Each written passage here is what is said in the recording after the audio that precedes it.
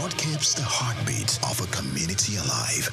Is it the courage to create, the power to connect, the vision to transform? Well, it's all of this and more. It's a symphony of ideas, innovation, and industry.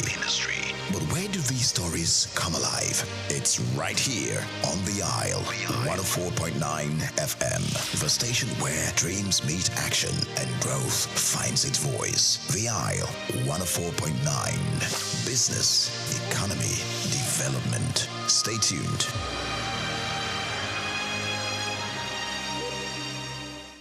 Woman, the powerhouse of every home. She makes a continuous, deliberate effort to nurture and secure her family. Before anyone else is awake, she is. Before she eats, they do. Before she rests, she makes sure tomorrow is possible. In homes across the country, hunger is silent, but a woman's sacrifice is not. She walks the land, carries the weight, stretches every meal, yet when food is scarce, she is the force to go without. Food insecurity is not just an economic crisis, it is a gendered one. As a woman, I've had to reduce my food portion in order for the food to go round. You know, when I'm serving food, maybe protein, like chicken, fish, I have to ensure that everybody else gets. So sometimes I have to take out from my own and ensure that the members of my family, maybe the younger ones, are well fed before I talk about myself. Me as a woman, I skip food for my children for them to be satisfied. When food is not going round, you just have to manage ourselves. Like maybe you just one plate, you just have to short it to half, so everybody can take something and eat. It has not been easy because everything has been expensive now. Maybe when I go to market now, I take 50,000 to the market. When I got there, I see that this thing is expensive. I will have to buy maybe one plate I want to buy. I will just have to short the money that okay, let me buy half plate of rice, half plate of beans, everything half plates. If it's like your loved ones, something like that, if you see the way there is not enough food, so you just need to step outside your own and give them your own to eat, something like that.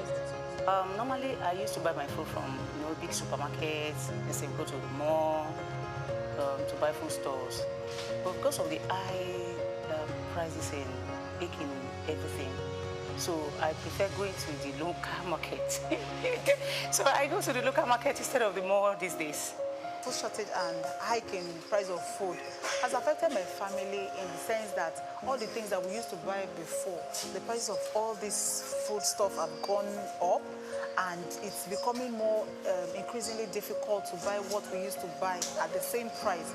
So definitely we have to cut off a lot of options from our meals. So we are kind of repeating the same meals we've been doing that for a while now. Globally, women experience food insecurity at higher rates than men. According to research, 31.9% of women face moderate to severe food insecurity in 2021 compared to 27.6% of men. Despite making up nearly half of the agricultural workforce, women own only a fraction of the land they cultivate. They produce, cook, and sell food, but in many homes, they often eat last.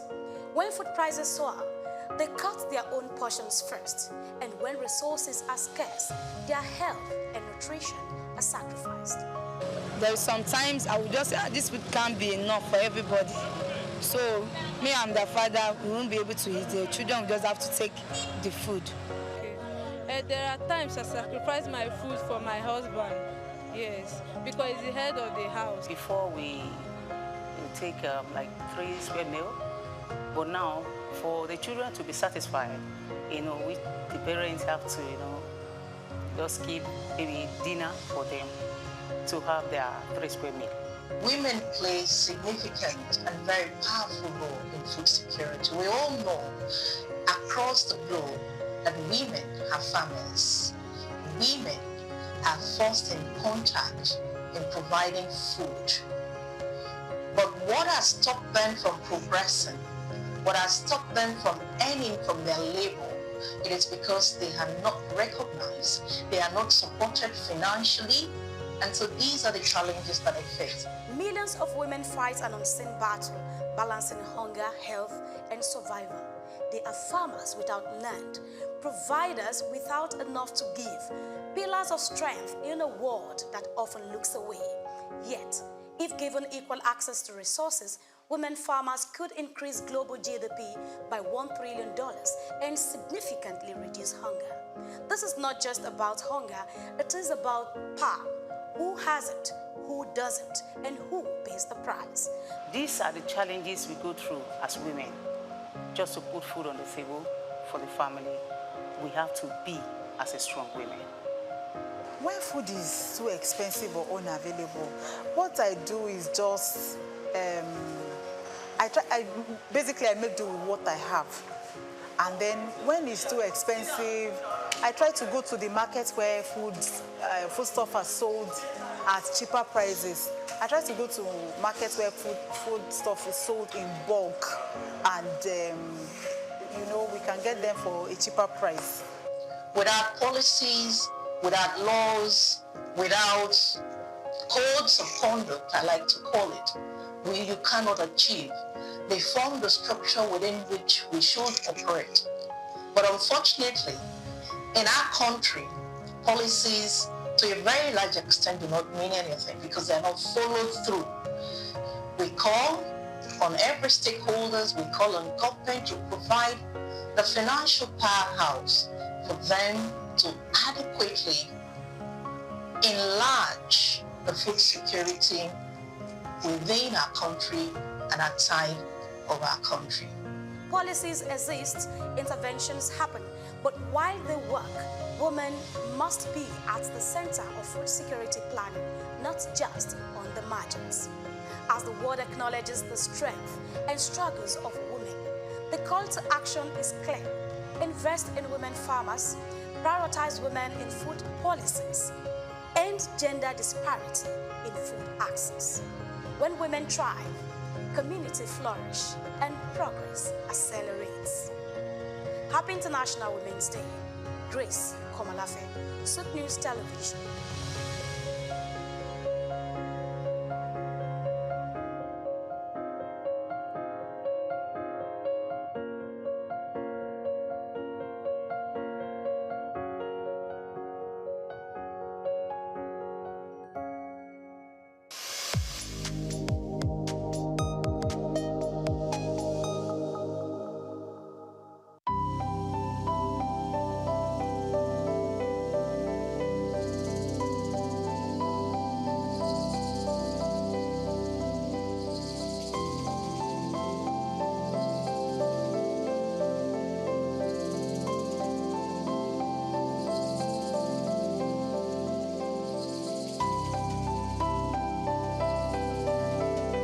Trafalgar Square, established in 1844, is a symbol of British naval history and a popular cultural spot in London. Named after the 1805 Battle of Trafalgar, it has been the site of celebrations, protests, and cultural events, representing the changing identity of the city. It houses several landmarks, like the Nelson Column, St. Martin in the Fields Church, and the National Gallery. The Nelson's Column, a tribute to a naval hero, is the main feature of Trafalgar Square. Standing 52 meters tall, completed in 1843, it honors Admiral Horatio Nelson's victory at Trafalgar. The column is topped with a statue of Nelson, and 4 bronze panels at its base show scenes from his battles. Surrounding it are 4 large bronze lions added in 1867, symbolizing British power. Iconic part of British culture, not just in its look, but this is very much the sort of centre of London. You know, whenever there's a celebration, a protest, it's a public space that's very important for a lot of not just people that live in London, but for the UK. You know, it's a place where people would congregate. You know, I remember being here all around the 2012 Olympics, but it was very much one of the centerpieces of British iconic culture. Yeah, no, you used to be able to climb on the lions when I was younger, but you can't do anymore. So there you go, that's progress for you. St. Martin's-in-the-Fields Church, reputed as an architectural gem, was built between 1722 and 1726. It is known for its neoclassical design by architect James Gibbs and is famous for its portico and steeple and has influenced architecture worldwide. The church also a rich musical history, hosting concerts and helping the homeless. Yeah, I actually came to London just on a little day trip, and then I remembered that this church sometimes has classical music on, so I just popped in, and there's no concert, but there were some people practicing. So there's a quartet of violins, and they made some lovely, sort of practiced for some classical concert. So I really enjoyed just sitting there for 10 minutes listening to it. It's lovely. It's a really nice church, and it's nice that the people don't use it much time. So we used to have a nice cafe as well.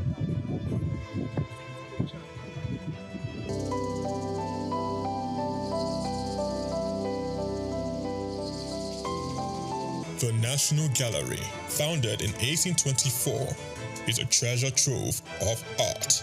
Located on the north side of Trafalgar Square, it houses over 2,300 artworks from the 13th to 20th century, with free public access to masterpieces from major European artists. I'm not really sure. I haven't been through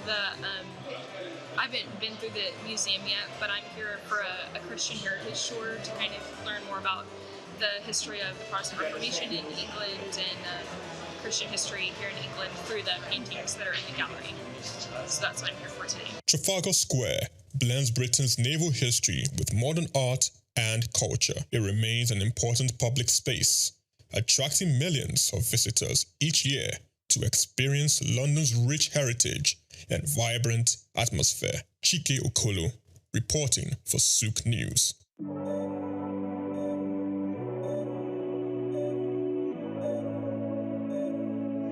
We are very honored to have very distinguished personalities that will be coming forward to receive the awards as we proceed with tonight's celebration.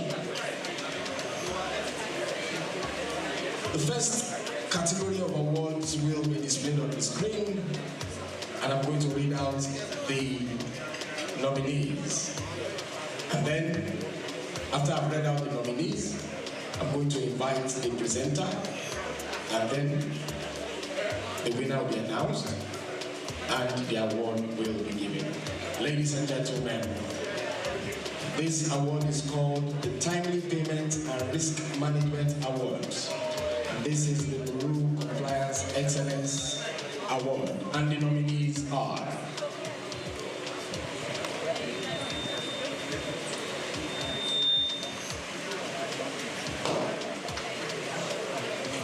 the nominees are Union Bank, Standard Chartered, Smith Bank, Stanbic IBTC. To present this award, ladies and gentlemen, I'd like to invite and welcome Madam Yemisi Ransom Kuti. Please put your hands together for her. Madam Yemisi Ransom Kuti is going to be presenting this award at this time. The nominees are Union Bank, Standard Chartered, Zenith Bank, and Stanbic IBTC. Madam Yemisi Ransom Kuti is presenting the first award.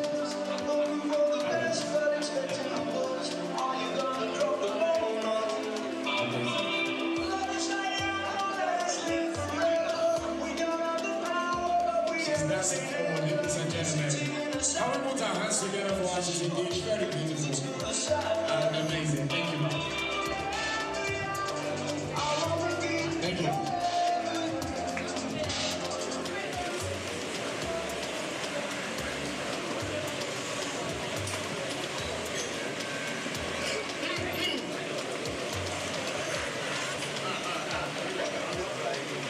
I need another pair of glasses.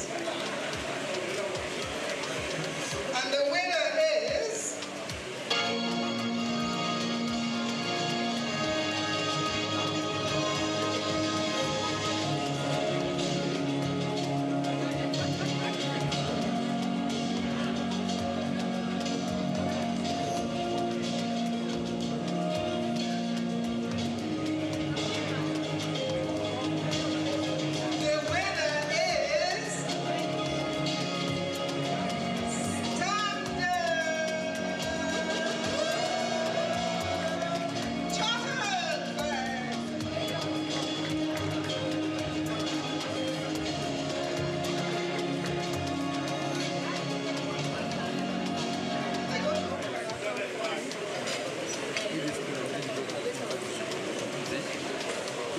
have a representative of Standard Chartered around? Please put your hands together for Standard Chartered.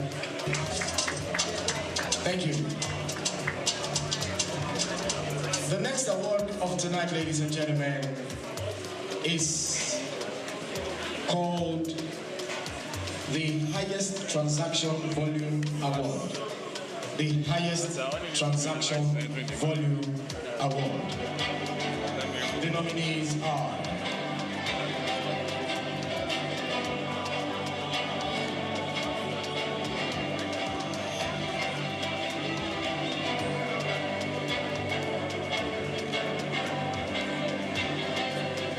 Internet, Money Point, Link Credit, and Rent Money. To present this award, ladies and gentlemen, I'd like to invite and welcome Mr. Kieruka. Please put your hands together for him as he comes forward to present the next award of the night. Can we celebrate him, ladies and gentlemen? Thank you so much.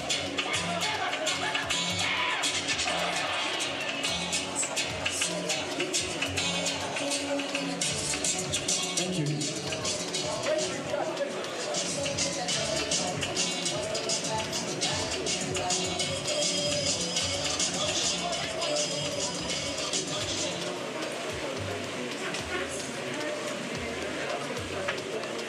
Highest transaction volume award go to Grand Money.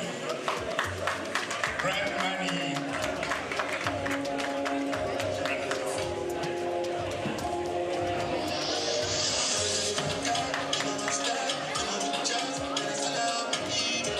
Can we put our hands together for Grand Money, ladies and gentlemen? Congratulations to you. Congratulations. Thank you so much.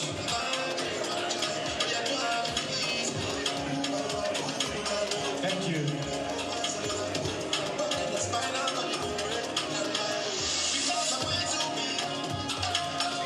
All right. Congratulations to you, Red Money, the highest transaction volume award. Congratulations to you. Thank you very much. Thank you so much. Thank you. Thank you very much. Thank you very much, Mr. Kieruka, for presenting that award. The next category, ladies and gentlemen, is going to be displayed on the screen right now. That is the data upload on time. Data upload on time. The nominees are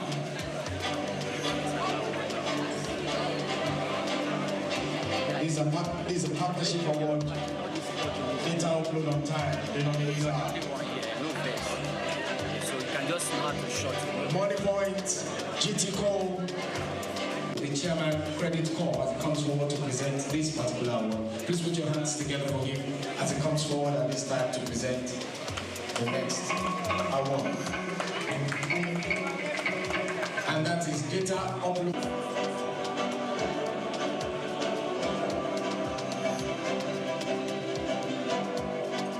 Insurance Alliance, Trans, invite and welcome a beautiful lady that just won Miss Nigeria World. Ladies and gentlemen, please put your hands together for Joy Raimi as she comes forward to present the next award of tonight. Please put your hands together for her.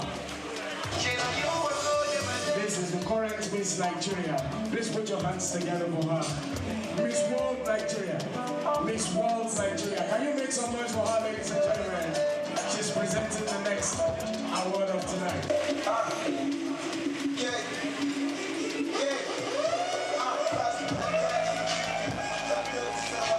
Congratulations to you. Congratulations to MTN.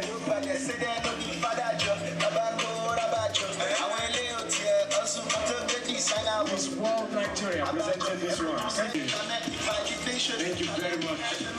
The Innovation Partnership Award celebrating maximum productivity. The next category for tonight, ladies and gentlemen, is the Value Award. The Value Partner Award. The Value Partner Award. And the nominees are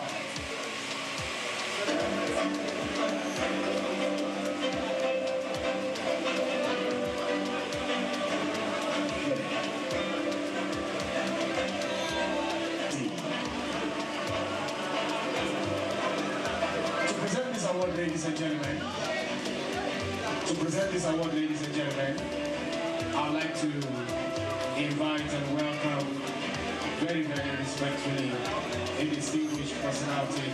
Please put your hands. All right.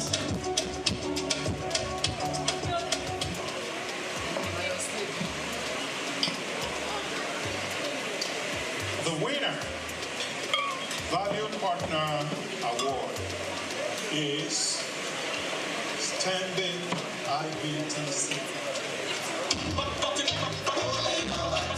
Thank you very much for your hard work. Thank you. Thank you very much. Thank you. Thank you. Thank you. Can we put our hands together for our presenter? Thank you very much, sir. Mr. Ibo Obushayili for presenting that award. Chizo, my music is going to be presenting this award.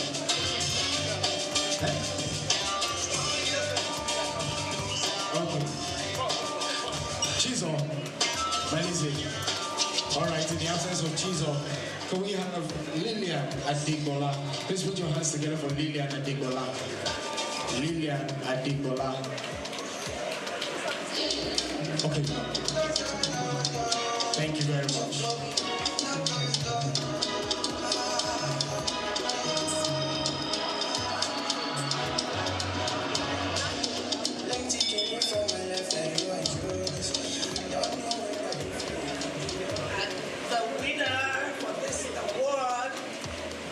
Quality data is Lapo.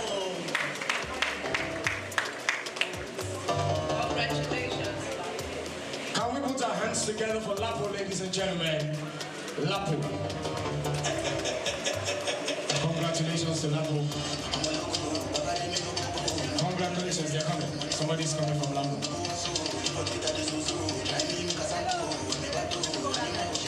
World famous DJ Chena. Thank you so much for doing so well. Amazing stuff. Thank you.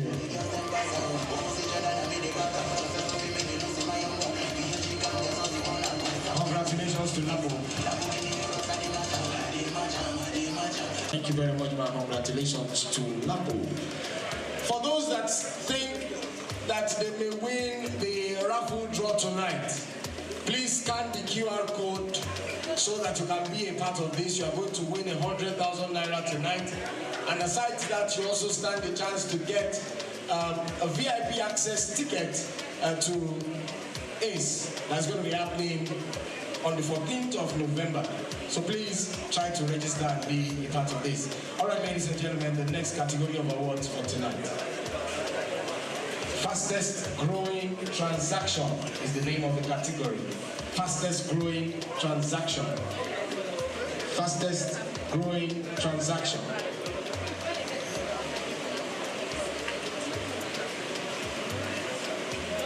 Ladies and gentlemen, the recipient of the fastest growing transaction award is Money Point. Please put your hands together for Money Point. Congratulations to Money Point. Money Point, please can we have you come forward?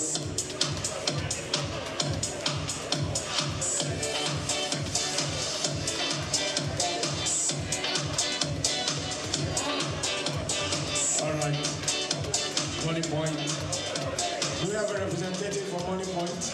Oh, somebody's coming from Money Point. Please put your hands together for them. Congratulations to you. The fastest growing transaction. The fastest growing transaction.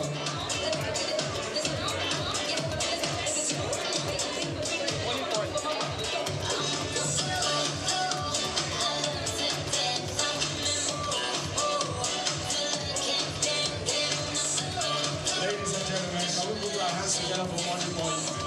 Congratulations to you. Thank you. All right. I'm Dr. Jamila Sharif Ayedun, the Managing Director and CEO of Credit Registry. Credit Registry, we're a few things to different people, right? For our lenders, we help them get their money back. So whenever you are in the business of giving loans or doing some type of financial transaction, with someone else, we want to make sure that that is a trusted interaction, a trusted transaction. And so we help our lenders be able to do that and have confidence in doing that because they'll be able to get their money back. And so that's one thing. For consumers, we give them the opportunity to be able to open many doors and become able to build a higher and better standard of living. That's very important, and it comes by them being able to be accountable. When someone trusts you and they've given you access to whether it's money or whether it's an opportunity for a job or things like that, and when you do things and you do it in the right manner, you'll be able to open many doors because that behavior is what we capture. And when they say your reputation precedes you, that's what Credit Registry is, where we help you build a financial reputation. So that way you can be able to open doors, whether it's here, locally in Nigeria, or anywhere else around the world. Your reputation will precede you because you've done right by it. Well, my name is Honorable John Omotola Suarez from Etiosa. Well, I'm a CEO of Wolfing Brooks Nigeria Limited. It's a finance house. I own a finance house. As far as I know, and as far as I'm concerned, Credit Registry have been able to do well in the last 25 years. So basically what they are doing, they were busy helping the economy of Nigeria by setting up a standard credit reference agency. And what that means is when you are able to get on credit reference agency, it means you can have access to funding. You can have access to, so the lender will be able to trust you more if you are able to build your own personal credit history with them. They will sell you to the lenders. And if you're a businessman, whatever business you do, you can be able to get support. So that's what this is about. And then I say a huge success to them. Congratulations to what they're trying to do. And I'm proud of the project as well. So I pray by God's grace, this goes well. We are going to, in the next 5 years, this is the plan. We want to help minimum of 40% of families out of poverty. This is our game. And this is what we're doing. And we will do it. My name is Oyeyinka Oyekon. I am the head HNI and corporates for Cowrie Wise Financial Technologies Limited. So the common factor is the fact that they can ascertain the credibility of a client before they advance them a facility. So that's a common denominator for the commercial banks that are traditional and the so-called fintechs that are coming to the market. Essentially, they are offering the same products, but they are utilizing different platforms to advance the products to the clients, or the services as it were. Thank you very much. So the impacts, and I'm speaking from personal experience because I was a banker myself, is the credibility of the clients you're advancing a facility or a credit to. It's very important to know that a cornerstone in advancing credit is character. And the character is the ability to repay loans. It's very important. So if you know that a client has a history of not repaying facility, it's a red flag, you understand? And God willing, CBN has said that, okay, if a client has a red flag with any of the credit bureaus, you shouldn't actually advise them loans. So it's a very good platform to know the credibility and the character of a client. My name is Sheye Olurotimi. I'm the founder of MSME Africa. So I would say we are partners. Like I said, I'm the founder of MSME Africa, which means that I run a community of small business owners. And a lot of them, if you ask them what their problems are, they tell you funding. And of course, there is no way you can access funding if your credit report is bad. And so because of that, we partner with Credit Registry and other members of the Credit Bureau of Nigeria to work with SMEs in the area of helping them to have good credit rating and also to obtain their credit report.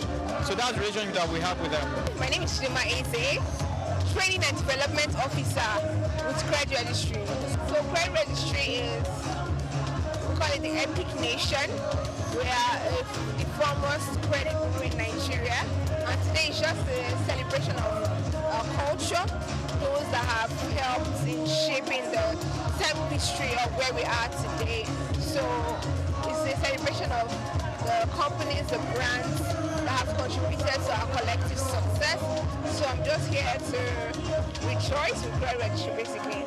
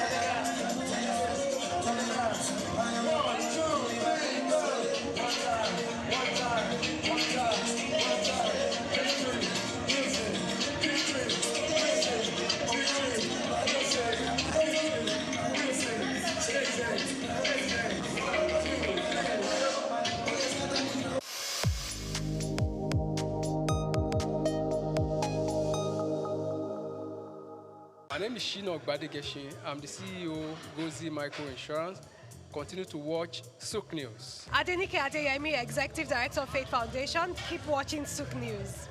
My name is Shepherd Michael Adewale Onofuye. I enjoy you all to always watch Souq News TV. Hey everyone, Majuli Obaje here representing Gigi. Keep watching Souq News, okay? Stay updated with Souq News. My name is Aton Keme.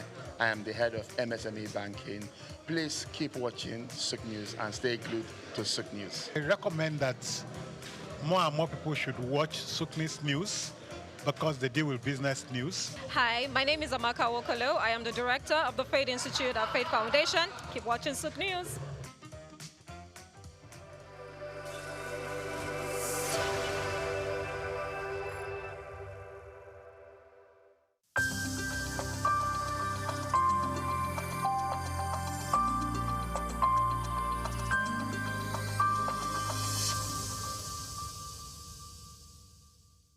Thank you for having me, Souq News. I'm excited to be here. My name is Anna Maria Orlu. I am the current Miss Nigeria United Nations. As well as that, I am an actress, a model, and I also am the founder of Little Blessings Foundation, and we focus on orphanages in Nigeria.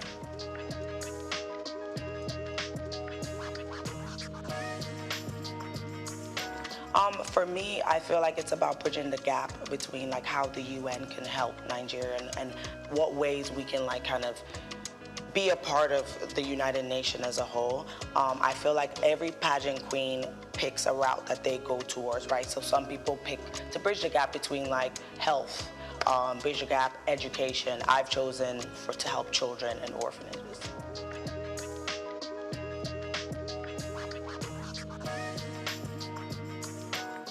So after my last pageant, I actually was reached out to. They were like, you did a great job. I really loved how you presented yourself. Would you like to take part in this pageant? And of course I had to do my own research just to see like, is it for me? Is it not for me? I did hesitate a bit only because, you know, you need to just let it sit. I'm used to just making decisions really fast. So I like to just simmer down and kind of do my research. After that, the process was actually a lot of fun. I got to meet a lot of girls from different states and just interact with them and just learn a lot from their background and a lot of the sisterhood and just having fun in that whole 1 week. It's a week process, so it's like boot camp.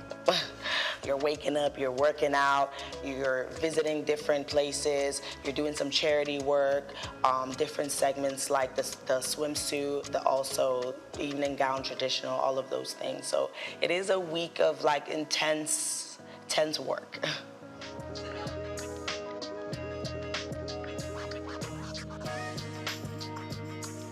It's been good. I think that for me, it's all about what you can do with the crown and not necessarily like the crown, right? The person wearing the crown. What is your interest? How passionate are you? And for me, it's always been important to relate with the everyday girl. Like just because I have a crown on my head does not mean that I cannot go feed the homeless. Doesn't mean that I cannot like be in the streets doing other things with like that may not be, you know, what I live like, you know. So I definitely think that it's opened my eyes to like different opportunities as well, and just like making sure that I am sticking to what my purpose is, and which I think that is my Little Blessings Foundation.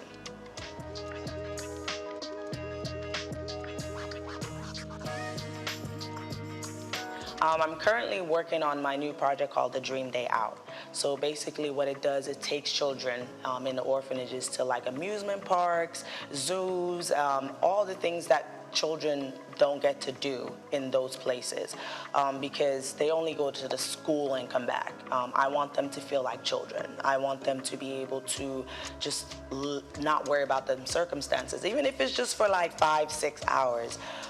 My foundation already donates clothes, shoes, school supplies already. So I just wanted to kick it up a notch and just like try something else that would just enrich their life a little bit.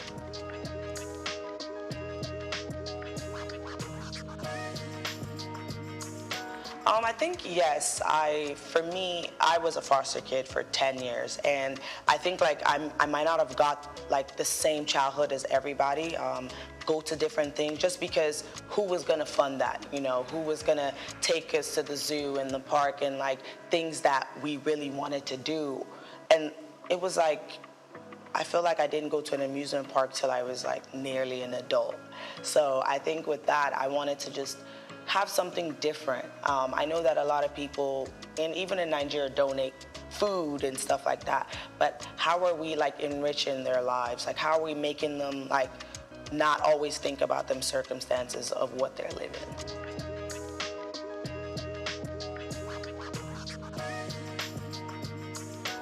That's a really good question. For me, I think that my family also have done a really good job with that as well. My dad is always in Nigeria, and he tried to instill that you're Nigerian no matter what. My mom as well. And my brother never spoke English to me when I was younger. So I was able to understand Ikwere and Igbo, which, nobody even believes that I would understand that because I wasn't born and raised here. So I think my family as a whole really just they try as much as possible to instill that. Even though we didn't live together to like a certain age, they still were just like, that mental, your mom would be like, if you're around these people, they're not like you, they're not like you. Like my mom would always say that, like, you can't follow these American people, they're not like you. So I think that's always in my head that like, you're Nigerian, like, and I started coming back a lot more too.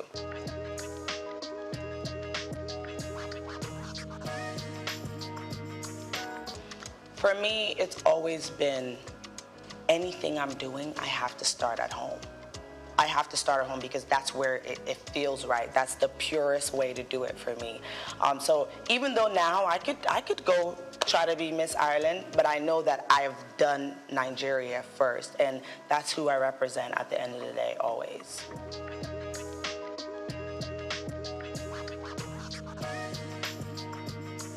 So how I knew I could act is because I started off singing, actually. I started off singing. I thought I was going to be a singer. I was very annoying to my family. I was singing everywhere we went. My mom actually encouraged it. She'd be like, go sing at church, go sing. I loved it. And then I got into musical theater because they were like, oh, you could sing. We need somebody who could sing.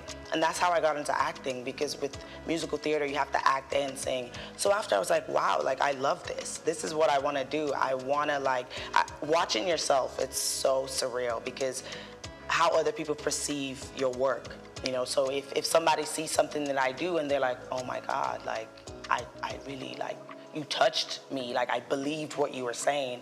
And that's the stories I want to tell. So I think like after the music theater, I was like, I want to act. Like acting is the destination, and there might be other routes, and I'm just grateful that God blessed me with other talents. Like I sing, I also dance, and modeling. I just feel like everything would lead me into like the final destination, which is acting.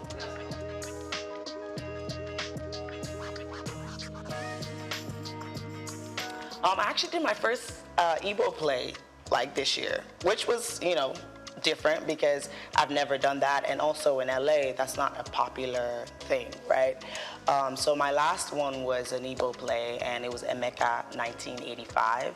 It was really, really dope. It was literally about a man who moved from Nigeria to America, and just that transition. Nobody really tells the story of how hard that could be. And for us, we don't even know because our parents did it, right?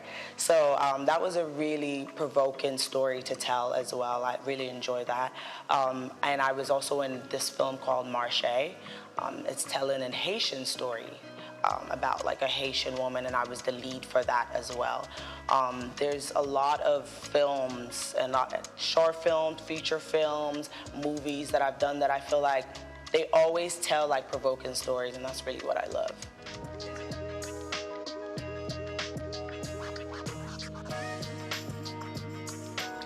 Absolutely, and that's the main reason that after my projects with Little Blessing, I actually start filming a film on the 15th of January.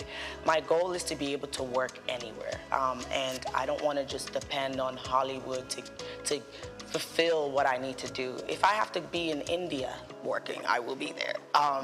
But Nollywood has always been an interest of mine. I've had it on my goal every single year. Like, I need to be in Nollywood movies. So this is really a great opportunity for me to be here and just meet other creatives, directors, and storytellers, and really get to work here as well.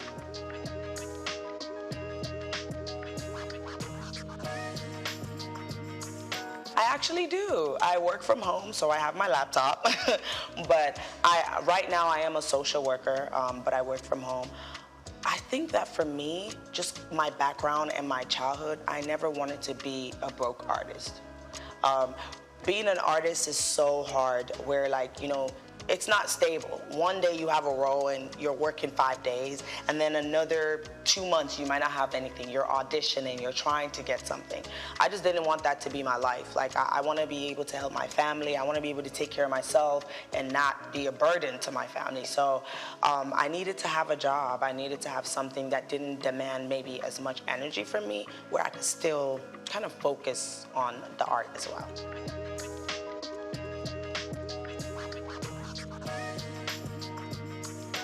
I would say definitely acting. If I can act every day and not have to do anything else, that's the goal. Like, that's really the goal. I'd rather not do any of those things, really. I think that entertainment has always been where I'm supposed to be. And I'm lucky enough that, like, I knew that from a young age, you know? A lot of people don't know what they want to do, and they spend a long time, like, trying to find it, explore different things. From a very young age, I already knew that, okay, you're gonna go to school, because you will not hear the end of it from your parents if you don't, but you're still gonna go and do entertainment.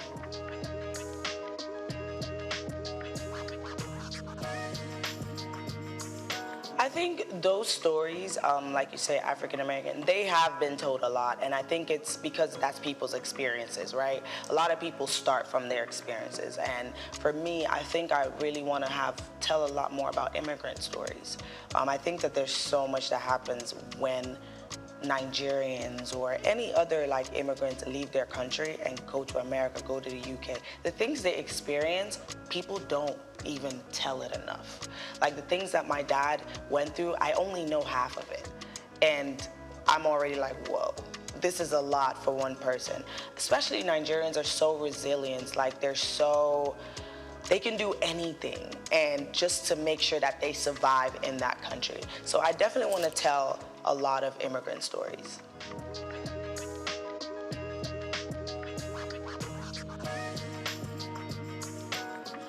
I think it's really, in 2024, it's how she was treated was terrible.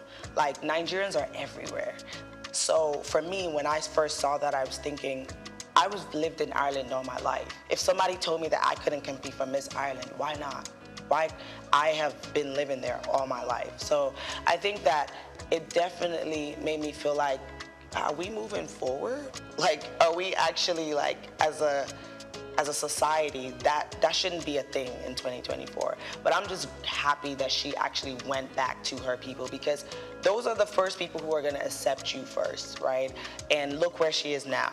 So I think that everything probably led her to where she was supposed to be.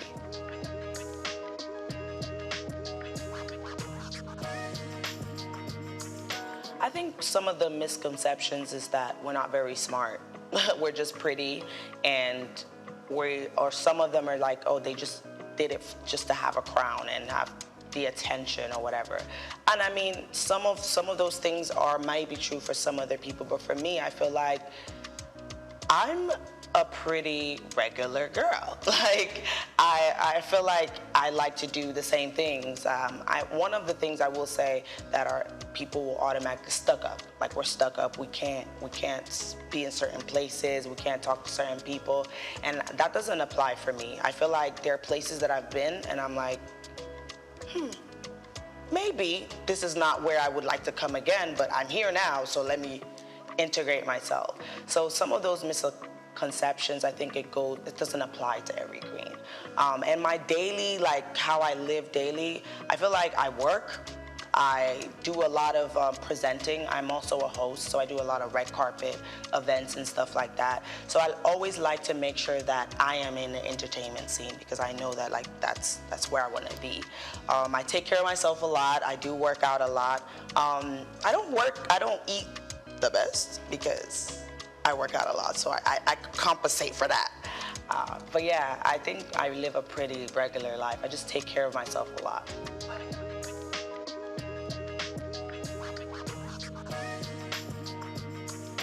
The rest part lacks. I think probably don't sleep enough, but it's just the passion, really. It's the passion to want to do all these things.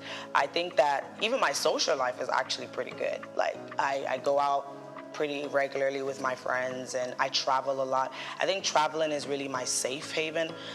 It's where like I feel like, okay, this is where I get to do something I want to do. Like traveling and working out, those are the two things that I'm like, okay, this keeps me sane. But time-wise, I think I have good time management skills. That's another thing too. I think in this industry, you have to have time management skills and just prioritize what you want to do, because you're not going to have time for everything, and tomorrow is another day.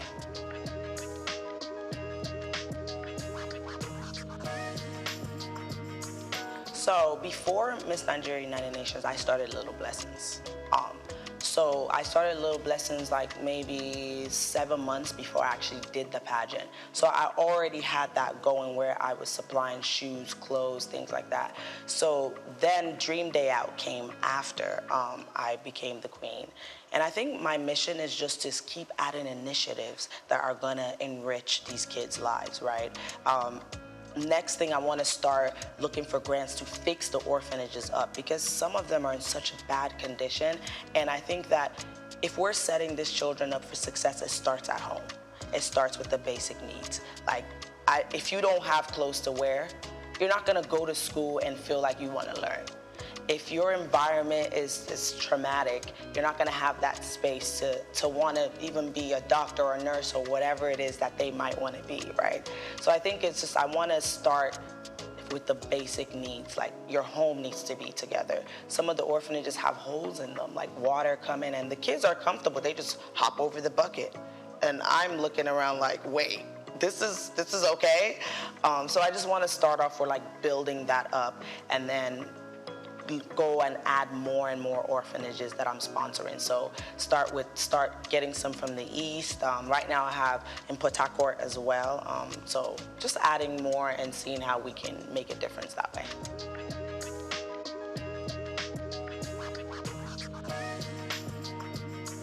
Some of the challenges is just working with different people, right? So these things that I'm organizing, I have to reach out to the resort park. I have to reach out to the orphanage, the workers there. I have to like really just work with them. And sometimes, you know, when they hear your accent, the bill goes up. So things like that are really challenging, because it almost means that I have to try to get somebody to do stuff for me instead of I like to do stuff for myself. Like, I'm pretty like dominant in that way. Like, I want to call the resort park and organize stuff. I want to call the sponsorships and make those deals myself. But sometimes it's challenging because I might have to depend on somebody else. Like, for instance, we're getting a bus, right? And we're getting a bus, and I have to have somebody else call because it'd be cheaper when they call. But if I call, when they hear me, they're like, oh, $500K, like the price goes up. So those challenges is what like really bothers me.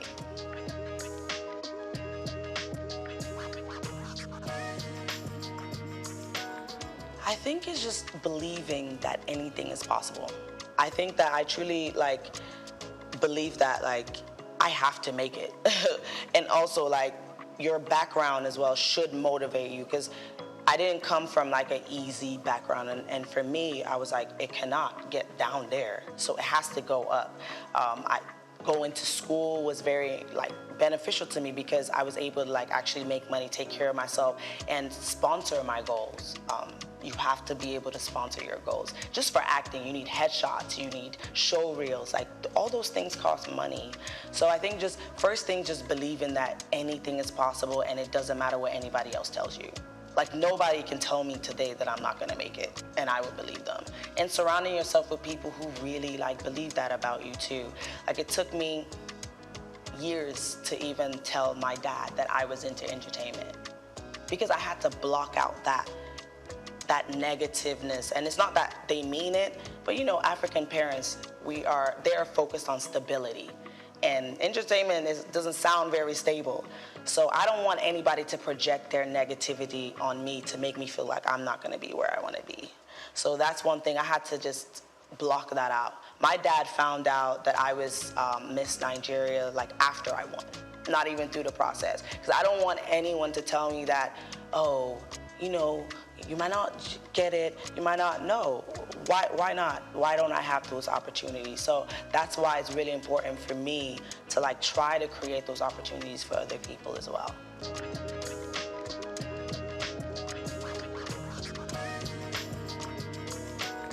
think for me, one of the things I've had to lose is some friendships.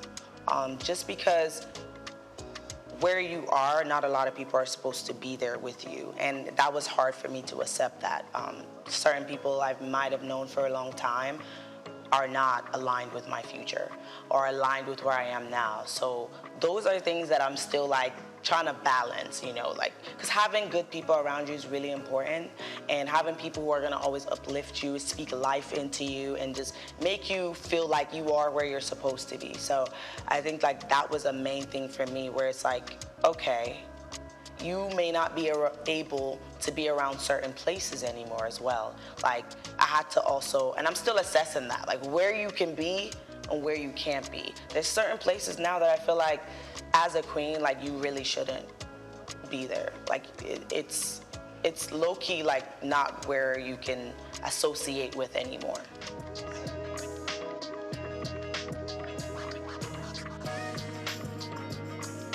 Some of the upsides is being in certain rooms where you wouldn't have been able to be in as maybe like a regular person, right? Being able to speak to people who are actually change makers, being able to get sponsorships and fundraising, things like that. It's harder. It was harder for me when I wasn't a queen, but I was still trying. I did online sponsorships and everything. So I think that being a beauty queen gets you into different rooms so you can actually speak and people can hear your voice more and hear your initiatives, hear the things that you want to do.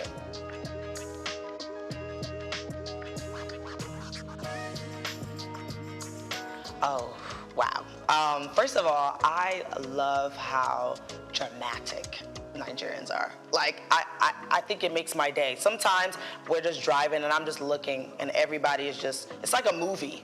Like, and I love how successful Nigerians are. Like, when you leave Nigeria and you see Nigerians in different countries, like, we are doing amazing things.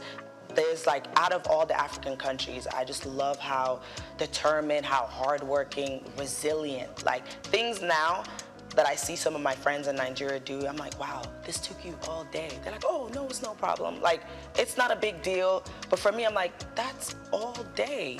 So I just love how resilient we are, how nothing can stop us. Like, we are literally unstoppable in every country that we go to.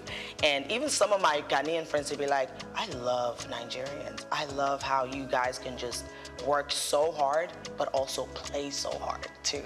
So yeah, and the food. I can eat. I can eat.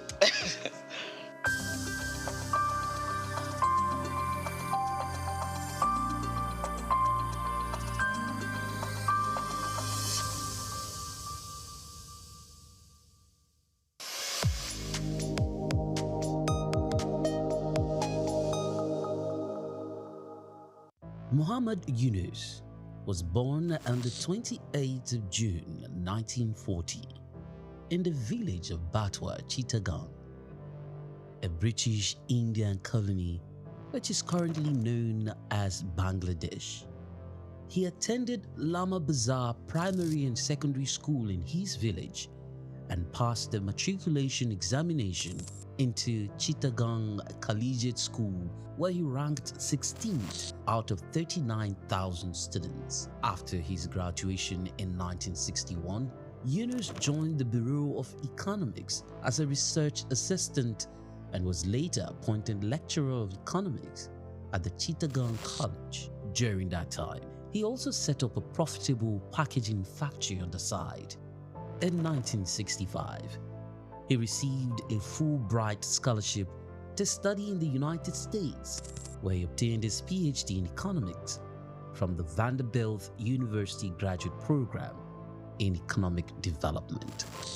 Between 1969 and 1972, after his keen education excellence of apex heights and proportions in the United States, he returned home and was appointed professor of economics at the University of Chittagong. He was eventually appointed onto the board of directors to the United Nations Foundation, where he served for 33 years. When Bangladesh suffered a famine in 1974, Yunus felt he had to do something for the very poor. in his country, he founded the Grameen Bank. His motivation was to create economic and social development for the very poor, giving long-term loans to those who wanted to start small enterprises to pay back when they can. The aim to help was to get many of them out of poverty. For this, he was awarded the Nobel Peace Prize in 2006. Muhammad Yunus is a recipient of numerous international awards for his ideas and endeavors, including the Humanitarian Award in 1993, World Food Prize in 1994, Independence Day Award in 1987, Bangladesh's highest award, the King Hussein Humanitarian Leadership Award in 2000. He was also awarded the Volvo Environment Prize in 2003, Nikkei Asia Prize for Regional Growth in 2004, Franklin D. Roosevelt Freedom Award in 2006, as well as the Souq Peace Prize in the same year. All humans are born entrepreneurs, he would always fondly say. His heart shone through his everyday life.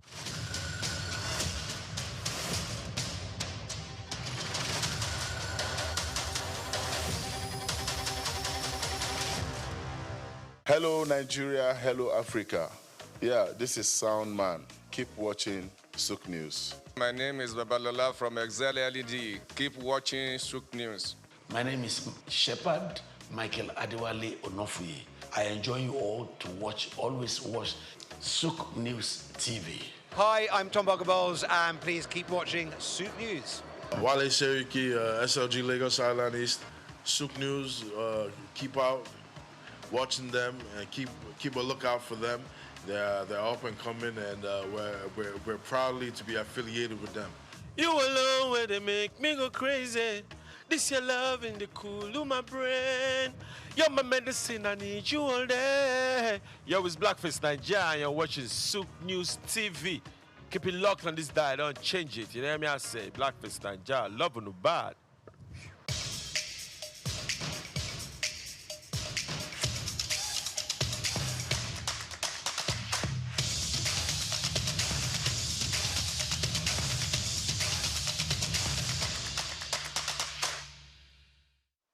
Welcome to another edition of Inside Life, where we have exclusive communications and discussions and every other thing about special people from across the country, across the city, and at large across the world.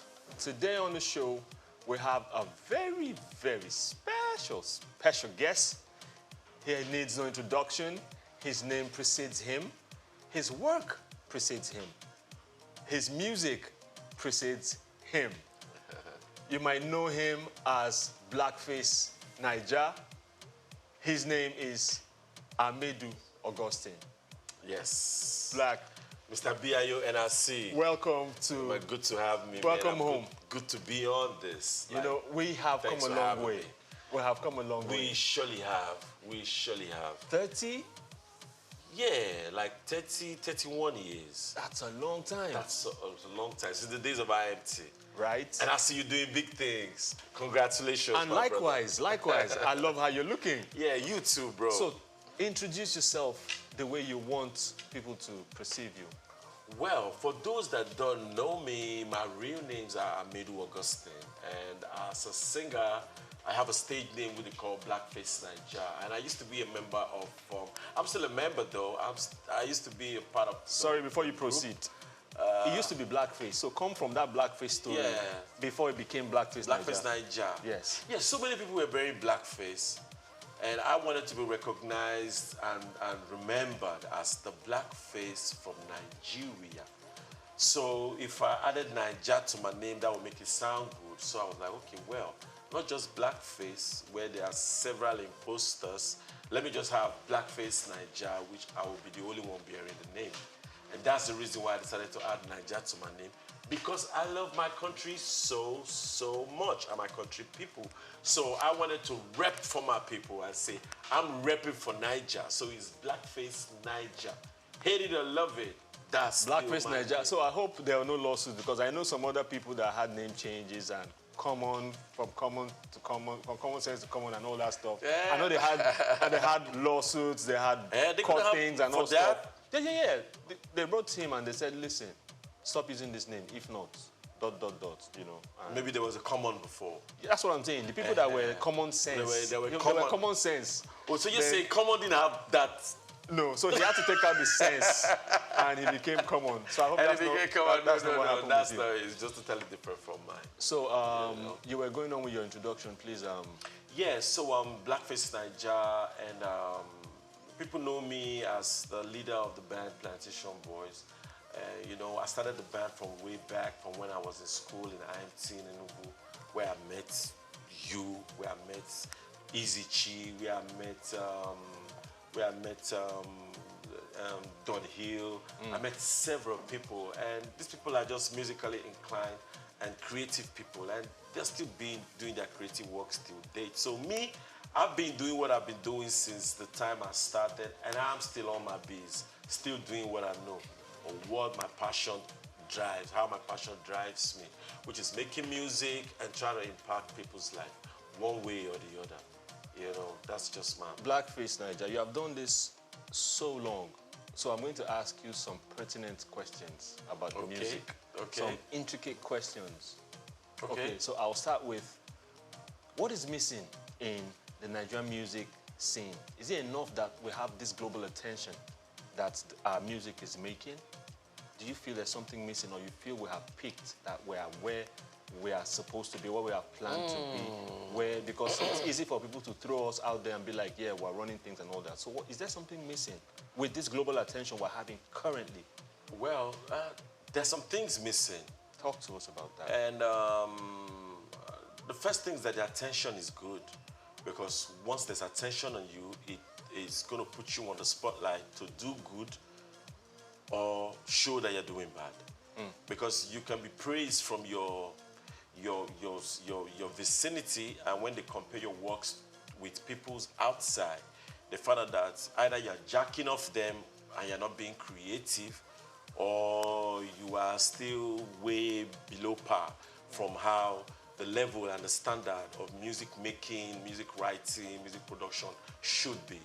You know, so I feel like we still have some gaps to fill, and there are several people that have tried to fill these gaps, but you know, it's not that easy for people to just come out and bridge this gap, because the real musicians are not heard, and the real writers and singers are not being patronized. So you're going to have an industry that is shaky. You'll be like, are we good enough? Can we really make it? Because you're having people that really don't... When you say they're not patronized, how do you mean? Shed some more light. Yeah, like the real artists. The real artists are not being patronized. The real artists are not on the social media like they should. You know, because music is a kind of profession where you stay away from the regular. You stay away from the crowd. If the social media is a crowd, the real artists would not want to be in that crowd. They just want to go somewhere, stay away, don't get caught up with the distraction of what somebody might be telling you or what someone is not telling you. So the real artists really don't, you know, but people like us be like, I know I'm a real artist, but I don't want to let that hit me. I will still be in that media space, and I will still tell them, yo, chart your course. Check my stuff out. I think I got what the industry is missing. And that's the reason why many of them have to come to my catalog to look for what to take to create. Okay, let me come from this angle. You know, recently, major labels are coming to Nigeria, right, and setting up shop and stuff. Okay. And more recently, we're talking about the Universals, the Warner Brothers, Atlantic Records, and all the major labels, right? And recently, there was a deal that went through. You know, they invested 200 million in the record label in Nigeria. What's your take on such a combination, such a collaboration, or such an investment What do you think about that? Do you think that the West might be colonizing Afrobeats? Let me put it like that. Or make it theirs and stuff. What are your thoughts? Because this has come from several quarters. Well, you know, where there's a fallow land, people tend to, you know, try to look to that side. And our industry is like a fallow land right now, just trying to grow. And we have the populace. And, you know, so these people have seen it that the industry has developed to a level that people are really ready to patronize what the artists are doing. So if it's a fallow land and it's a virgin land, they're definitely going to be thinking about trying to invest in the sector. If the government is not giving the small record labels grants and giving small record labels, you know, or even investing themselves. You know, if they're not doing that for the people, they're going to see that there's a space here. And then they can come with their own orientation and with their own plan. You know, I listen to some big artists who used to sing about liquor, who used to sing about different things. But these people really don't do those liquors. They don't drink and they don't smoke. But they're the ones writing, making music about drinking and about smoking. And when you find out that they don't do these things, it tells you that the labels are probably telling them what to rap or sing about. So if they are coming to invest, I hope they're not going to be telling our people what to sing about, because our people have their own pain and their own plight and their own direction that they should be independent to create. But if they come in and they support the movement and support the heritage of the people, they will understand what I'm saying. But if they are here to make people buy into their own product or buy into their alcohol, buy into their drugs, buy into their stuffs, then they will have the artists in Nigeria or wherever they invest in to promote those things for them. And that's my only fear. Because if these labels are big and independent enough, they'll be able to say, this is what we want from our artists, regardless of who is paying the piper. You understand? So that's just my own take. It's a welcome development, but the artist and the label have to stay on their feet and stay strong on their aims and obligation to give entertainment to the people and educate the society. How many artists actually know that? Well, it's the label's responsibility to pass that to the young artists who are growing up. When you're on the right label. Right label. Okay, that's like Loud House Entertainment. So, come to Loud House. So there's a conversation, ongoing conversation about what Nigerian music is called across board. So everything is being collapsed unconsciously into Afrobeats. Everybody's calling, you know, our music Afrobeats. What are your thoughts? Should we care about what the music is called, or should we be focused on the substance, on the content? Well, because right now, we see people, anyone gets an opportunity, they give their music a name. You know, they fuse all sorts of things. So in a week, you would hear 10, 15 different genres of music. But in the long scheme of things outside, were called Afrobeats. Wow. What do you think about that? Well, I said this before when I went to one interview and they were talking about Afrobeat. And I was like, the music that people are making these days is not Afrobeat. Like most of the people are making these days is not Afrobeat. But they're using the name Afrobeat to sell it. They're just trying to sell the music by using the name Afrobeat. And then when you go back to how far Afrobeat has come, you get to realize how authentic these guys that have been doing Afrobeat before, these legends like Fela Kuti, Kola Ogunkoya, you have all those people that are Afrobeat artists. You know, you will now see their originality and how they've come. Now, since the new guys didn't come with no originality, they had to take the name Afrobeat and put it as their own for people to... Let's remember to separate it. There's Afrobeat and there's Afrobeats with the S. Okay, if we no, I'm trying to clear on what you're breaking down, so people that are listening will understand that there's a line. No, of course there's a line. And the music itself separates it. The sound of the music separates the genre aside. You cannot be singing a song and what song will I use? And you're telling it Afrobeat. You don't just do that, but it's because they want to cash in. It's just like somebody say you want to sell a Peugeot, and Peugeot is not selling anymore. Maybe a Mercedes is more in vogue, and you turn your car Mercedes just because you want to sell it. And that's not right. I see what you're saying. And that's not right. And that's why I'm saying that stick to your genre, stick to what you know how to do. Be proud best. of what you're bringing. Of course, you don't have to go following other people because that's what they know how to do best. So you now want to join in the greats and water down their music. No, painful. We have to. That has to be some Watergate case or something. so when you came in, what was the music called at the time, and what was the music on the scene? And talk a bit about that. Yeah, when we came in, basically there was really no particular genre that was like, because there was rap music was also in vogue. There was reggae music, rap music because of Felix Amozis and Junior Pretty and all those people. Mode 9 at the time. Mode 9, yeah, Mode 9. You yourself. Really, yeah, but I'm talking before we came. Okay, before we came. So we had those. There were different genre. There was Raskimono, which is reggae. There was Magic Fashek with his own reggae and his own style. There was Abami Eda with his Afrobeat. There were different people with different genres. So we didn't have to say, there was no reason to stigmatize all Nigerian music as one. Yes. Don't forget, when you go to the East, you're going to see the likes of them, Oliver the Coke, and Sadebe. They were not doing Afrobeat, but they were making high life music. Just like everybody tell me Nigerian music not to be high life music. How would that sound? Exactly. When I'm rapping, Kenny Big Deal, a mini big deal. I'm cruising through the hood with big wheels. Is that Afrobeat or high life? I'm doing rap music. So there's rap, there's Afrobeat, there's R&B, there's dancehall, there's reggae, there's different genres. So I don't feel good when they try to term all Nigerian artists as Afrobeat artists. They don't even make Afrobeat. It's sad. So at the point that you came into the game, so let's backtrack. Okay. A few years back, when did you decide that it was music for you?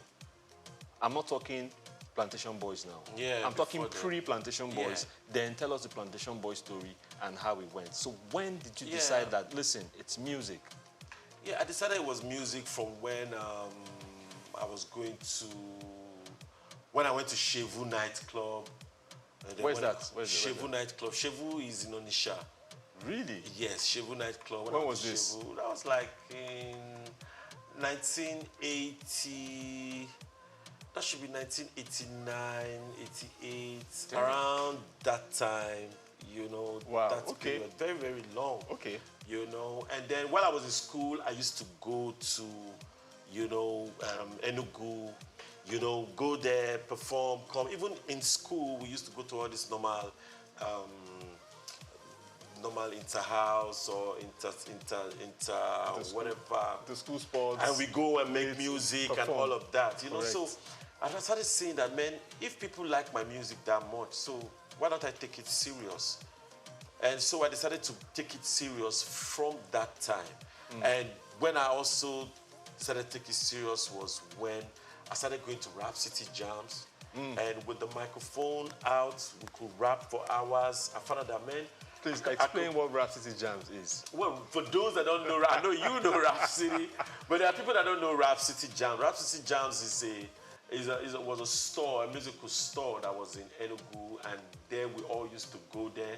And from DOH, definition of hip hop, to adding to Corporate G, and everybody, we used to go there. It was a place where we all used to rap and pass the mic. So then I was like, man, I think I can keep doing this, because what am I going to do again? And I just fell in love with music, and so many people being involved. It was really, really nice, because my friends then, they really gave me encouragement. Yo, I like your rap, I like your flows. And I was like, yeah, And that was how I built my courage to say I want to take it as a professional job. And that's what I'm still doing till today. So from that time, segue into Plantation Boys, how did that begin to take shape? Yeah, I had to leave school. We left school. I left school because I finished my ND, and I didn't want to wait another year. It was like I'd waited like 2 years with a strike. And you had taken this decision? Yes, I'd taken the decision, and I was like, man, I'm not going to do this school anymore. I'm just going to go straight to Lagos, where they say that's where the city of dreams. Yeah, and I was going, and then I had my friend who was with me then, Mr. Innocent, you know. So I was like, man, I'm going to Lagos though, you know. And it was like he's gonna come with me. I was like, well, if you want to come, it's cool. I just need to finish 1 or 2 things. And so we came to Lagos and started the journey as a band, Plantation Boys, and as Plantation Boys, we made some records. We made like our first single was a smash.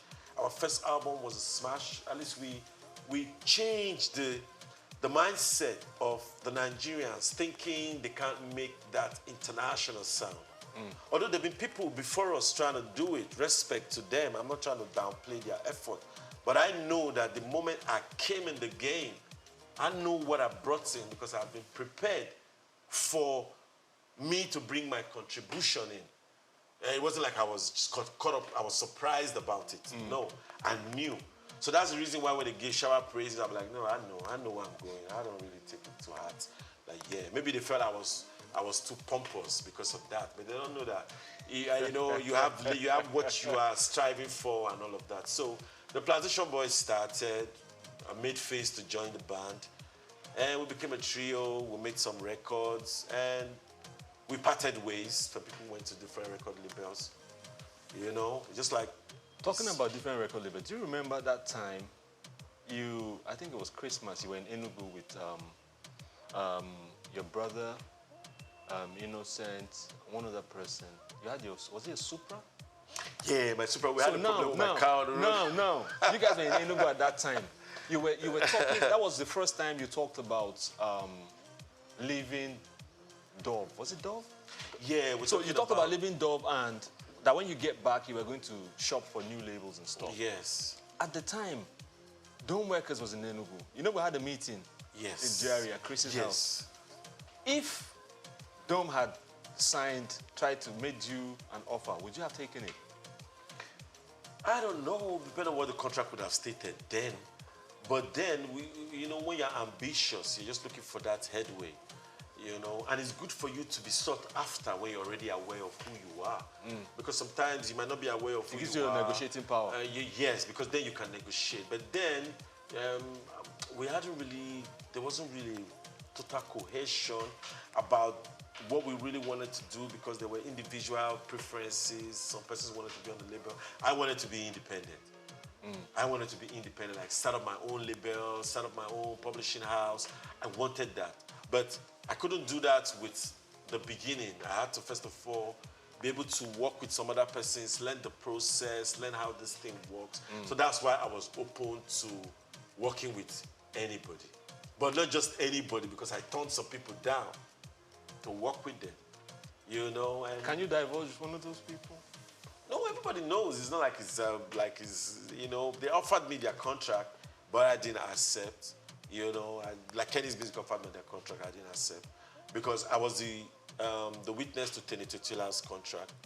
And I told Tutula that if it was me, I wouldn't be signing this contract. But I was his witness on the contract. But he wanted to come out, so let him go out. Yeah, do it. Even though I wrote some songs for him then, it's okay. But let him come out. It's his choice. So I had to let that go. Awesome. So, personal question. Your relationship with Innocent, right, is well documented. Everybody knows, right? Well documented, like did a movie about it or something? Because it's been online. It's been the media the whole back and forth. Yeah. And one other name that has featured in the story is Efe Omorogbe, right? So it was recently said that they split up. Efe used to manage Innocent, right? Yeah, I heard they split up. Do you have any thoughts on their working relationship and how it concerns you?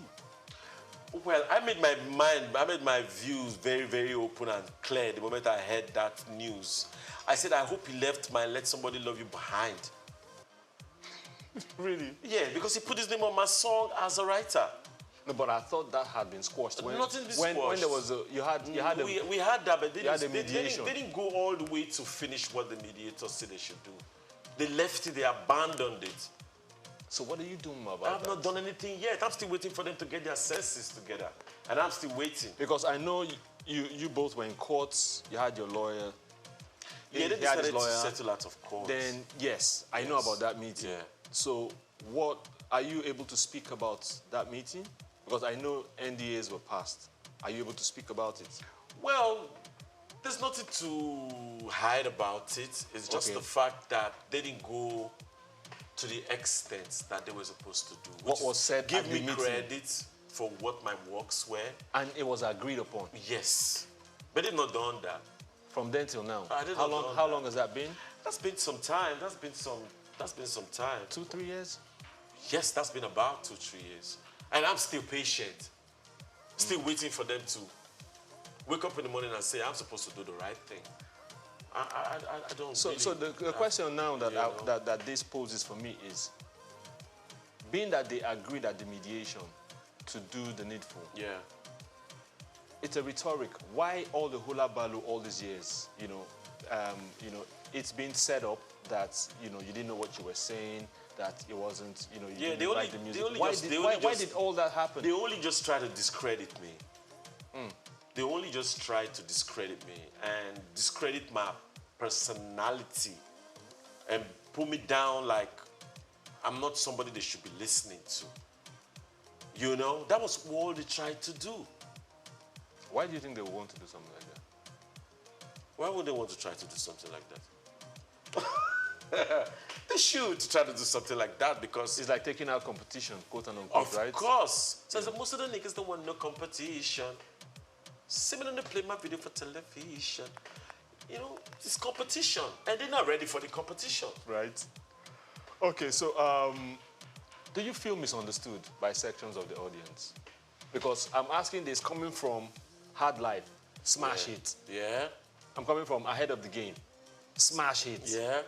So how does the things that happened around that period differ from now? Do you feel the audience, let me ask it again, do you feel the audience misunderstands you? And if so, why? Well, I don't think it's the audience that misunderstands me. I don't think it's the audience. I think it's a set of people with their agenda trying to make it seem like the audience don't like my music. So that they can have a reason to downplay me when they are on the table with entrepreneurs and investors. That's just the reason. It's not because I'm a bad guy.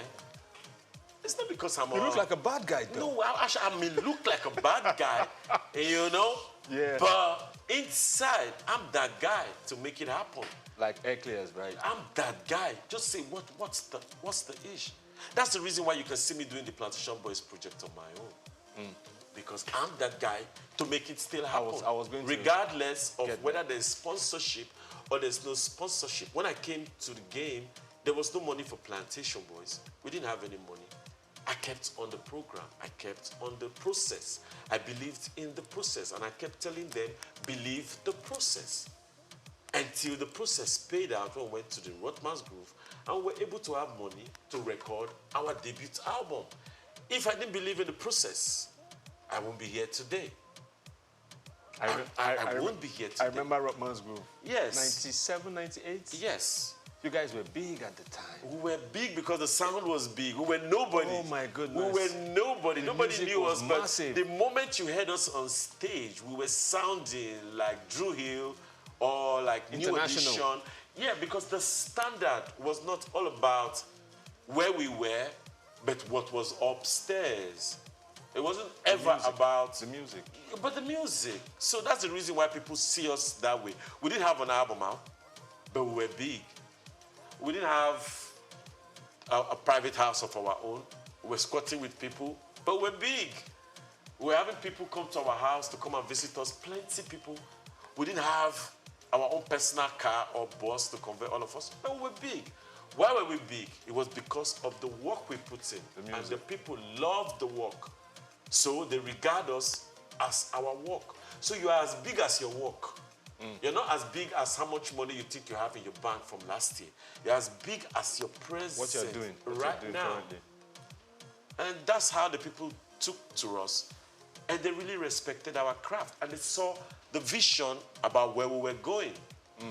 And they respected us for that. You know, while they were respecting us, until people got to realize that the more they are respecting these people, almost,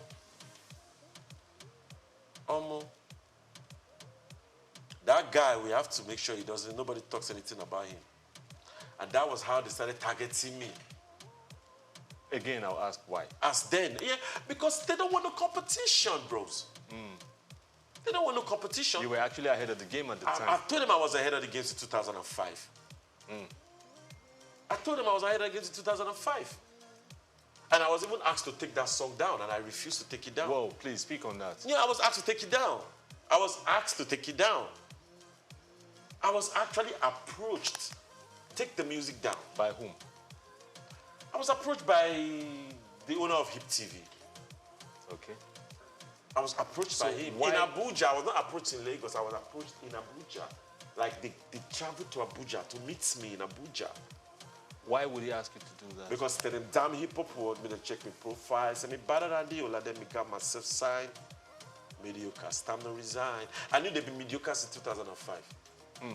They'd be mediocre. So they took my awards that I thought I was supposed to get. Best album was supposed to be Ghetto Child for 2004. Or best single was supposed to be Hard Life. Or best collaboration was supposed to be The Pain Name and Spicy Rock Steady. Those were supposed to be the awards given to us for the work we put in. Because those songs were big at the time. They were the but they songs gave that it year. to other people because we were not part of the people that they want to promote. That's what I feel. I may be wrong, but that's what I feel. And that's the reason why it propelled me into being, I know you people have your plans about me, but no problem. Keep doing what you're doing. I will see it's going to last long in this game because they say, I'm nothing without the press. The beginning will be the press and the ending will be the press. I said it's a lie. The press can't press me. I like the sound of that. That's what I told them. I said the press can't press me. And this is me 2023, 24. I'm still here, bros. The press have tried to press me for how long? Go to my Facebook page. They're all there. What are they doing there? Just talking about me wrongly. I wear my suit. Oh, this your suit is too hot. Why don't you wear a suit? Do you know the car I drive if I have so much AC in my car? Oh, this your glasses. Why don't you change it? It's my glasses. Oh, you should, because they always say that once they want to cancel you, they always have a reason to complain. And they send people to your page and to complain and complain and complain. Even if I've heard that thing, right? That people are actually engaged to sit in a room and do that and type. Yes. Either to promote a song or promote person, an agenda or a person, yes, or to take or discredit. Yes. I've heard that. Yes, they do that. And see, I got songs for this. Wait till I release it. But I have a line that I said, I've been a victim of it. So many times they try to take my peace. Some of them wish make a RIP, trying to separate me from my family. But I kept my head up, I stood strong. Court cases for what I know not. Eviction from houses I paid for. Deleting my works from my catalogs. But now, fake friends with them evil agenda. And when you die, then go post you for media. But now them be the architect. They fit even sponsor your burial. So these people are there. They are there with envy and hate. They are there just looking at you like you can't be more than them. You shouldn't go further than where they go. You shouldn't set a standard more than what they have done. The moment you're setting a standard that is more than anything they've achieved or tried to do in their life, you are a problem for them. They're going to always get at you to tell you to stop what you're doing. I can relate, totally. So I tell them they shouldn't play that. I can relate. I'm not going to listen. So talk to me about Chibuzo.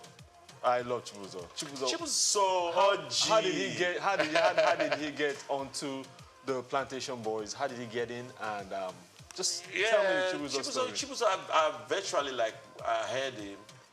You know, we actually went for... Why did you feel you needed a third member? Harmonies. Harmonies. The more the merrier, right? The more the merrier, bros. Correct. And we had gone to Ray Power. So shout out to Ray Power. We had gone to Ray Power to go and do 10th anniversary for Ray Power. So when we got there, we met Kenny Ogungbe. And Kenny was like, you guys should do a jingle. It's Ray Power's 10th anniversary. I was like, okay. We went to the studio. There's an additional studio. Right there? Yeah, right there. And Byron and Park. So Ray Power history is our 3rd anniversary. Ray Power history, and it's going down in the history. Ray Power history. It's a 3rd anniversary. And that's how we wrote the jingle for Ray Power. And then FaZe heard it on the radio. Okay. And then it came to the house in Festa. I heard what I heard, I love it.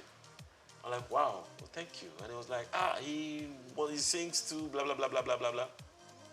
Like I said, I'm that guy. Yes, you are. So I said, come. You say you make music, let's go listen. And then we left the house. He was singing for me. And I found out he really has skills.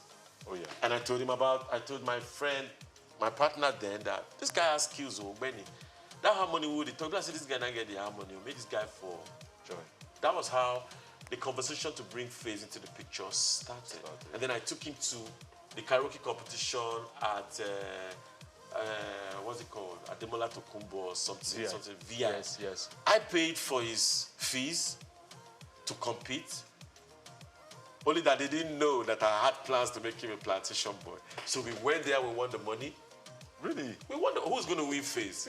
Oh, true. Nobody's going to win him. True. I already, in short, when FaZe was singing, it was Backstreet Boys, because Backstreet Boys was hot. You know, I don't know who you are, where you're from, as long as you love me. When FaZe sang, they said it's a lie. The karaoke is not off. That the voice of the person that sang the song is the one that is still singing. What did they do? Did they put it up and I told them to do a cappella. That's the only way out. They should off the music, let the guy sing live. And he sang live, and they believed. You know what intrigues me with FaZe is he hits Mariah Carey notes. No, the boy is good. I just see it. There's one thing about FaZe. I wish he can understand, come to realization that you are who you are, and you are who you aspire to be. You're not who people tell you to be, but you are who you want to be. So you have the skills, you have the talent, you have the looks, you have all the projections, you have people around you to push you, you have me. So what's the problem? What if who you say you are is not positive and is not enough?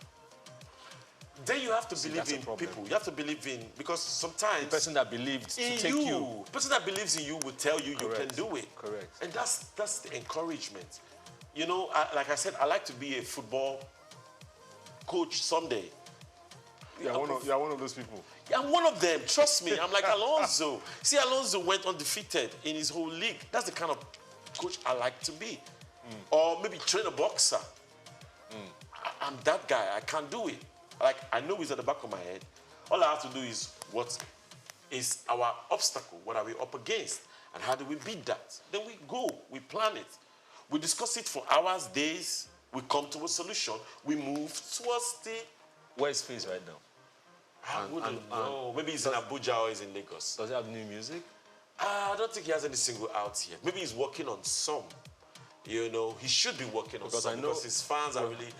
Even me, I'm waiting to hear from him. And, you know, just like I'm waiting to hear from Two-Face as well. I'm waiting to hear from them. New music, because they should keep stirring up the industry and not have to feel like they've given... No, but you said you're waiting for Two-Face as well. I hear he's not too healthy right now. So you can't be expecting too much from him. Well, I don't know about his health, but I believe that as long as you can talk, as long as you can talk. It's not that easy as you say. Yeah, but I believe, because that's the reason why I went into this music. First of all, I closed my eyes. I said, let me see, how far can I go? I thought to the back of my head, how far can I go? If I can't sing, can I talk? Of course I can talk. I got the power. Not the beat too, I got the power, bro. Just say only one phrase. It's music, isn't it? True. It was talking, actually. Whatever you do is still cool. Let's just feel the rhythm. You don't have to be the same artist. You can evolve. Correct. You don't have to stay the same. So I'm still expecting, because I don't expect them to be giving up right now when I'm just getting warmed up. I'm just getting ready to start. I hear that. You understand what I'm saying? So something came to mind. You remember, there was a time, there was a serious thing about you guys getting a reunion. This was many years ago. Yeah, some 2 years ago. There was so much investment in it. Three of you agreed, and that was the height also of the whole hula baloo. Yeah. What happened? Because the fans were waiting, and it seemed like an endless one at the end of the day. I will apologize to the fans for that. Like, let me take full responsibility for it not happening, because I believe if I'd made some other moves, maybe look for some other investors, or maybe I would have made it happen myself without waiting for an investor. But be that as it may, some people can decide to sponsor. Don't forget that there was a Take It Tom that wanted to sponsor the project from the beginning. It was before I Take It Tom. Yeah, I'm talking about... okay, Donald Duke. They thought about Donald Duke one time. Before Duke. So, I can't remember. The marketer. The marketer that was... Tijo? Tijo actually did the Plan B album. Tijo was the person that sponsored the Plan B album. Yes, but the Plan B album was 30 million, but they paid us 15 million. Tijo is on the run. He has about 15 million. He should bring it. Since then, he hasn't given us our money. That's like since that album came out, he still has our money. And so Tijo was the only person that invested that kind of money on the band. And we're able to go to the studio and all of that. But then, you know, you can have a kind of investment. With investment comes commitment. Correct. If there's no commitment to an investment, it's a total waste for the investor. And no investor wants to go through that. And I think that's what Tijo went through, and that's the reason why he didn't worry. He just straight up went to P Square straight, and he went to get us. They do me. Abroad, he shot the video, bam, history. I know he made more money to cover. I know he made more money from P Square to cover for the Plantation Boys' loss or anything that happened during that period. Yeah, because he invested, bro. So where was the non-committance coming from? Was it from you, the artist, or was it from him after? It was from we, the artists. It was from the artists who were not committed to going to the studio. Some wanted to be in the comfort of their hotel room, making music. Some wanted to lie down and have microphone brought down. They'd be sleeping and they'd be singing. You know, say now they run the show. You know, those kind of things. But you got to go where the game is. You can't just. You know, so they didn't want that, and Tijo felt like that's why the album, the Plantation Boys' last album, Plan B, was released when it was not yet totally finally mixed and finished. But the investor has the right, but the right reversed to us after some time. Right now, Plantation Boys have the right, and I am the plantation, so I have the right. So is that a good thing or a bad thing? Because the 15 million is not coming. It's not coming. It's not coming. Because the project didn't finish. The project didn't finish, and the person might have his reasons to say. But then since he released the album, he's still indebted to the band. True. Regardless of sales or no sales. Or if it was finished or not. If it was finished or not. Because he shouldn't release it if it was not finished. Correct. Exactly. But he had his way, he has his own way, or why he did what he did. So why didn't you follow through? Why didn't the group? And when I say you, I mean the group. Why didn't you follow through with the people that wanted to invest? You know, the Duke, the Take It Tom. How did that play out? I couldn't go continue because the band was not together. Some persons didn't want the project to happen. So we're giving excuses. They don't want to be around. Some were like they want to travel. So we're just giving unnecessary excuses. That was not necessary. So the people that were trying to invest had to be discouraged. Like Ochacho was discouraged, I believe so. You know, so they just be discouraged and they'd be like, man, I don't think these people are together. But then the plantation is working regardless. And I'm going to put the album out. So what's happening with the plantation right now? Because I know there's new music out. New music been out for a while. Yes, some new music coming again. What's the plan for the Plantation Boys? Well, the plan for the Plantation Boys is the name is going to stay. But there'll be features. Different people will come and feature for the band and go. If you write for the band, you get your royalties. If you feature, on the song with the band. You know how that pans out. You get the shows, you get paid, you go to Sound Exchange, you register, you get all those things, you register, you get your money to yourself. So, but if you don't want to participate, you can stay in the comfort of your zone. Then let the people that want to take the name to the next level, take it to the next level. Buhari was president last dispensation. He's not president this dispensation. There have to be continuity. So it doesn't mean that the members of the band must stay in the band. If they don't want to stay in the band, they can't go. You know, you remind me of my brother, my friend's speech from Arrested Development. I always like to use him as an example. You know, remember Arrested Development from back in the day? Yeah. Mr. Wendo. Mr. Wendo. Everyday People. I wrote a song, one of their beats. So Arrested Development are still here. So Baba Oje died, 2 other members left, Speech added new members, and the group continues. Exactly. But Nigerians are finding it difficult to understand that I can add new members. If the other members die or they don't want to... It's a Nigerians thing? It's a Nigeria thing. It's not I like... think some people... See, understanding come late to us. Let's be honest. The things that come out in the Western world come to us late. When did we get cell phones, for God's sake? Came to us late. Don't forget that GSM is ahead of theirs. They still use flip phones. They still use black and white screens. They still use all those phones. old The phones, phones and are we were ahead of them. But I'm talking about... The network. The network. We got it late. People were using Turaya in Nigeria here. I'm forming big boys when everybody would have had flip phones. So why was that? What was supposed to be? We're not supposed to be on the same pedestal. Everybody equal. True. So some of these things don't come to us for us to have general knowledge. So it takes some time. So few people get the knowledge.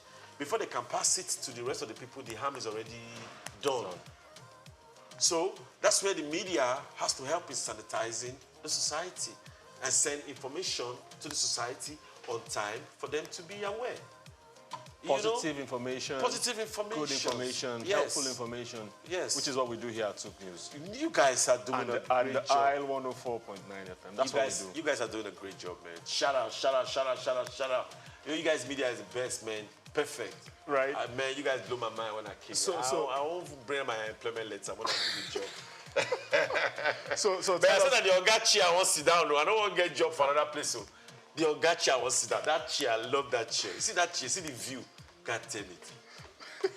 So talk to that young man, that young girl that wants to make music for a living in Nigeria. Yeah. Talk to her. Yeah. As a record label owner, as a producer of music, as someone that has done almost 40 years, 30, 35 years in the biz. Talk to that person. The first thing you have to understand about your music is stay dedicated to your craft. If you believe your craft is what you're going to use to, you know, survive and take care of your bills, family and dependent relatives, you have to concentrate on your craft. There are several people that say they want to make music today. They wake up in the morning, the first thing they do is they're going to do one petty job outside. Then they go do a petty job, they come back, they would have had some misunderstanding from the petty job is affecting their mental. They can't think straight. It's going to affect your music. So music is a total commitment job. Music is not a part-time. And to be a singer, you have to be educated. You have to read. Because you need your similes to write your verses. You need your metaphors to write your raps. You need all the things that encompass an English language. Unless you want to rap in your own particular language or sing in your language. You study your own language and learn how the language works and master it to put it to your craft. And then copying somebody else's work is the first thing I'll tell you, you can't do that. You know, I know when we started, we did Plantation Boys, but that was because we were trying to introduce ourselves. First thing, yes. First thing, because it was the beginning. So that beginning, we have to introduce ourselves. And we chose the name that is Plantation Boys. Title of the song. We had to just sing Plantation Boys because the song actually was Plantation Boy by Bonnie M. So if you see the credits we gave, it was originally done by Bonnie M. And you gave credit on the CD. Is there originally by Bonnie M. But then there was no cover. You couldn't do a cover of somebody's song without getting permission. But Bonnie M was far from Nigeria. We just have to just say originally by. That's the credits. That's the way to so go. do what you got to do. Stay original. Be creative. Hang out with the right pairs. Don't go with pairs that all they do is teach you how to smoke, drink, and do things that are just bad for your health. You're gonna be 25 looking 79 if you're doing that. You're not gonna be like we. You know what I mean? So stay positive, concentrate on your music, and the rest is just gonna fall in place because people are gonna notice your work and they're gonna support you. Trust me. Blackface Niger. Yes. Ahmed. Amedu Augustine. Yes. What's the middle name? Obiabo. Obiabo. Thank you for being on Inside Life, Souq News Television, the I 104.9. Thanks for having me, man. Through. Thanks for having me, man. I appreciate it. Through. Thanks for having me. Big up, Blackface Niger, signing out. So it's the end of a special edition of Inside Life. We had Blackface Niger, Augustine Amedu on the show. My name is Ike Namba. See you same time next time.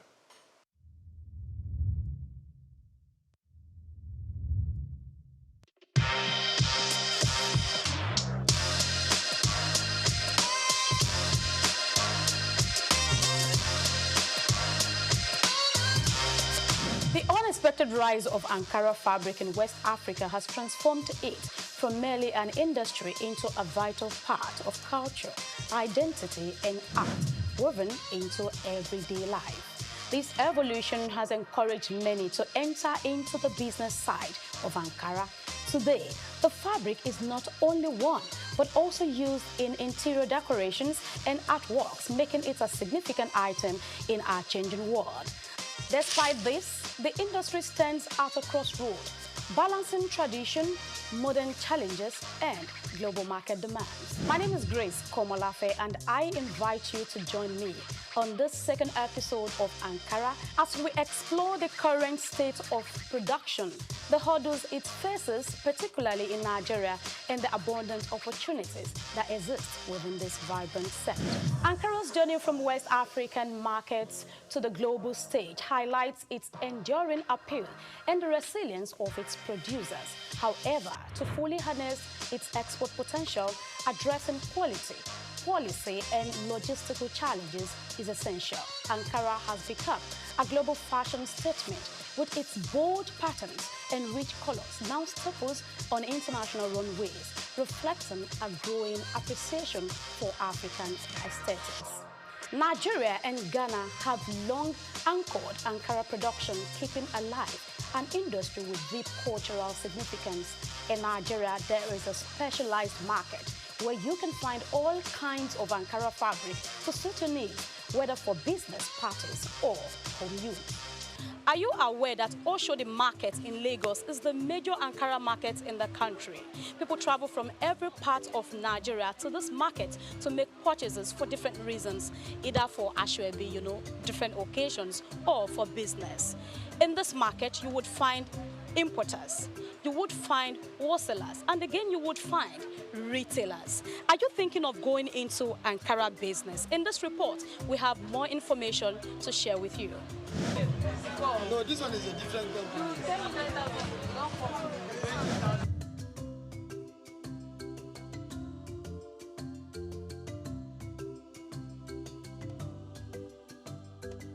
Despite Nigeria's rich resources, skilled workforce, and a large domestic market eager for Ankara fabric, the country has struggled to capitalize on this potential. In the face of rising imports and global competition, the Ankara industry is looking inward towards alternatives that preserve cultural heritage while empowering local economies. Innovative approaches and traditional methods are revitalizing Ankara production across West Africa, particularly in Nigeria. While the future is bright, it is not without challenges. The high reliance on cheaper imports has led to an overwhelming dependence on foreign textiles, which now dominates over 80% of Nigeria's fabric market. How have Ankara sellers and business owners been able to sustain growth in the industry?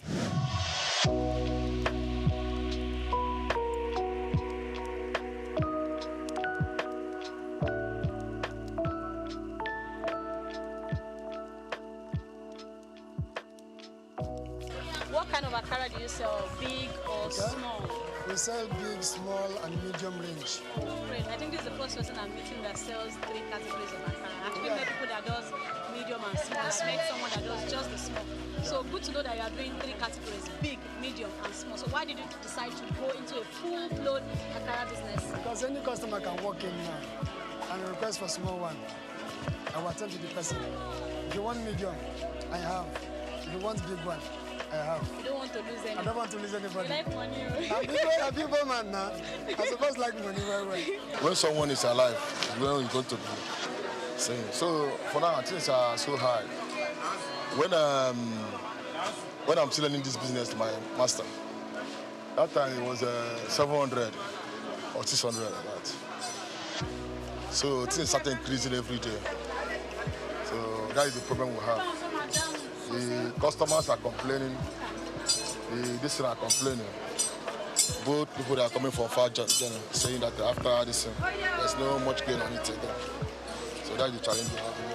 Long before Ankara became a global phenomenon, West African textiles were celebrated for their craftsmanship and cultural significance, with Nigeria being a key player.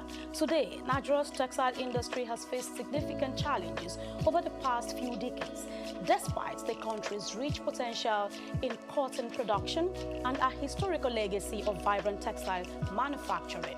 Once a leader in the sector with over 180 textile mills in the 1970s employing more than 1 million Nigerians, the industry has been in decline since the 1990s, grappling with issues such as smuggling, high production costs, outdated machinery, and inconsistent government policies. Instead of boosting the Nigerian textile industry, interest in importation continues to rise. With a renewed interest in textiles, including Ankara fabric, local production remains low.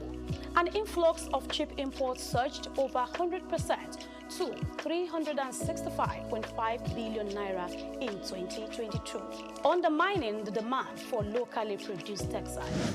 As Nigeria strives to engage in the business, the high cost of importation negatively impacts their efforts. The situation is compounded by rising energy costs and a depreciation in currency, leading Nigerians to depend largely on imported Ankara to meet the demands of customers. Importation business now is a help. It's very, very expensive. Just last month, the clearing of the goods was about 6 million naira. Overnight, it turned to 14 million. Should we stop selling Ankara? No. We have to go on, move. The price that we give customer, in 1 hour, it changed automatically. But because we are into the system, we know how to manage the price.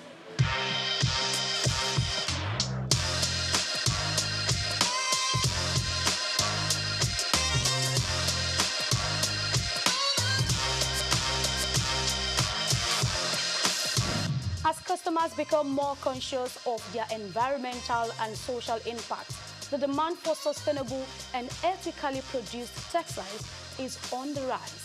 Ankara, with its deep cultural roots, is uniquely positioned to lead the way in this movement. The global market for Ankara is expanding, with new opportunities emerging beyond West Africa.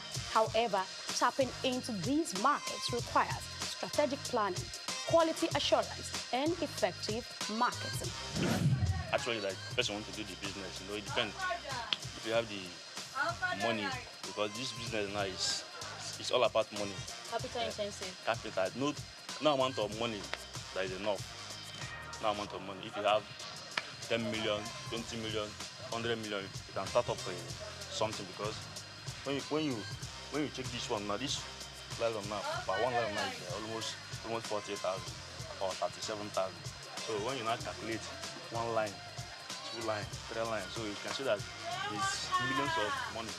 So if you want to go into the business, if you have the cash or you have the power, it's a nice business, but you must have money to rotate the business.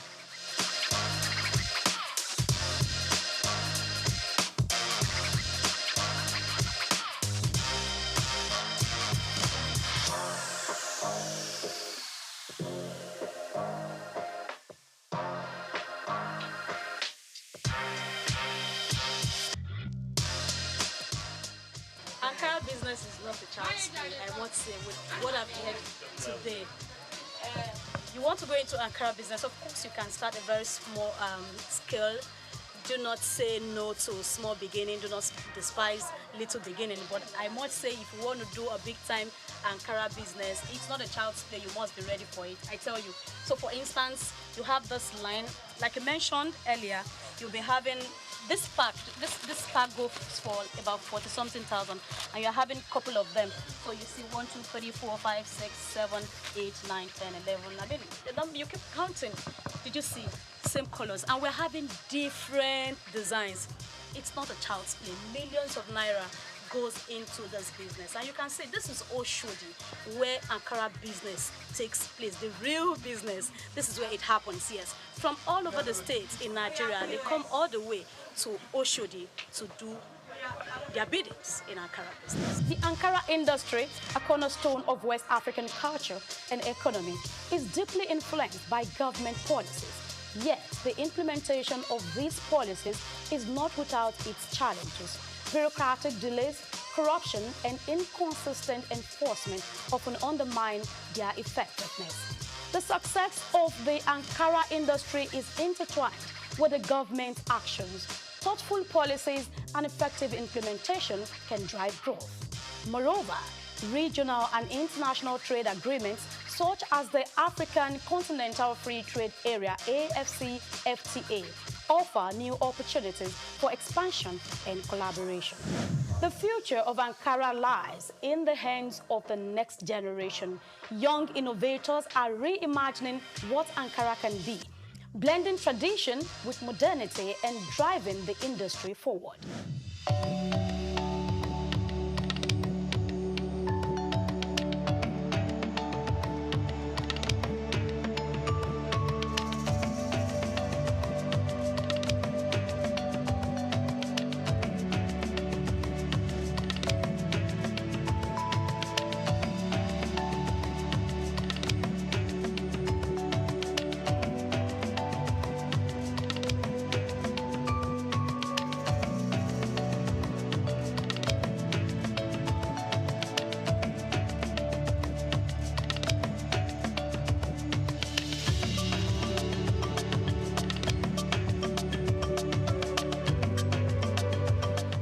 Is more than just a fabric. It symbolizes African heritage, creativity, and resilience. As we look to the future, the potential for Ankara is limitless if the industry embraces innovation, sustainability, and global collaboration. The journey of Ankara is far from over, and its story will continue to inspire generations.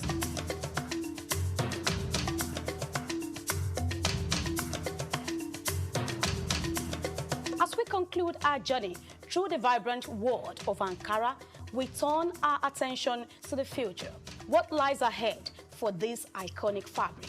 How will it evolve to meet the demands of a rapidly changing world? And what opportunities and challenges will shape its future?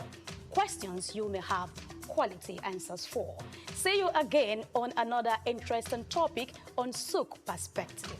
I am Grace Komolafe.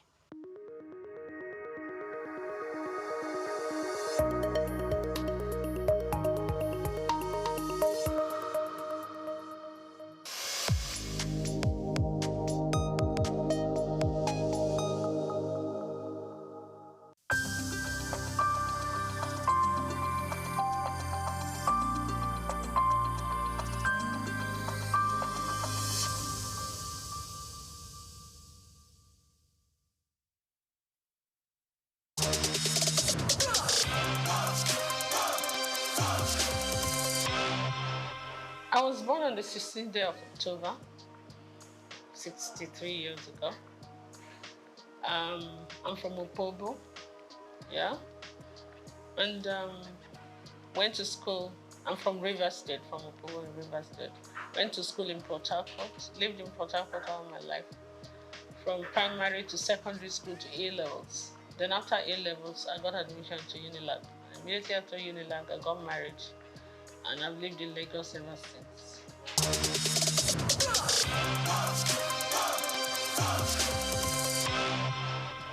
Well, It was fun for us because me and my husband were very young. My husband was 25, I was 21 and all that. But we learned on the job. We were friends. We were friends for 3 years when I was in university, and we came out, we got married. So we're like children that just got married. But I had my parents. My parents were his very good friends. So when I get naughty, he would report me to my parents. When I didn't know these kind of duties were demands of somebody's wife, they would tell me this is my responsibility. I'm like, no. I will agree to some, I will not agree to some. But I mean, it was fun. We had our ups and downs, but kind of pushed through it. And then the children started coming, and it was a different ballgame.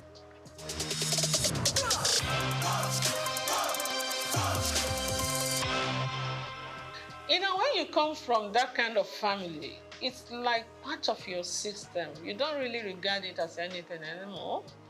But sometimes I get the shock of my life because there was a time my in-laws came to Opobo for one ceremony, and I saw the king. And he gave me a hug and he gave me a pic. And they were like, whoa, the Oba Bini won't even shake your hand, you know, as a woman. I'm like, okay. I mean, it's the same family, you understand? So we're used to that. I think we take it for granted. But maybe some other people say, you must call me a princess, you must call me that. I'm not into all those kind of things. I'm not at all, I've never been. So I can't start tomorrow. But yeah, great King Jaja of Opobo, my great-great-grandfather. And my children, when they studied it in school, they went to Corona school. When they studied, came, Mom, we're telling our teacher and our classmates that this King Jaja of Opobo, they told them about King Jaja of Opobo in school. And they said, that's my mommy's great-grandfather. Like, whoa, no, it was like a big deal to them. For us,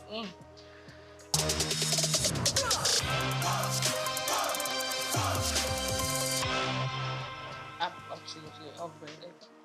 Upbringing, my personal choice too, because you could be brought up one way and choose to go another way. You understand?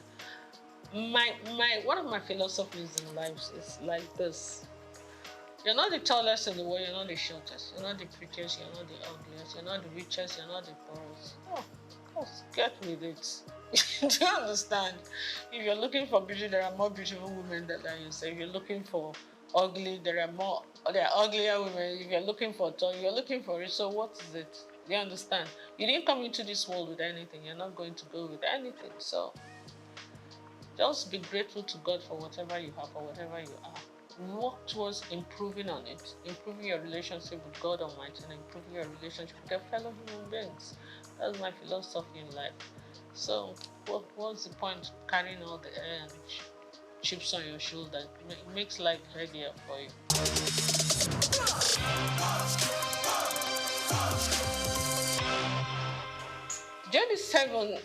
Seven is my favorite number. It's a number for perfection. And I was born on the 16th of October. My star sign is Libra. We're always looking for perfect balance in everything. It's just an influence from the horoscopes, I'm told. But J is my husband's name, D is my name, and 7 is my favorite number. Lazy way of forming the name of a company, isn't it? So I did, and it stuck. And I knew I was going to go into couture, so that was it. Easy.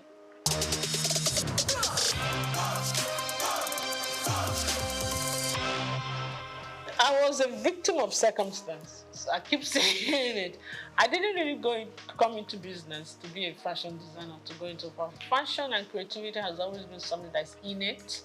Okay, even before I started making clothes or doing this, I used to always give designers the styles that I want them to make for me. I didn't have tailors, but when I finished my NYSC at Nigerian Television Authority in Victoria Island, I decided I wasn't going to work there. I wanted to work in a more organized setup. You understand? Because of management traineeship, because I never worked all my life. You know, my parents were very protective. I'm the last girl in the family. They were always very protective. You know. So I said I wanted to work somewhere, and I prayed about it. And I got into Unilever. Then it was called Labor Brothers. And for 5 years, but you know, I the intensity of work there became a bit much for me because I was a young mother. I had 2 kids then. Was going on having the 3rd one. So it became a bit time. Sometimes Unilever was one of the biggest. When the international directors come in, we used to be the ones to host them with all the Unilever affiliates. Linters, the advertising agency used to be here, all the Nigerian breweries, USC, you understand, AJC, words, we're all Unilever group. Sometimes I won't get home until 3 a.m. when we are hosting. And with kids in the house, it can be a bit much. So I'm like, I prayed about it and I decided something has to give. It's either your family, your children will not give them the attention they need then, and they were growing fast, or your job will suffer, and then you will not be happy whichever way. So I decided, you know what, let my priority be my family, and I decided to go back, and I put in my resignation. That was not what I'm fine. When I did, my chairman refused to accept the resignation, so I had to use another way to encourage him to accept it. So I left Unilever. I said, okay, I wasn't the type of person that was suited for being a housewife. I wanted to do the kind of business I would do, but still have 100% time for the kids. So when the kids say, oh, they're having something in school, I'm there, okay? I decided I was going to just market corporate gifts. When I was in Unilever, I was the assistant corporate affairs manager in charge of press. So, and being in Unilever at the corporate affairs level, I already knew a lot of companies. So I used that opportunity to get back to those companies and introduce my new business. And in the first year, I actually made more money than my 5-year stint in Unilever. So that was the number encouragement. You make more money doing your own business. You have more time for your kids, for your family, and for yourself. And you travel quite a bit because you have to go and buy the corporate gifts. So it was a win-win. Then, a few years down the line, the president, Olusegun Obasanjo, came in and said they were doing backward integration and they were going to stop the importation of all this corporate gift and a lot of other things. So we were actually forced to look inwards. And when we started looking inwards, that's when it hit me that apart from Big, that was being produced by Eleganza, we're not really manufacturing anything in Nigeria apart from textiles and maybe I think Eleganza was doing food flask or something. Which corporate body do you want to give as end of year gift? So what we had to do now, because a lot of my clientele were like Shell, Chevron, I started looking inwards. I said, okay, if I have to do something, I can do beddings, pillowcase trimmings, table covers, table placement, napkins with fabrics like I showed and I can do jute bags, you know. It came to me. So I had to go and buy one machine and employed one tailor. So sometimes they will call me. I did some samples. So when, even in Abuja, when they were going to have, like I remember the West African Women's Affairs, they had a conference. So they wanted jute bags, and we had about 1,000 or 2,000 jute bags, and that was quite nice. Plus, apart from the end of year activities. So that's it. But you know, after those periods, you have periods of lull, like you're not using the machine and the tailor. You have to be paying tailor for doing it. I'm like, why am I going to these people to make my clothes? Tailor, oh yeah, this is the style I want. I started first by giving some of my clothes, repeat it. You did well. So I started designing. I could sketch very well. I was a science student in school, but I could sketch really well. So I was sketching, would do well. And sometimes when I wear the clothes and I go to supermarket, some women will just call me, hey, I really like this thing you're wearing. Please, where did you make it? I'm like, okay, I'll give you the address. I gave them the address. They started coming. Before I could say that, within 1 month, I had over 50 women I had to make clothes for. And the one tailor was no longer enough. I had to employ 2 others. That was how we started. From 2 to 4, then I had a whole factory before you could see that. I started making school uniforms, started doing all kinds of things. And then some of the magazines, like Genevieve magazine, look around like, are you sure you make this outfit? I thought you were a broadcaster. I thought you sell. I said, yes, I did. So I did some photo shoot session for her. And I modeled the clothes, actually. And whoa, I started getting calls from Paris, from the UK. I did DC Fashion Week. You know, I was just, and they will pay your ticket, pay your hotel. Please come and showcase for us. Some will even say, please come and open the show for us. Some say, we want you to close this. I'm like, okay. There are places that I would never have thought of going to, like Burkina Faso. They will buy me the top fashion designers there. When the Al-Fadi does this thing once every 4 years. Al-Fadi in Niger.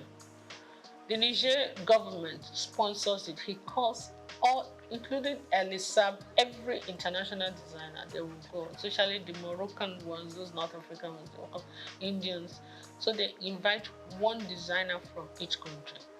So they used to call me to come because of what I used to work a lot with Ankara and Ashok, and I do international acclaimed, how would I put it, couture outfits with Ankara, big hats, funny looking, structured clothes and all that. So that was how it went, you know. And I did all the magazines. I've won all the awards.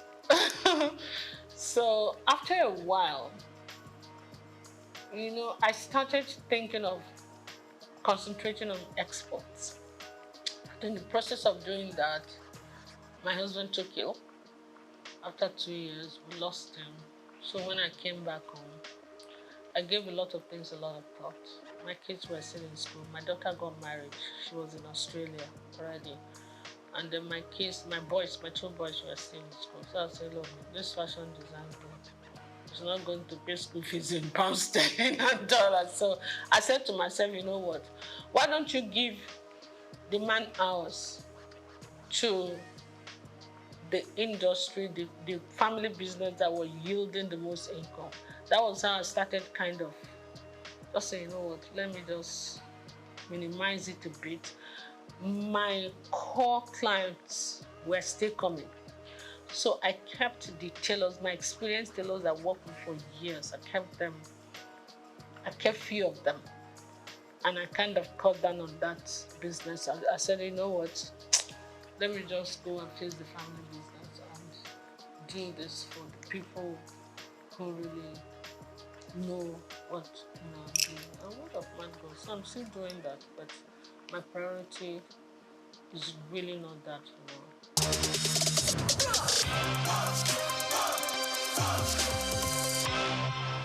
When you look at me the first time you see me, you see a fragile woman that don't like to sweat, that's spoiled, that like to be kept. I'm like, what? Absolutely not. My husband didn't want me to do anything. He just felt he wanted to spoil me. I said, that's not how to love me at all. Please. It's either you kind of understand the person I am. I'm a very creative mind. This mind has to keep working, or I'll make life miserable for you, you know. What I will advise, even women who are willing to work, you don't even do one job. You must get at least more than 2 streams of income. Otherwise, you will not make ends meet. That is the truth of today's world. You understand? Then those ones that want to be kept, no matter how wealthy your husband is, wealth is not static.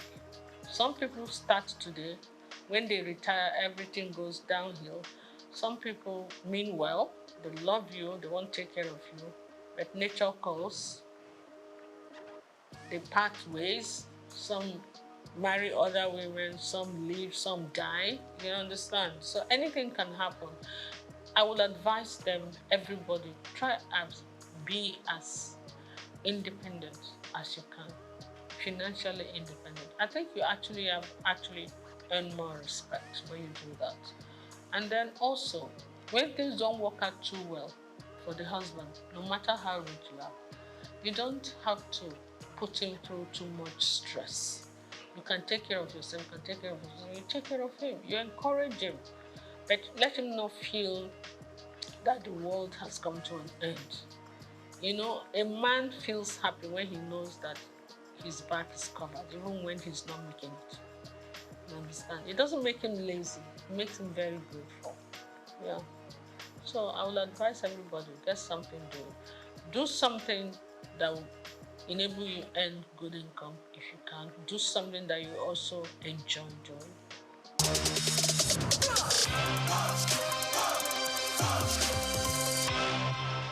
I've always believed in garbage in, garbage out. Yeah? Garbage in is the stress abound. You cannot control that. But you can control your attitude towards stress. Stress is the #1 killer and ages of everything in this world. It's your attitude to stress that you have to manage, and that depends on you. What you put in your mouth also depends on you. Your mind, your heart, your spirit, your soul. You have to be loving. You have to be forgiving. You understand? All that depends on you. So it's actually you that decides whether you're going to age gracefully or you're not. Forget about the genes first. It's true. You understand? Some people are so malicious. When you offend them once, oh my goodness. They will carry it in their chest and the chest will be expanding and they won't sleep well and they begin to have problems. Meanwhile, the person you're angry with does not even know you exist. It's crazy.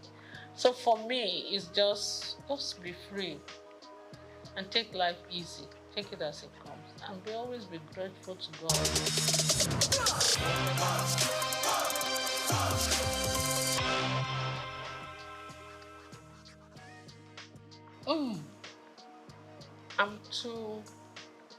I'm too honest and straightforward. It's either I will be killed immediately or because I will tell you the truth no matter whose house is God. I don't think I can play politics. I'm not a politician at all. I am a very straight shooter. I will tell you to your face when you're doing stupid things. That was my relationship with my mom, my dad, my husband. So most times, I'm the last girl in the house. So maybe when they were disciplining the first ones, by the time they got to my turn, they were a bit tired. So we could talk to my parents anyhow. But I don't do it to create whatever. I just feel that if anybody worth talking to, is worth talking to with honesty and integrity. And when you want to play politics, they will see something that is black. They will say it's yellow.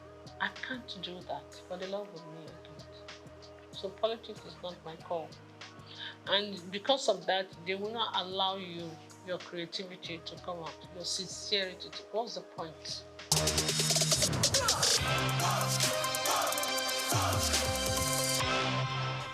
Yes. I'm actually planning some kind of, I met some of my old models that are doing very well.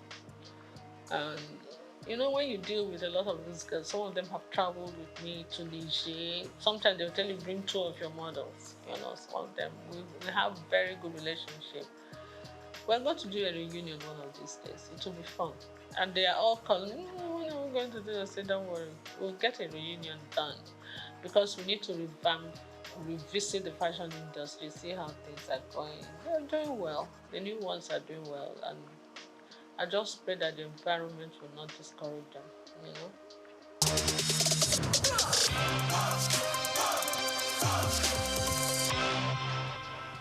It's not just Nigeria, it's the world. Whatever is happening in Nigeria is what the truth is. A crate of egg in Nigeria is still cheaper than a crate of egg in the US and in the UK, even with the exchange rate. So it's not just Nigeria, the world is experiencing some kind of. The way I see it is like the pangs of birth before the child finally comes. You know, that intense labor. And then when the child is born, everything is calm and beautiful, everybody's happy. I think we are just towards the end of the labor pain. It's going to get better, but we're going to pass through a lot of that before it gets better. And when it finally gets better, we'll all be smiling. But right now, the whole world, not just Nigeria, is crazy. If you look at international, listen to international news, it's actually crazier than here. I just pray. Yes, I live opposite I won't even say it. On the street, one of the big men that live on that street, his birthday was yesterday, and the whole street was filled with beggars, hungry people. It was really crazy. I felt so bad. We were pushing each other, killing each other, fighting just to get a plate of jollof rice. It was very sad. It didn't used to be that bad. There were a few people who would come hang around, but the whole street, I couldn't move anywhere yesterday because of it. But I hope it gets better soon, so that the best in all of us can come in. Because hunger and poverty can actually bring out the worst in people.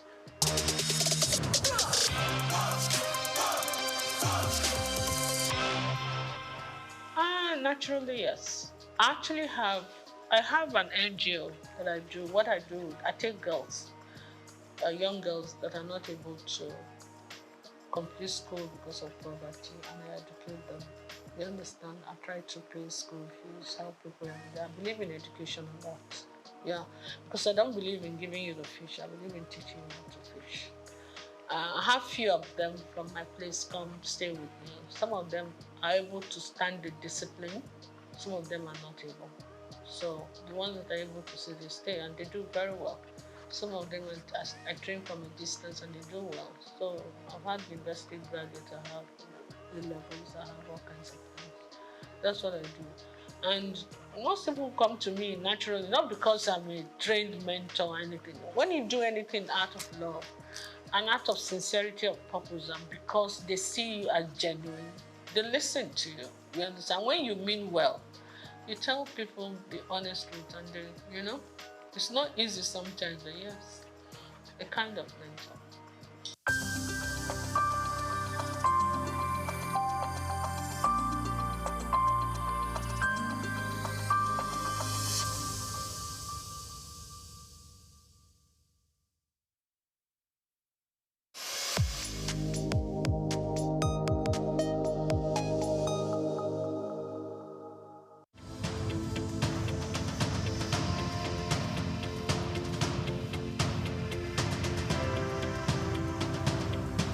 Eko Atlantic has become Nigeria's most sought-after city for its high-end infrastructure, prestige, and well-planned city layout, as reflected in an 8-lane boulevard, about 13 internal bridges, underground cables, and green footprints defined by over 30,000 trees. Additionally, having a building in the city has become a trend among the so-called big boys, as was the case with Old Ikoyi, Victoria Garden City, popularly called VGC, Osborne Foreshore, and now Banana Island.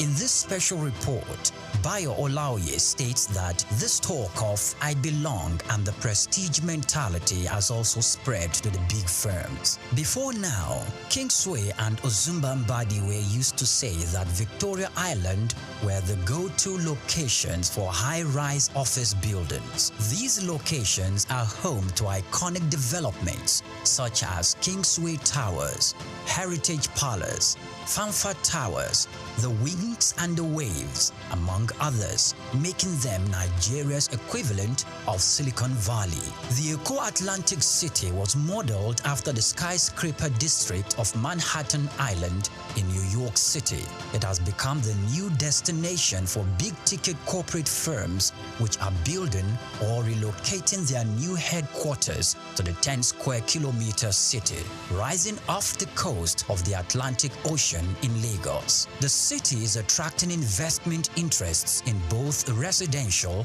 and commercial real estate, the latest being MTN Nigeria, preparing to build a new headquarters. MTN is coming on the heels of First Bank, which recently turned the turf to build a 40-floor corporate head office, making the city's most iconic development so far.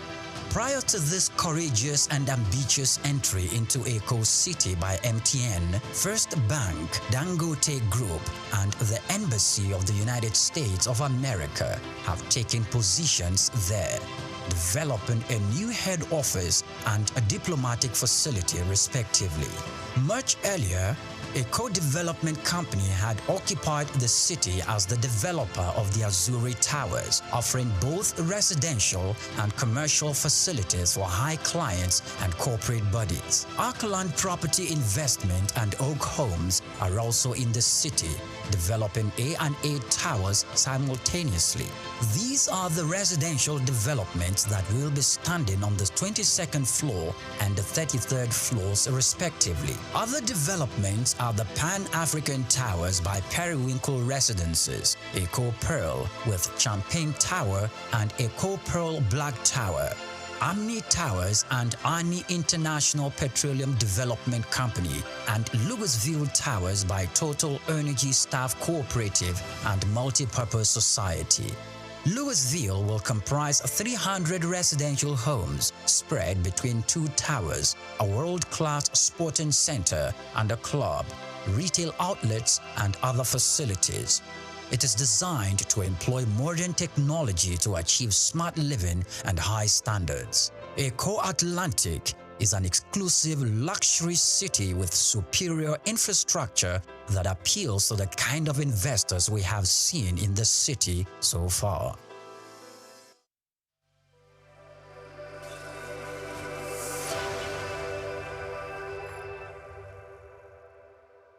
We've got just what you need right here at Femi Wash Media. Call it the Midas Touch, and you wouldn't be wrong. Let us record, produce, mix, and master your audio like nobody does. Reach us on our contact today for the best quality job.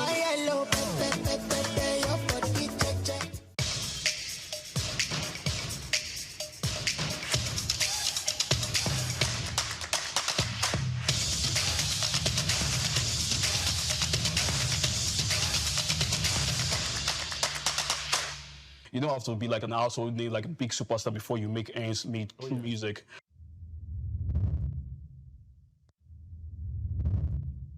Welcome to Inside Life this week, and usually we have a special guest each time we're talking to you on this show. My name is Hans Mba, and I'm always excited to bring you someone that is special. You know, on the show, we bring you people that are doing things that are changing the game from the most minute way to the largest of ways. This week, we got the one, the only, he's none other than Biode Cyrus. I hope I got that name right.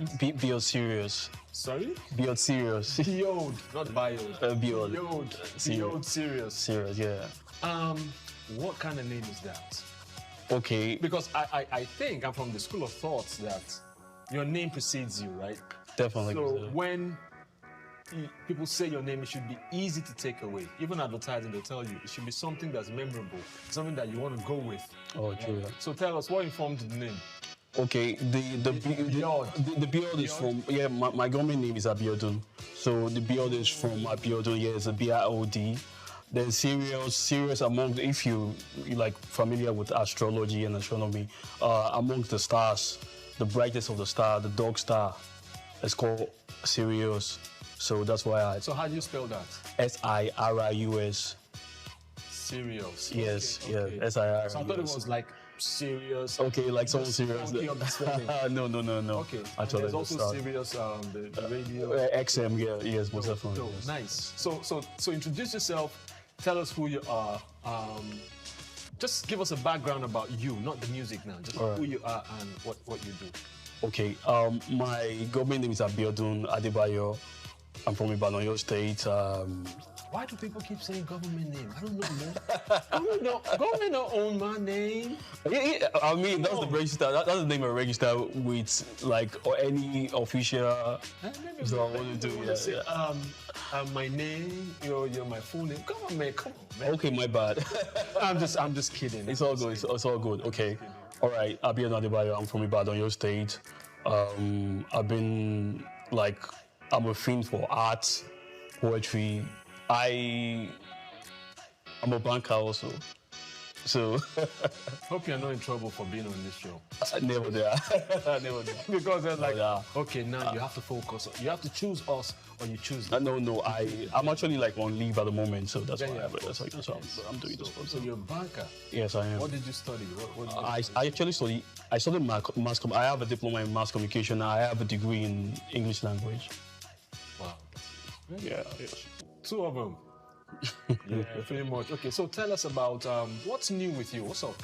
What's going on? Okay, I have an EP that's going to be out. New music. Yes, new music. So it's a body of work. It's a body of work. So what is it called? Memos of a Maverick. Yeah, like diary. Like it's a compilation of my story, like along the way of a Maverick. Yes. Memos of a Maverick. Yes. So you're a Maverick? I believe so. Okay. Why do you think you are? It's actually like my group head that actually called me that there was we got a new group head like 2 years ago. So he had like this one-on-one convo with us, like meeting us. Yes. Then he started asking for like our forte, what we are good at, and I told him like I'm a film for writing. Push, taku, express. Push, reggae, water, don't boss. Push, you're getting too short. My nigga, push. We are push. If you ain't push, watermelon, you can't push. Like I'm a book buff. Like when I was in school, I used to write like journals and all that, poetry, which has to do with music. So I said like, oh, that's interesting. They say seemed like a Maverick, and that name stuck in my head. And I was like, okay, when I'm dropping my first body of work, I'm going to use that. No, I know about Dallas. You see why you shouldn't have said that? You know why? Because you owe him some money now. Probably. Because when you blow up, he's going to come for you. I mean, no problem. Right? It's something I can afford, yeah. All right, so are you selling, or you just streaming and just let streaming platforms just do whatever they want with your money? I'm actually selling. There's a platform called... When is it coming, sorry? When is it coming first? Okay, the one you can purchase. Or is it out now? No, it's not out yet, actually. You can just pre-order and pre-save. So for you to procure the EP, you can go to Bandcamp. It's going to be out on the 26th of October. That's this Saturday. It's coming Saturday. But on the streaming platforms, it's actually distributed by Rock Nation. It's going to be out on the 1st of November. Yes. Do you have a deal with them? It's just a distribution deal. No, not at all. Yes. So that sounds like Rock Nation. So who are you working with on Rock Nation? Rock Nation, it's just the management. It's just the distribution company. No. Like who reached out to you, or you reached out to them? How did that come about? Because I usually ask these questions because we want one of the reasons for the show is we want artists, we want people to learn. Not just artists, but what did this person do differently from what I have been doing. Okay. Even activists, what are ways to step, what are ways not to step. Okay. Or many times people are in a rut, or people are in a there's writer's block and all that stuff. Yeah. How do I proceed from there? So when they hear the other person's story, they know how to, proceed. Yes, so that's why. I get you. Okay, I follow them on social media, Rock Nation as a label and all that. So I learned that they just started a distro. So I wanted to choose United Masters. United Master is headed by Steve Stout. Affiliates, Steve Stout. Steve Stout, yes. So yes, then Jay-Z owns Rock Nation. So I try to just suppose I read, okay, this is what United Master I have to offer. This is what Rock Nation has to offer. Pardon me. So.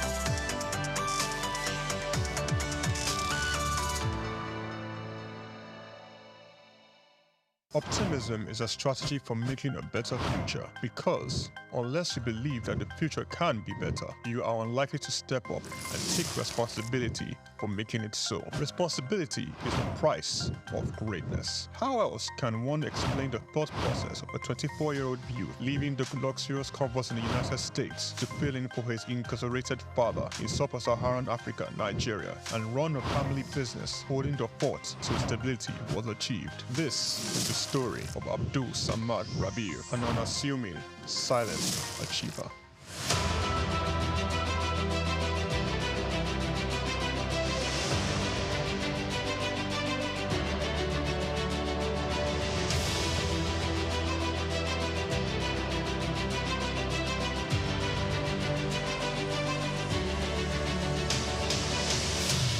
Samad Rabiu attended Capital University, Columbus, Ohio, and returned to Nigeria to oversee the family business when his father, Ishaku Rabiu, was detained by the administration of General Muhammadu Buhari for allegedly not paying the rice report duties.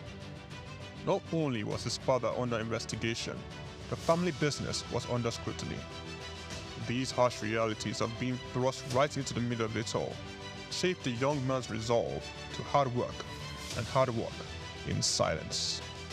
Abdul Samad Rabiu is the son of one of Nigeria's foremost industrialists, late Khalifa Ishaku Rabiu, founder of Ishaku Rabiu and Sons Group. The family operated holding company with a history of investment in manufacturing, insurance, banking, and real estate. In the 1970s, the group invested in manufacturing, with its first investment being the Kano Suits and Packaging Cases Company, a factory producing suitcases and handbags. In 1972, the Bagauda Textile Mill, manufacturing woven clothes for uniforms, importing and trading in different segments of the economy, including frozen food service, sugar, and a motor vehicle and parts distribution company specialized in Daihatsu products. Abdul Samad Rabiu was born with a very big silver spoon in the ancient city of Kano on the 4th day of August in 1960, 57 days to Nigerian independence.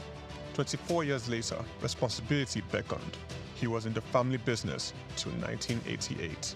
Abdul Samad Rabiu, following in the steps of the family business, established BUA Bois International Limited in 1988.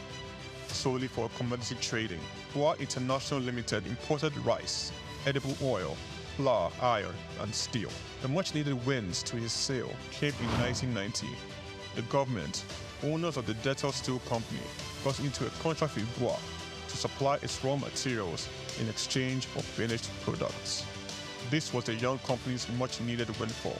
Bois expanded further into steel, producing pellets, importing iron ore, and constructing multiple rolling mills in Nigeria. Nigerian Oil Mills Limited, the largest edible oil processing company in Nigeria, was sadly bought by Bois in 2005. Bois started 2 flour milling plants in Lagos and in Kano. By 2008, Bois had broken an 8-year monopoly in the Nigerian sugar industry by commissioning the second largest sugar refinery in sub-Saharan Africa. In 2009, the company went on to silently acquire a controlling stake in a publicly listed cement company in northern Nigeria, Sokoto Cement, and began to construct a $900 million cement plant in Ogu-Okbela, Edo State, completed and commissioned in 2015, which was at that time the single largest non-oil investment in South Nigeria, and had a capacity of 6 million metric tons per annum upon completion of the second line. This was followed by a new 1.5 million metric tons line in Sokoto in 2018 and another 3 million metric ton line, which commenced in 2020 and was commissioned in 2022, bringing the total installed capacity for his cement holdings to 11 million metric tons as of January 2022. Abdul Samad Rabiu is very entrenched with his family in business, having over 40 siblings. His younger brother, Rabiu Ishaku Rabiu, was the CEO of IRS Airlines Limited, an airline based in Abuja, Nigeria. It operates scheduled domestic passenger services. Its main base was Nnamdi Azikiwe International Airport. The airline was established in 2002 and started operations in March 2002. and ceased operations in 2013. Kabiru Rabiu, a younger brother, currently serves as the Group Executive Director of BUA Group. In 2020, Kabiru was named the best African economic leader under the age of 40, the 100 African Economic Leaders for Tomorrow Awards by the French Institute, Souq. BUA invested $300 million in the 20,000 hectares Lafiaji Sugar Estate project, which comprises a sugar mill, sugar refinery, ethanol processing plant, and 35 megawatts power plant. The company also built an export-focused refinery in Port Harcourt, the only destination sugar refinery in sub-Saharan Africa. Abdul Samad Rabiu is constructing a 200,000 barrels per day petrochemicals refinery in Akwa Ibom State, Nigeria.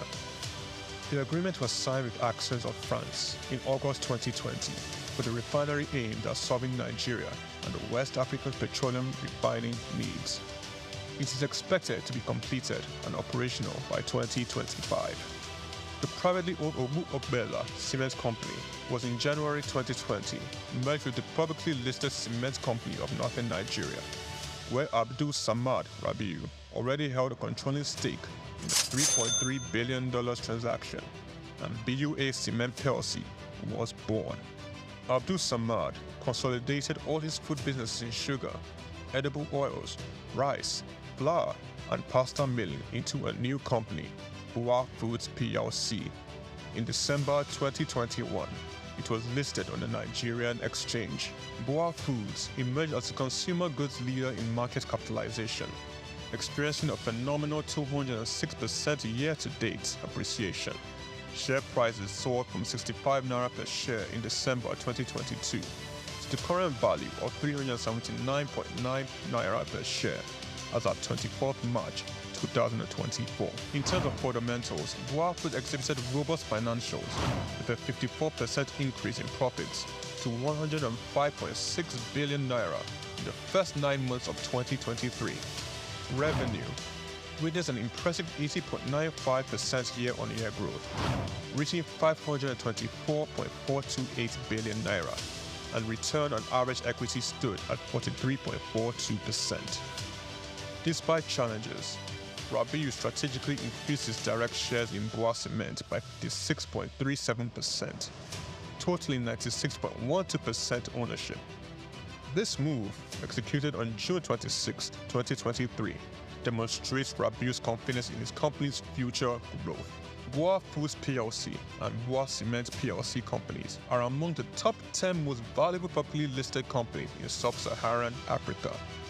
From a relatively small company in 1988, BUA Group has grown to a world-class conglomerate, contributing significantly to the country's GDP while providing employment opportunities for tens of thousands of Nigerians. Abdul Samad Rabiu's philanthropy is silently second to none. He founded the Abdul Samad Africa Initiative, ASR Africa, and an African-focused fund for social development and renewal which seeks to support Nigeria and other African countries in the area of health, education, and social development. In October 2022, Abdul Samad Rabiu, through ASR Africa, donated $500,000 to the United States Agency for International Development partner on tuberculosis control, HIV, and gender-based violence prevention efforts in Nigeria. Development of a 7.5 billion naira 200-bed specialist hospital in Kano State during the global COVID-19 pandemic. Abdul Samad Rabiu championed Nigeria's donation to this COVID-19 intervention by a single individual or corporate donating, amongst other things, 1.35 billion naira to the COVID private sector coalition, 300 million naira to the Presidential Task Force on COVID-19, over 1 billion naira in cash donations to 10 state governments across the country, 70 ambulances, medical equipment, face masks, provision of foodstuffs for over 1.5 million persons in Kano, Lagos, and River States. ASR Africa Initiative donated a 4 billion naira police hospital in Abuja and donated 1 billion naira each for 6 universities across Nigeria through the ASR Africa Tertiary Education Grants Scheme for infrastructural development. The beneficiaries of the 6 billion naira tertiary education grant schemes are Ahmadu Bello University, University of Ibadan, University of Maiduguri, Nnamdi Azikiwe University, University of Ilorin, and the University of Benin. ASR African Initiative also donated 2.5 billion naira each through its tertiary healthcare development grants for health projects across 4 geopolitical zones in the country. These are in addition to 5 billion naira donated to build the first teaching hospital in Akwa Ibom State, donated 10 billion naira to the Security Support Fund of the Nigerian government. Abdul Samad Rabiu was awarded the 2022 CEO of the Year at the African CSR Awards, 2016 African Industrialist of the Year Awards by the All African Business Leader Awards, the 2022 Sun Man of the Year Awards, 2020 Vanguard Business Person of the Year, and the New Telegraph Philanthropist of the Year, 2021, a recipient of several honorary doctorate degrees from various universities, including the University of Benin, Nasarawa State University, Sokoto State University, and Crescent University. Abdul Samad Rabiu is a fellow of the Institute of Directors, and he currently holds the prestigious Nigerian National Honors, Commander of the Order of the Federal Republic, CFR, Commander of the Order of Niger, CON, as well as the highest civilian national honor in Niger Republic. Abdul Samad Rabiu is married with children. His children are Mustafa Khadija Kuki Rabiu, Ishaku Khalifa Rabiu, Junad Rabiu. On the 22nd of January 2024, Forbes estimated Rabiu's wealth at $5.9 billion, putting him as the 6th wealthiest man in Africa and 508th in the Global Billionaires Club. The family man, the silent achiever, the giver, Abdul Samad Rabiu.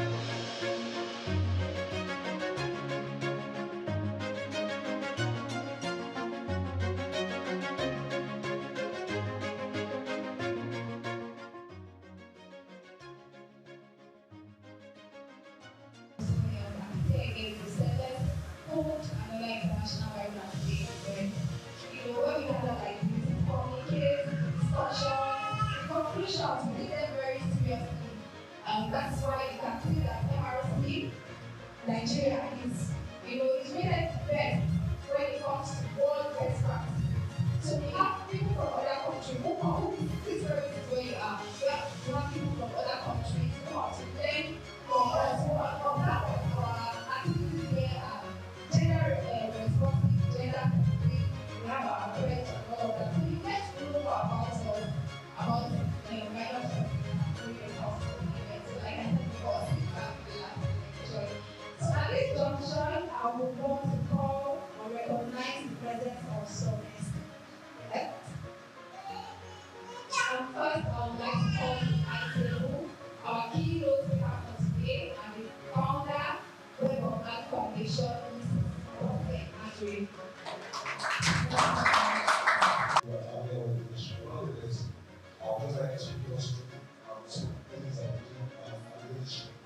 Which are their houses okay, so everybody has very much of your governments, so that the government, the colonial government, and the office of the next stage. They also became the food industry in the year 1942. President the next one of our state offices, the super offices and seasonal office, which the headquarters is the Abuja. The Federation of the United States are from the Constitution of the Federal Government of the Constitution. And also it is our obligation of the legislation piece.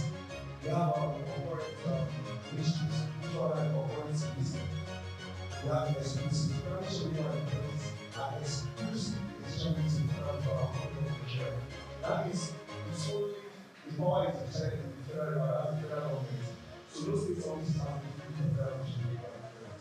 So the legal framework that guides the operation of federal government is the Labor Act, that's part of our as a fashion act, Trade Disputes Act, Trade Union Arbitration Conciliation Act, Employee Compensation Act 2010, Child Rights Act, Pension Reform Act, Geneva Conventions, National Insurance Trust Fund Act, National Health Insurance Scheme Act, National Minimum Wage Act, Productivity Center Act, National Directorate of Employment Act, Nigerian Children Trust Fund Act, National Institute for Labour Studies Act, last but not the least, National Policy on Labour Migration, which we still have others still coming up.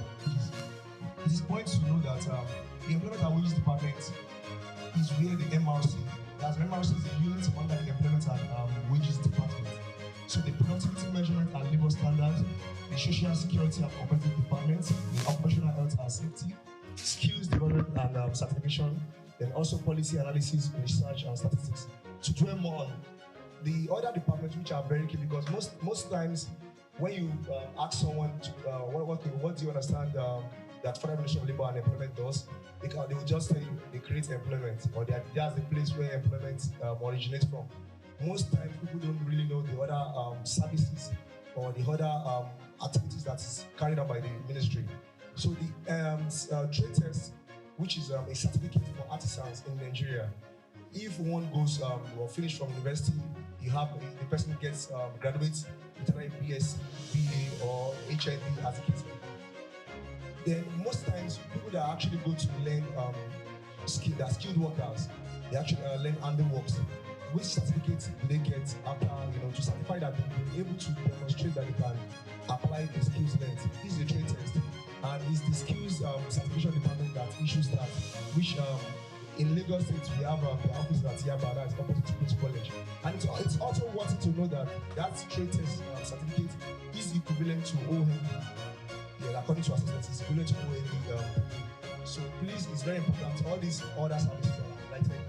We also have other ones, but time will not permit me to go through them. So Migrant Resource Center, then also the National Electronic Labour Exchange. So the MRC and the NELEX is a unit, like I said, under the Employment and Wages, under the Federal Ministry of Labour and Employment. The MRC was set up by the federal government in collaboration with IOM, that's International Organization for Migration, in 2016. It is a unit under the Federal Ministry of Labour and Employment. The center has 3 locations, which include Abuja, Lagos, and Edo State.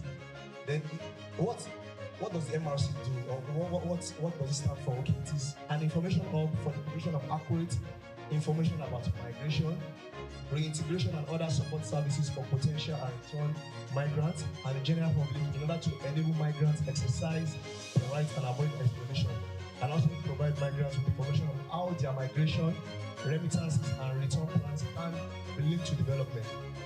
So the functions of MRC. So the MRC centers actually provide services such as information and counseling section. So I believe when you are coming into the hall, you might have seen some chairs arranged outside red colors. So that's our counseling section, place. So but also advice on legal migration rights, employment and integration. So the MRC, most times when you hear the word migration, it's a very, very simple word, but it entails a lot. People are migrating today, but the majority of them call them migrant workers. They don't know their rights and their responsibilities. So the MRC also carry out what we call the PIOS, that's a pre-martial orientation workshops for migrants, potential migrants that are intended to. The term potential is people that are planning to leave the country, that are planning to migrate out of the country. They are leaving their country of origin to destination countries. And also the integration services for returning migrants, which is very key. So most times when migrants leave the country or country of their origin, when they go to country of destination, most times the majority of them they go there for different purposes, usually to actually get better life or to increase more in their wages and salaries. So when they go there, they might want to have a link with their country of origin in terms of sending remittances back. So the MRC also enlightens them on how to go about this. And also the information services and the advice analytics and investment services, like I said. There's psychosocial services for migrants at risk or who are experiencing exploitation. You just see in the news that you see people that are traveling, but you don't ask the question. Most people that are traveling, all of them that actually have to be documents, to stay in the country of destination.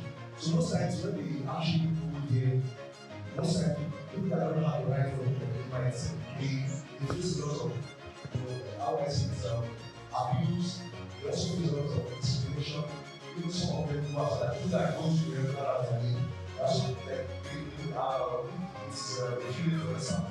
You can relate, and also the all kind of things. So all those things. So when they come back, when they are being brought back home, so they essentially start missing out what you also like to feedback to the society. Also, it contributes. MRC also helps with awareness on the development of national and regional policy in promotion of origin. Transit administration is designed to govern migration and promote growth and development. So that's MRC. So it's MRC/NELEX Center. So the National Electric People Exchange is the job center of the Federal Republic of Nigeria, which is federal government of Nigeria, and it is a federal government public employment agency creating an enabling environment for job creation. It's an electric job market that enables jobs seekers and employers meet online to minimize challenges faced by job seekers and employers available. And also to facilitate job matching and placement and drastically reduce time spent on search.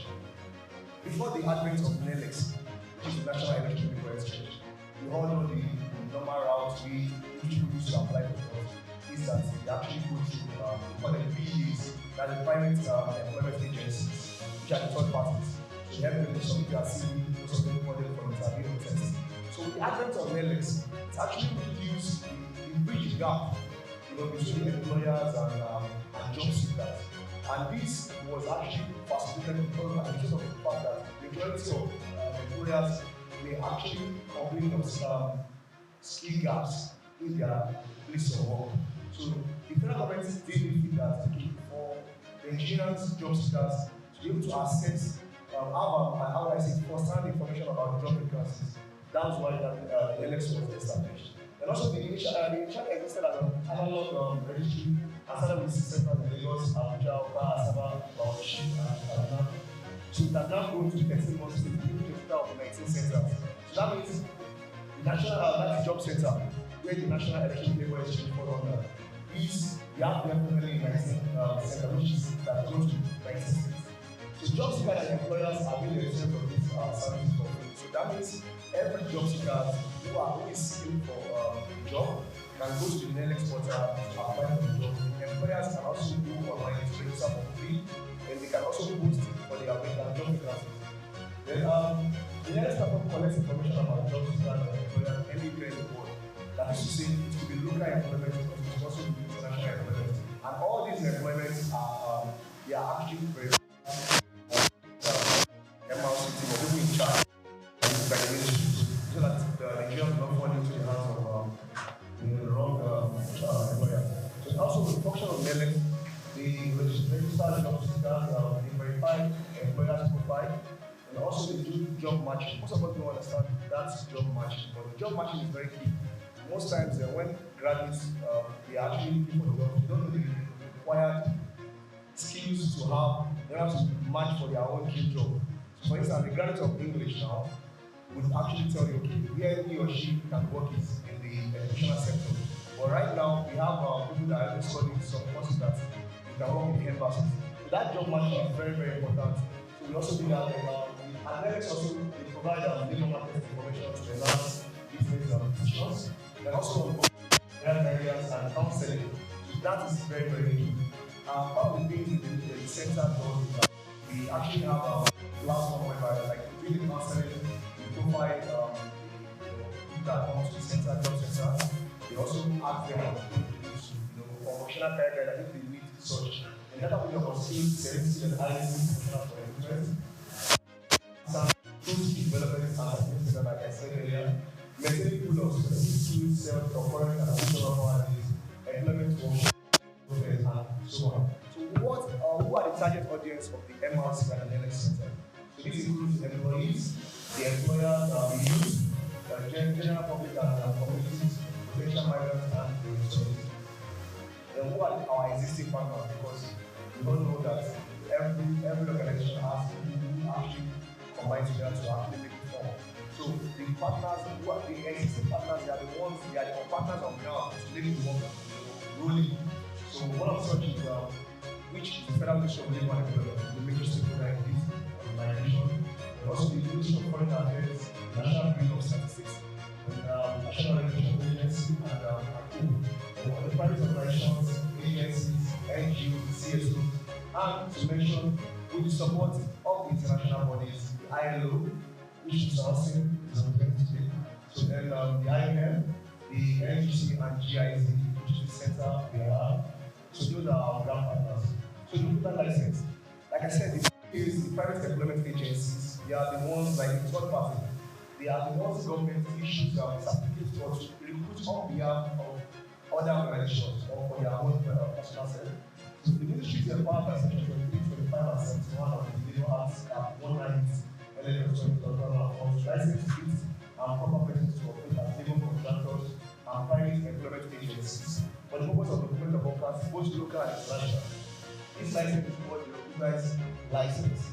So they are the regulators of private employment agencies, and therefore, they are part of this is to ensure that every company recruits gets the recognized license, so that they are able to present the job and use amount of funds and legal elements. Also, we are also making this more because we have saturated illegal recruiters around the country. So whenever we actually see or we actually call the attention of the ministry to increase. So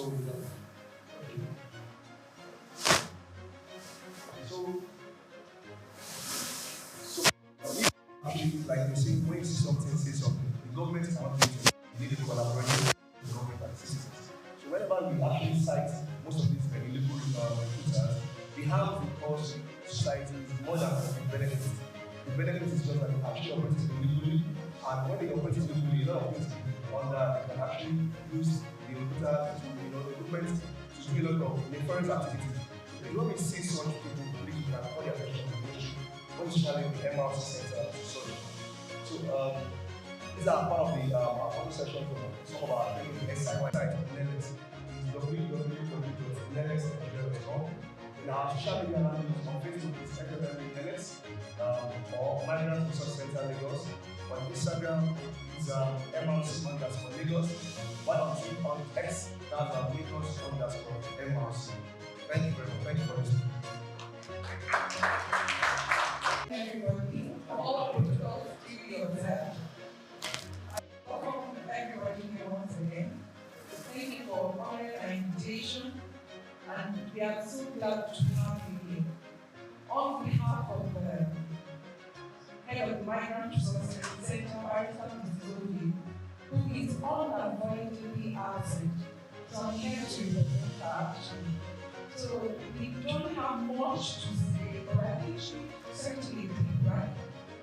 So I think after the meeting, I'm not going to. So are you ready? Everyone celebrating, of course, the main focus of our wishes and earlier women, and see that on this year's vision of international women, which is as if it also marks the giant strength of women, as well as the ever committed engagements that women have made across the world, and of course in Nigeria, of course, to the support and engagement of women and gender components of a lot of work that we do. But I felicitate with all celebrating this year's International Women's Day, and this occasion also extend heartfelt compliments from the International Women's Day. Thank you. You said, I'm the Lord of who makes it? Who makes it? Yeah. That's a good question. Yes. You say, man, one thing you must get happy. If I remember that in the Bible, I went to happy. They say, God made Adam to sleep. He looked around and saw a woman. He laughed. That very language, he laughed. and became happy. So women, kudos. You are great. You make us happy. Actually, the world is around the easy because if you are a right thinking human being, the world cannot teach you. You see, are we starting from home? Taking care of the family, taking care of every environment, making the world suitable. Without it, the world is not suitable. So that's the question. When you ask it, I was imagining because so today is your day. The later we need this celebration. We are happy. I have to tell you, I want to celebrate it.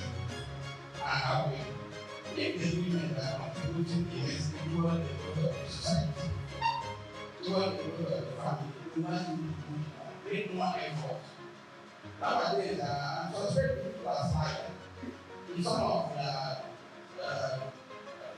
the civic responsibilities of those people, you always say men and women are equal. Leave that idea. That idea men are equal. You should leave it. So that we cannot spoil something somewhere. Since you are making the world exist in a better way, that idea of what men can do, women can be better. I beg, if you want the world to be a more suitable place, let us be that kind. Look what are making us proud. Even if you are pretending, the women are doing very well. Let us be very proud. I said, I will see my wife performing. I read the event, we talk about that with really hard. When that event, I bet, you are very ready. To tell you people, openly let them know that you are performing. The people that will fine, and it is a perfect desire that people will grow. To the level that the world, if you say how can you find the world, it's very difficult. But we believe that the women can do it. That's a very big task in our women. How do you find this world? The world is in a very big source about the war. The 3 days we are the and solve the problem. If you watch the battle of 1,200 BC, that was the headache right? A woman caused battle that killed almost the entire country. So people can make unity in this planet. So I inform you that you will enjoy it in your home, in your environment, in the state, in the country at large. So we don't know where we can continue to raise the women because their hard work is highly committed. So we still pray that God let the women exist and continue to do their good work on it. Thank you. Take accelerate action for all women and girls equally. For all women and girls, right, equality, empowerment. So that means to be short. Then after that, please, all right, who will be inside the program? I hope that's clear. For all women and girls, right, equality, empowerment.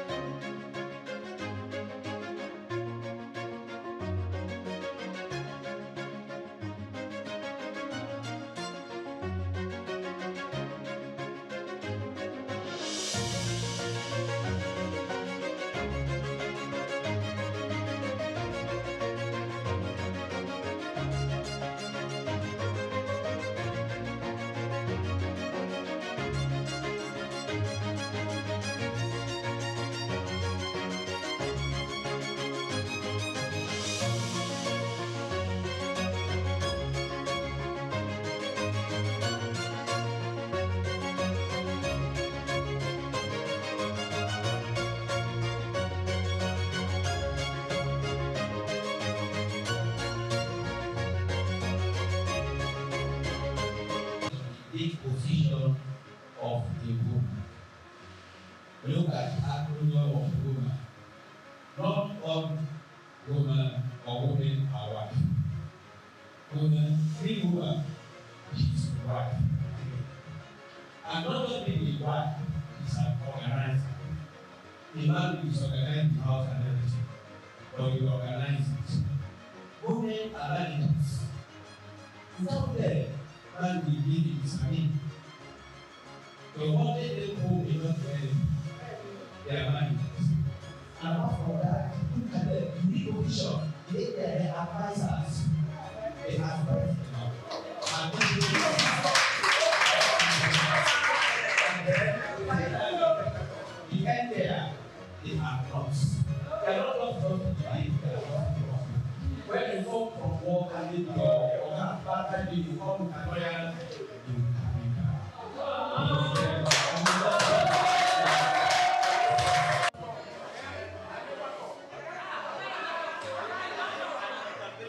Executive Director of Web of Heart Foundation. She's an English graduate with over 10 years experience in people's management, guidance, counseling, entrepreneurship, and skill development. She is highly invested in rehabilitation, reintegration, and resettlement of migrants and internally displaced persons in Nigeria through talent identification, entrepreneurship training, personal development, psychosocial support, skill acquisition workshops, and other initiatives. She has worked in partnership with NCFRMI to run Migrant Reintegration Center since 2015. She is certified in trauma healing from Fast Stress Trauma Healing Institute, Germany. She is also certified in various aspects of migration management. She has received recognition for her dedication to humanitarian services, including 2 recent awards from the National Commission of Refugees, Migrants, and Internally Displaced Persons, and the Ministry of Humanitarian Affairs, Social Development, and Disaster Management. Madam Bose is an entrepreneur with business in fashion, security, hairdressing, vocational and entrepreneurship training center. She is currently a member of the Technical Working Group on Return, Rehabilitation, and Reintegration Committee. She is currently the Southwest Zonal Coordinator of SCONET, CSO Next Age. A passion for empowering individuals and communities is evident in our workplace. With a standing ovation, let's welcome Madam Bose. There are many of us who are here today and don't really know what International Women's Day is all about. So I would go from the beginning of the program to talk about the International Women's Day. Like we've already been intimated that the theme for the year is accelerate action. The word accelerate means that don't go slowly, go fast. And very fast, so you can get faster results. So we really need to achieve faster results in terms of getting the rights and the equality and empowerment of the women and of the girls. This year's theme is a global call to recognize tactics, tools, and methods that support women's progress in various aspects of life. 50% of our population in Nigeria are women, so it's important that 50% of Nigerian population are not neglected, that they are in a place where they are happy, where they're fulfilled, and where they are contributory to national growth and to personal growth. The brief history of the International Women's Day. The IWD dates back to March 19, 1911. If your eyes are very good, even with my glasses, my eyes are not so good. I'm not able to see the screen too well, but you run the slides so that I can use my iPad. All right. So brief history of the International Women's Day. Dates back to March 19, 1911, when it was first celebrated in United States of America and European countries following a proposition by a German activist, Clara Zetkin, in 1910. This was brought about by the labor movement in which numerous women who worked in the apparel industry marched through the streets of New York. The cause was their desire for voting rights. Women were not allowed to vote at the time, and there were conditions if they had to vote. And of course, they wanted better remuneration. Like we know, women are less paid. Even when a man is doing the same job with a woman, they pay the woman less. And we're saying no. Enough is enough, you know. If you do the same work as a man, you should be paid the same wages. To be heard, to be recognized, to be regarded as co-contributors to national and international growth. Then where are we now? We're in 2025. What's the journey so far? That's what a day like this allows us to do, to appraise the situation and address the gaps, what's left to be done for there to be a perfect situation where equality is achieved and gender discrimination is abolished. Promote conversations about social norms and laws regarding women's rights. Still, we're talking about 35% affirmation action in Nigeria, which is still not achieved, because if we look at many of the establishments, we have lesser women who are in leadership positions, and we're saying this is not should not be the situation, because in terms of merit, I think there are a lot of women who have pulled their weight. They have become more educated, they have gained more strength, they have become resilient and dutiful, and so should be allowed to lead in places where their competencies are not in question. Government, organizations, and members of civil society to support initiatives that empower women and to push for legal reforms. We're not just asking for reform for mouth. You know, mouth. They keep saying affirmative action. Now mouth is still there. We want it to be in real practice. And then, of course, we know that this whole agitation, it was further buttressed by the Beijing Convention. I know some men don't like to hear anything about Beijing because it's what brought all this whole agitation, where women are now recognizing that they have rights and they have potentials that allows them to equal the men, and so they should be also similarly rewarded. The Beijing Declaration and Platform for Action is the world's most comprehensive visionary plan ever created to achieve equal rights for all women and girls. It was agreed by 189 governments in 1995, and 17,000 people at the 4th World Conference on Women. It centers on 12 areas of action referred to as critical areas of concern. I'll just run through them without explaining. Women and poverty, women and the economy, political participation, women in power and decision-making, education and training of women, the girl child, very important, ending violence against women. We can see how many people around us have died as a result of violence against them, domestic violence. And then women and health, maternal deaths every day. We have quite a large number of women who are dying from maternal deaths. Infant mortality is quite high as well. And then we're looking at the mental state of many women who have extra load to carry nowadays. They are women, but they're wearing pants and wearing jackets and they're wearing agbada. But then, they are women. Women, institutional mechanism, human rights of women, women and the media, because how the media represents the women is very key in our fight, in our advocacy and in our campaign. If you don't report me well, as somebody that should be regarded, then my case may not come to the front burner. So the media is quite important in this pursuit, and so media, you know, be careful what you report about women. Help us in our pursuit to be able to achieve equality, to be able to achieve our rights being upheld and promoted, and to be able to get to a place where we are empowered to take action. There's the 12 critical areas of you could go down a bit. Yeah, okay.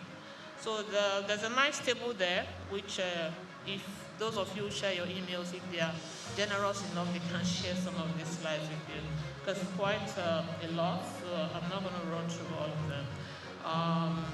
So this year is a pivotal year for feminism. It's a time to fight for women and girls' rights, demand gender equality, laws, policies, and programs that enforce gender equality.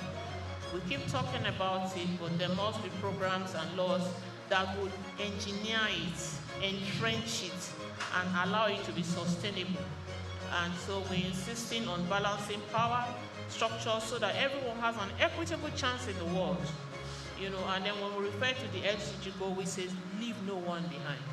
Whether he's a man or a woman, a boy, a child, or a girl, leave no one behind. People do have legal rights to certain very normal situations and should be allowed. They should not be discriminated against because of their sex, age, race, religion, as the case may be. And every 5 years, these countries come together to appraise the situation and see what is being done. Now I'm going to just quickly run through some of the advancements, the progress that we have made. Like we said, International Women's Day is for us to appraise the situation, the progress that has been made, and then Amanda call for change. Advancement towards gender equality. We have more legal protection for women and girls, 1,583 laws against gender-based violence in 193 countries, 354 statutes targeting domestic violence. We know how Osinachi died from domestic violence. At least we all know her as a Nigerian gospel singer who was battered and sent to her grave. Services and support for survivors. Yes, we now have trained police for survivors. We have shelters that can accommodate survivors, so unless a woman who is ignorant and doesn't really know what to do, rather than stay and die or stay and be destitute, there are shelters that can accommodate women today. And there are legal aid pro bono that can be given to women who are under severe abuse and under severe discrimination. There's counseling that is also available to women. The MROC is doing an amazing job of cutting across all fronts to be able to offer guidance, counseling, career advice, conflict resolution, a lot of counseling, and even mental health training. So, and then of course, the healthcare as well. Then you have economic empowerment of women, the ban on gender-based discrimination in employment. At least we now have some women who are able to be employed in places of note. And then we have unpaid care workers, gender gaps closed across education.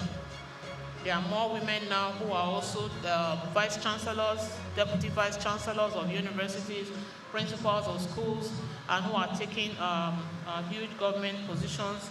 We have women also who are in the legislature, even though a very minimal number. More women live in conflict and crisis. We have 612 million women and girls who live within 50 kilometers of areas of armed conflict, like the Boko Haram, Chibok girls. Then we have too many women who are still poor. That is just a statement of fact as of today. Almost 10% of the world's women and girls remain stranded in extreme poverty.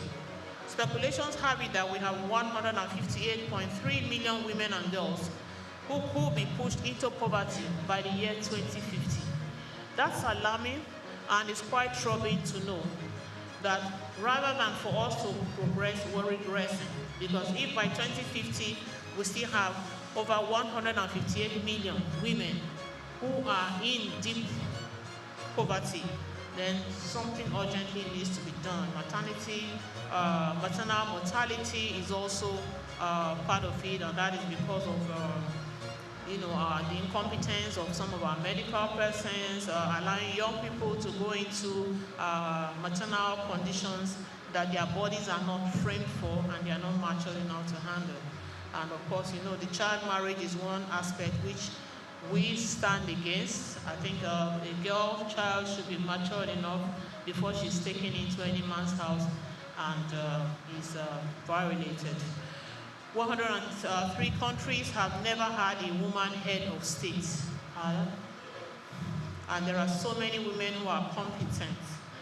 Gender parity still remains a distant dream despite the progress in women political participation. Even when we have had women like Kamala Harris come into being the vice president for the United States of America, we still have so many women who are not recognized for anything at all. The global crisis against women and girls continues with few signs of abating. Around 736 million women have been subjected to physical or sexual violence. that's a number that, you know, when I first read it online, it gave me real troubles, because sometimes you think it's a micro number, but it's sad that 736 million women in the world are being subjected to physical or sexual violence by an intimate partner. Intimate partner means your husband, or maybe your fiancé or whatever. And then by a non-partner at some point in their lives. Women are exposed to a lot of sexual harassment, a lot of sexual abuse, you know, and I say one of the contributing factors is that, you know, these days there's no ugly woman, unless a woman who doesn't know her bits, you know. Most women look beautiful, well-shaped, nicely dressed, smell good, and so definitely we are going to attract. But then you can see with your eyes and zip up. All 17, of course, digital technology is not helping, because you just press information, both the one you want, the one you don't want. Some people don't want to abuse, but they can go into the internet and watch one porno movie, and then they're jacked up, and then of course the next thing that is in skirts is their victim. So technology, digital technology is not also helping in gender-based violence and escalating it. You know, then of course all 17 SDG goals, which is the Sustainable Development Goals, of which the world is using to try and refine some of the world systems, also depends on achieving gender equality. So governments around the world are also agitating for gender equality. What we're saying is that when the tire meets the ground, what is gender equality? So any society, what are we really doing with that, with those two words, gender equality? What are we doing with those words? Now we have rights. We have rights to live. Rights to live free from violence. Rights to live free from violence and discrimination, to enjoy the highest attainable standard of physical and mental health. Mental health is key. You know, it's not everybody that is jumping on the street naked that is mad. There are many people who are well dressed, but there's a lot of insanity, there's a lot of depression, there's a lot of mental disorder that is going on. People are coming from backgrounds where their fathers abuse their mothers, where their mothers abuse their fathers.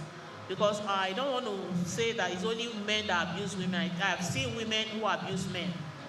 So gender-based violence is gender-based violence, and that means male and female. You know, so mental health is key. I'm hoping that the country will be able to have mental health centers where people can actually go for assessment. Make I check this my head first. My head really correct. And why am I beating my child?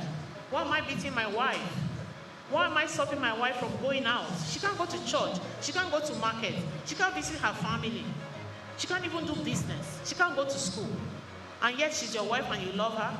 I don't get it. What's love got to do with it? Right to be educated, the right to own property. There are communities where women are not allowed to own property.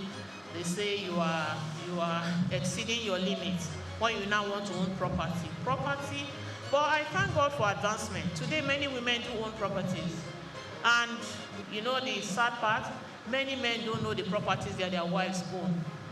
Because we live in a patriarchal society where the men don't want to see the women own anything.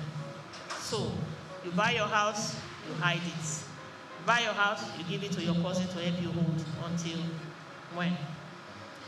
Of course, we have the right to vote. Rights to earn an equal wage. That is part of the fight, and that fight is ongoing. That if you can make this water and you're a man, and I make the same water and I'm a woman, don't pay me less. That's just what it is all about.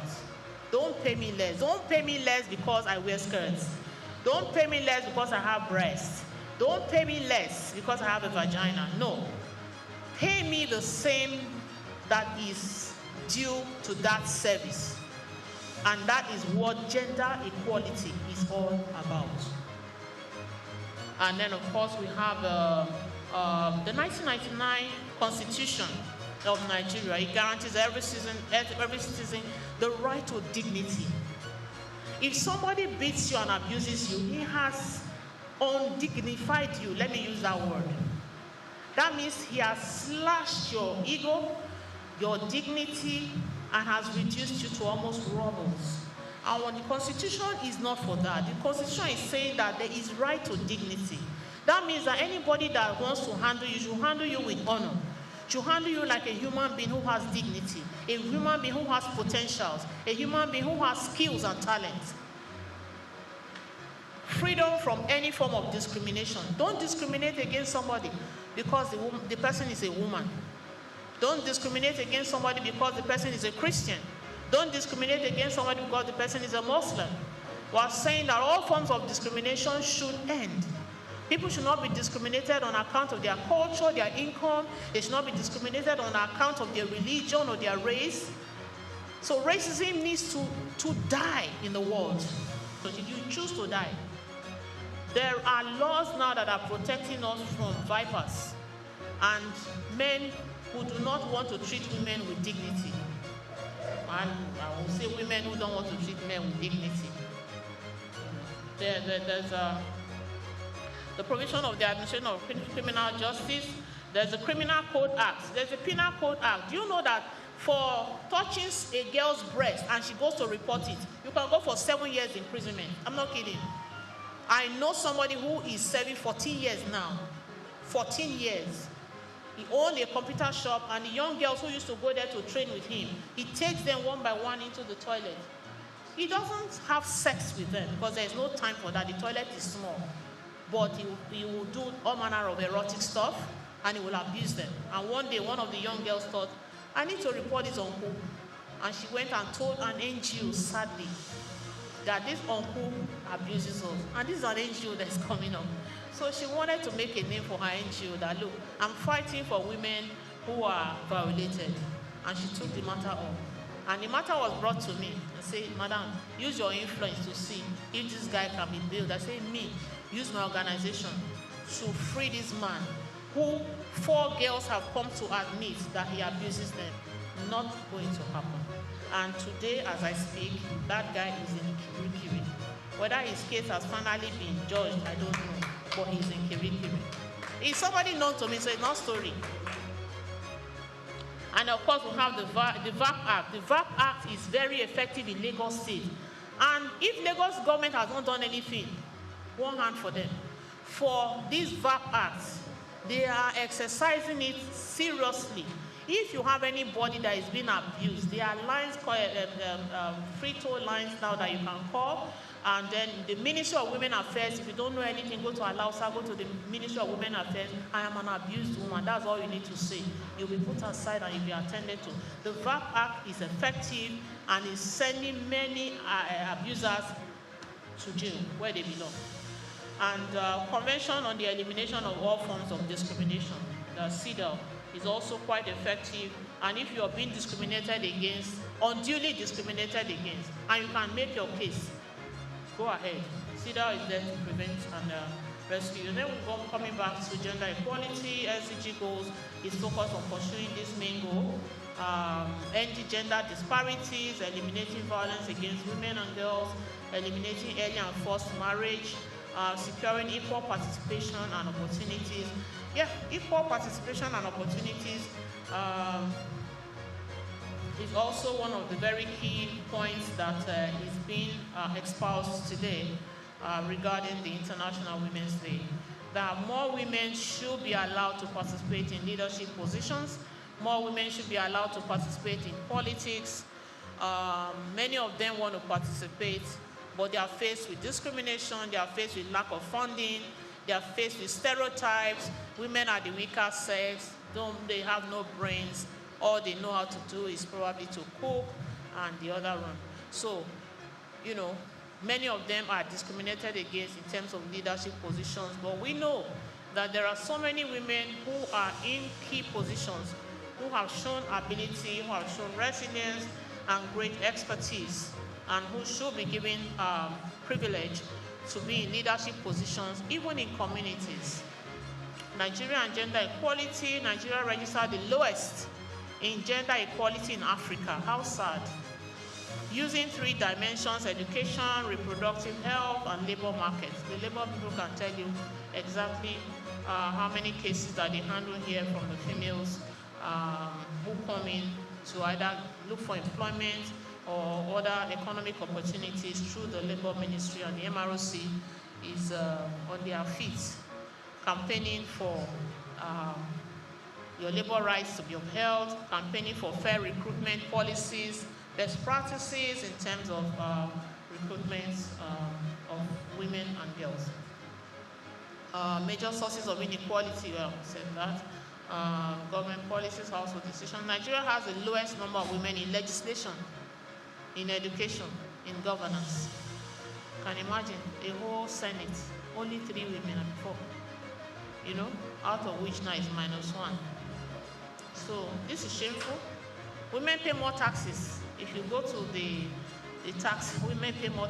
If you see a woman who is on the same level with a man in an office, the woman is paying more tax than the man, and I'm wondering why. Why? Because she's a woman, and she's on the same level with the man, level 15, and her tax is more than the man on level 15. I don't get it. There is no explanation other than stereotypes that are being upheld from age to age, time to time. We're saying that is enough. That is enough. If a woman is a managing director and she marries to be a managing director, she should pay the same taxes as a man who is that same managing director, doing the same thing and achieving the same results. And I would dare to say that women even achieve more results, because we don't joke with work. Nigeria has the lowest number of women in legislation, okay? Nigeria is one of 5 countries with low women participation. I said that. Leadership positions are rarely given to women, and that is true. Women have a higher share of soft skills than men, but women are considered subordinate to their male counterparts, especially in a patriarchal society like Nigeria, especially in northern Nigeria, where women are not allowed to have any voice. Women are not allowed to come out of Buddha. They are not allowed to come out from the shell or the hole with which, I don't know where, sorry, excuse my language, but the confinements, let's use the word confinement, the confinements that they are being placed in, women need to come out, be allowed to come out, be able to express their talent. If you lock a woman up, you lock up her talent, you lock up her skills, you lock up everything that she's able to do that is good. Every opportunity that she can bring to the world, the growth that she can even bring to the world, is locked up, is sealed up, is concealed. No. If this woman has virtues and she has skills and she has talent, nothing should stop her. That is what we are saying on this day, International Women's Day. And of course, we have environmental injustice, you know. If it's a man that commits the crime and it is a woman commits the crime, they will stone the woman. But the person who the crime is being committed against will be allowed to take a walk. That's why we thank God for the God that we serve, who said, "Where are your accusers?" He said, I can't see them anymore, so I can't see them too. You know, told you. In criminal justice systems, entertainment worlds, we have, I don't know, women are still not pulling up their weight in terms of television, in terms of movies, even in sports. Even in sports, there's a lot of discrimination women face, even in sports, in religion. A marginal number of religious leaders. How many mosques or churches do you know where women are leaders? If you tuned your TV now and it was a woman preaching and a man preaching, what will you do? You switch to the one that the man is preaching. Because that is the stereotype that the world has grown with. And we're saying that stereotype needs to be reversed.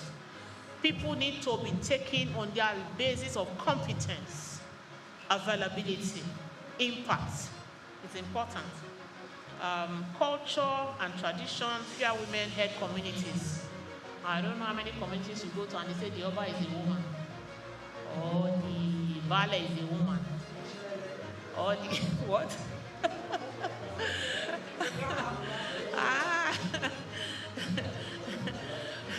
Whereas if they had left some women to be the ballet of some communities, you will need to see what that community will be by today. I'm not kidding.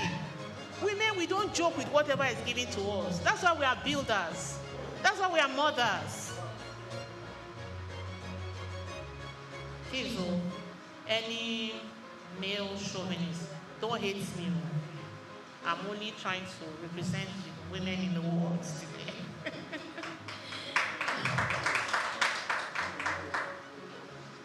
Solutions. Okay. Ending discrimination in law and practice. Human beings were generally unbridled. So we need laws to make us conform. And we're advocating for those laws that will make the world to conform. That gender equality is urgent, is needful, and is now. And envisioning a sustainable economy with gender equality at its core. Yes, if you're leaving people who are competent out, then the economy is also being compromised. So we need women with vision. We need visionary women. We need women with might. We need women with focus. We need women with education. We need women with a drive. There are some women that will always be women. I want to sit down house. I want to watch TV. I want to go from Netflix to DSTV to Showmax. Fine. But there are some women who are not content sitting down Monday to Friday watching TV. They are not content just waiting for the kids to come back from school and give them food. Because after your kid is 10 to 14, he has left you. He has gone to school, from school to boarding to uni, jackpot. So closing the leadership gaps and, of course, unleashing the power of women's collective action. Women really need to come together. The Labour Act, I tried to enumerate a few just for us to leave the place of ignorance. Many people don't know. They are just in their offices complaining. My boss this, my company that. They don't know that there are Labour Acts that can enforce the company to give them what is their due. You are level 17 and they want to pay you level 13 because you are a woman. There are laws. There are labor laws. The Federal Ministry of Labor and the Migrant Resource Center have worked tirelessly. I've been privileged to be at a lot of fora where they have talked about their activities and their functions, and I know that they are fighting very hard to make sure that there are labor laws that are protective of the employee and even the employer. There are labor laws that allows you for fair recruitment, but you must know your right and you must know that law. That is why we're saying that education is important. When the woman is educated, then she can also know that she has rights, and she can know how to forge ahead to insist that those rights be exercised on her behalf. We have the labor law, we have the labor migration law. You know, if you are abroad or in another man's country, in a destination country, as we would say, then you should be able to know the labor laws of that country. So you know exactly when you are just being used to produce, but you too should become a product of nothing. You should be able to know when you are abused, labor abuse. You should be able to also know that through the Labour Act. In Nigeria, we have a standard working week that should not exceed 6 days and working hours 8 hours. But we have bosses that say resume at 7, close when I want to close. And he's going to close at 10 p.m. And you're a mother of 4. And you cannot say anything because you need that job. But Nigerian labor law is saying that you are entitled to work 6 days in a week, and your working hours should be 8 hours. There is another law that says that a worker should not be employed for more than 3 months without formal recognition of such employment. People who work for 1 year, they say they are on what do you call that thing? Probation. 2 years, still on probation. You won't confirm somebody's appointment because you want to pay the person less. No, there are laws that are saying no. After 3 months, They must confirm you or remove you. There are laws that says no woman shall be employed on night work in a public or a private, industrial, or an agricultural setting. How many women know this? Then the man says you will do nights. Then you will do 3 nights. Your children are at home. Your husband is at home. Who's going to cook for him? Who's going to cook for his children? But if you work 8 hours a day, you know you can give them breakfast before you go to work. And you know you can give them dinner before they go to bed. But when somebody is insisting that you work till 10 p.m. and don't get properly remunerated for it, there are laws that are saying no, a woman should not be put on night work. And if you are put on night work, it should be very fair. No, you just do night, Monday to Friday. And in jobs that are not conducive for women to work at night, like the industrial work, agricultural work, midnight, all night till tomorrow morning, alpha. How hours of work and overtime, they are in the labor law. Just go, take time. Especially those of you who are in employment. I never work, so I don't know what it means. But those of you who are in employment, take time, go through the labor laws. The acts are there that protect you. And people need to start to speak up, even if it is at a price. Apprenticeship must be signed by authorized labor officer. People will just do apprentice 1 year, 2 years, 3 years. Nobody is signing their apprenticeship. They'll go and wash plates. They'll go and do this. They'll take madam's thing here, there, you know. No. It's an apprenticeship, and then it must be signed by authorized labor officer. So that organization, you make sure that it's an organization that is authorized. Because many of us, we cannot get referrals from where we work because they are not authorized by the Ministry of Labor. Reinstatement and reemployment, compensations for your work, going for medical examination and then pay. See, when you go for medical examination, when you are looking for a new job and you go for medical examination, it is not you that should pay for the medical examination. It's your employer. But here, you will go and spend 76,000, do a full test, carry it to the office. After 1 week, they tell you are not okay for the job. Because they must see something wrong with you. Nobody is complete. And then, but if the employer is paying, he can consider it that, okay, it's just malaria you have. You can continue with the work. It's okay. This is really the case. Maternity leave must be 6 weeks before and 6 weeks after. And those of us who are advocating for fair play are saying that men should also be given paternity leave. Some of them are getting already. So if you're a man and you're on unemployment and you're not getting paternity leave, I'm telling you now, it's your right. Go and fight for it and get it. And there is payment that is also coming to it as a result of that. So you have 6 weeks before, you have 6 weeks after. And then we have robust regulations on employment, recruitment of workers, and the like. If you go to nelex.gov.ng, you will see a lot of these rights that you can exercise for your own good. And of course, we have employment. The labor force participation rate among females is 52%. We have males at 65%. In USA, we have 47% of women who are employed. In Nigeria, we have 49.6 women. Nigerian men earn 75% more on average than Nigerian women. Why? Gentlemen in the house, why? Entrepreneurship, Nigeria boasts a thriving community of women entrepreneurs. That is one thing I give to women. Women, they try. Women, they try. Look at a street full of entrepreneurs selling all manner of things. Out of 10 of them, 8 are women. I'm not saying men, no, they are saying 2%. I remember visiting sometimes, a year ago, I think I attended a lot of it.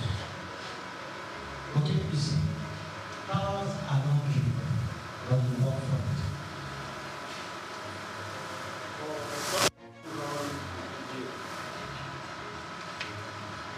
For some of you who are in Nigeria and all that, look at the research. You will find that the number of women in the society are more than men. And the number of people who also vote, okay, when you check the record, okay, women are more. The men live with men. You see, it was not very, I'm telling you. You see, a lady came up one time in Nigeria to bring. She got one vote. She got one vote. Are you telling me she voted for herself? Where are the women? Where are the women? Now in 2027, women in Nigeria, at least we can count a handful of them who have money to sponsor political party. Go and register. Okay? And mandate all women in Nigeria to vote for a woman. You will see that you will win us. But like you said, okay, women are the same problem. Okay? You see a woman will come and say, you know that for husband house. This is for everything. I mean, you understand what kinds of shenanigans will come up. And they will see reasons why you all go for that woman. I will forget that. Whether you are in a lower cadre, as long as you are in that upper cadre, it's very easy to make decisions. Okay, that's why the decision lies. Assuming you have a woman as a president, okay, and he appoints a police commissioner, a woman, IG, a woman, all strategic places, a woman. You can't take nonsense from them because they know that there are places where you can go and start with the whole time. Look at what happened to that. I hear you. You see, if I toast you, it's only you and me that know that I toast you. If the third party is not there. So the two of them knows what has transpired. But how many women spoke for her? Even before the decision was taken when she presented the panel, they have already sentenced her to 6 months suspension. You understand what I'm saying? But that correct and all that. But how many of us are speaking for her? How many women are speaking for her? The thing you hear is that she's too beautiful. She dey follow men. She dey do like this. Nobody to speak for her. So I challenge all of you today. 2027, get the political party registered. I am one of those who are able to campaign for you. Or when somebody is using them, or when you are quarreling with them. That case of woman senator, all the time she was discussing with the Senate president. They were talking very fine. We couldn't hear anything. And maybe, what am I trying to say? That time I found you can report to government and you need to punish you. That also, not waiting until when you are seeking favor from me, you cannot get it. You now come back. That man abused me. That man abused me. The women, they correct this impression. That is the problem they bring up and down now. If you want to take action in a particular case, somebody take that action.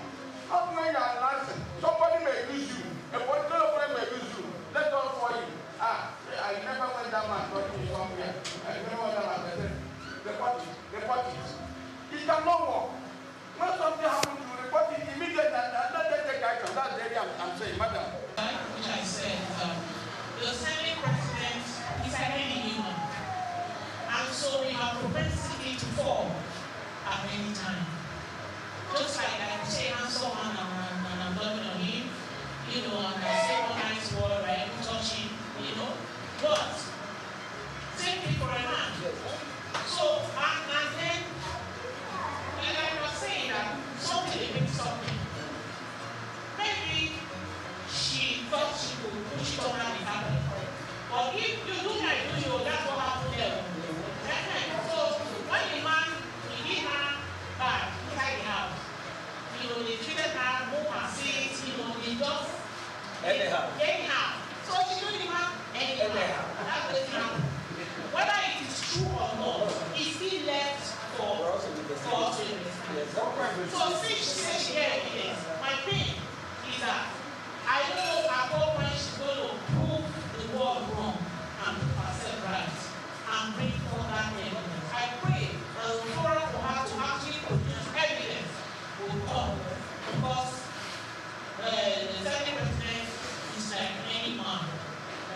father, like my husband, and my sons.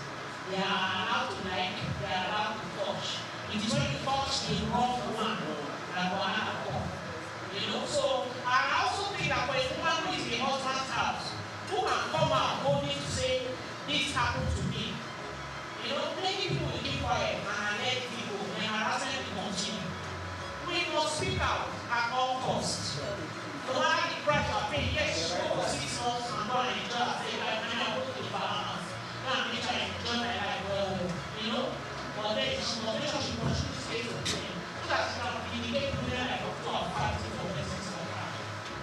When it's happening like this, it's stigmatization. You know, you have women in profession, you have doctors, lawyers, and they are going through this. So the first is, are we able to assist these women that ordinarily we look at them as women in power, and be able to assist them to the level that such issues are not, they're not stigmatized by such issues. So I think that's what we should be looking at. The fact that we have enabling environment to help these women, to protect them. Yes, it has happened. How do we protect them afterwards? Apart from women in power, we also have young girls that go through this. So how do we protect them? I know Lagos State is doing a lot, but I also believe that Lagos State can do more. Because if a woman has been sexually abused, the first thing she's thinking, how do I hide it? Even if she goes to the police, they don't take her seriously. So the thing is, how do we protect them? So I think Lagos State is doing more, like doing so much, like I said. I think we can also do more to make sure that when a woman has gone to sexual abuse, there's a certain way we protect her. You just want to take the I have a friend who wrote on his Facebook about that issue. That imagine how many women in offices have been abused by Natasha.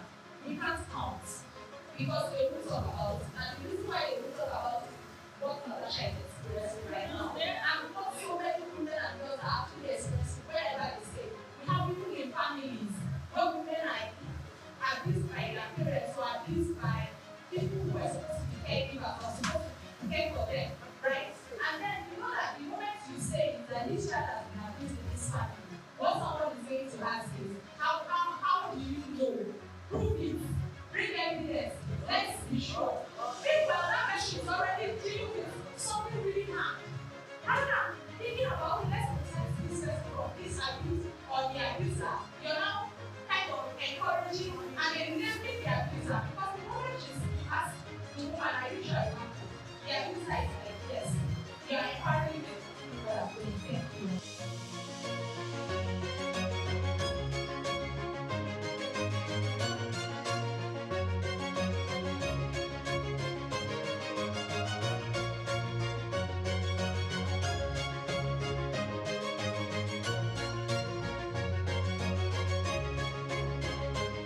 Particularly human trafficking.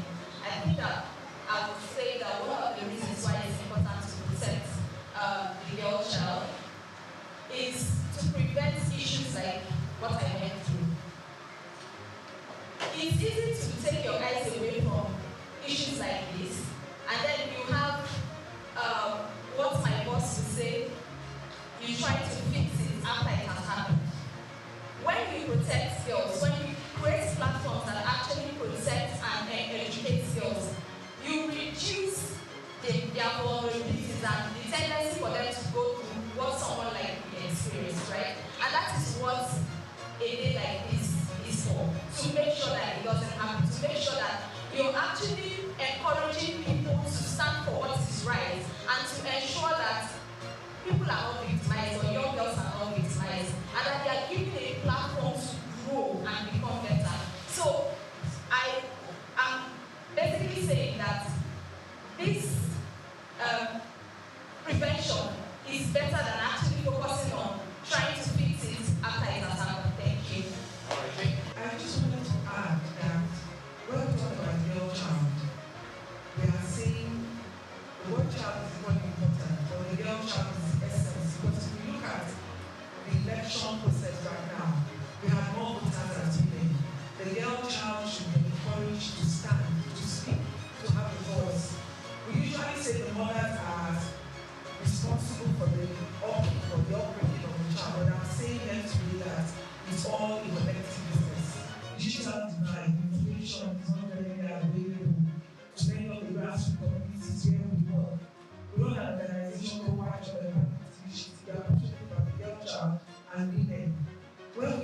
digital divide, we're talking about technology, it's not available. So we see in many communities in the grassroots, the girl child fine has improved that progressive era of the girl child should stay at home. But we are saying education is many grassroots communities prefer to put the one child in school, and they say, okay, let the girl child stay at home. So when we are talking to women, sad to say that in an area like our because in Lekki here, we see more of the boys in school than the girls, very close towards here. And the government is doing a lot. Lagos State is trying. We have a lot of agencies that are working. Ministry of Women Affairs, they are doing their bit. But when we talk about technology, we still have a lot of things to make available to the girl child. We have the World Literacy Foundation, for example, what they are doing for the girl child is they are able to come out and tell them this is the community where the girls are not being encouraged to go to school. They are ready to say, okay, let us set up some equipment, but this information is not available. How many NGOs, how many civil societies are aware that there's a group like that that is ready to do so much for the girl child? Thank you very much. The cost of the norms and the culture of our society, like in Africa, or down to the area of part of this country, outrightly does not favor the girl child. Just as the last thing I just mentioned, there are some things we believe in this country that is right, which is absolutely wrong. One, that priority be given to a male child over a girl child, without giving them equal opportunity, because either due to poverty or as a result of religious belief. And outrightly, you just conclude that the boy will do better, let the girl stay behind. And then we promote the boy child over the girl child, give them education, take care of them, and just believe that the girl will end up in man's house. That belief that girl cannot do better, that girl is limited, that girl has inefficiency, is very bad. And the religious belief as well, and cultural belief, I'm sad to say that some people believe that, look, a child girl is just for making money due to poverty. Let's analyze. When a man is so poor or is poor and he has 3 or 4 children, and maybe out of them 2 are boys, 2 are girls, he's looking up with the girl that very soon, at the age of 13, 14, this one will bring me money. Let's say the culture whereby when we are coming for that girl, they are making 2 or 5 pounds. He's looking at himself going to be a potential wealth man. So you'll be encouraged to what? To give the girl child out for marriage. And as a result of that, he finds back a lot of essential things, which you have had in life, opportunity to study, opportunity to get a lot of things, and end up descending poverty.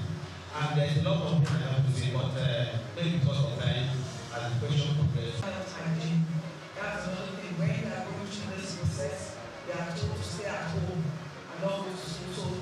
So the father and baby will say, why am I going to spend so much on school fees, especially when the poverty issue comes in? Why am I going to spend so much on school fees? When how many times in a month for a session that is for like 3 months, let's calculate how many days she's not going to be in school because of this mental issue. So let's keep her at home. So at the end of the day, that's another factor that results in the girl child being told to stay at home. And the healthcare centers are trying to do a lot. NGOs are doing a lot to try and see. UNDP, they're doing something right now where, okay, let me say. Girls are not allowed to make decisions, or they are not empowered to make decisions. So you find out that in families like what we are discussing now, you find out that these girls are not actually even taught how to make decisions for themselves. The men in the family should make the decision for you. They are the ones who know better, right? So it's part of what the problem is.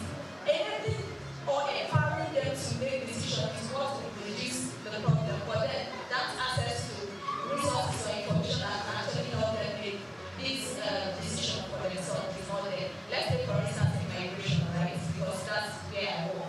You find out that most of the women who actually migrated, they migrate because they understand what migration is.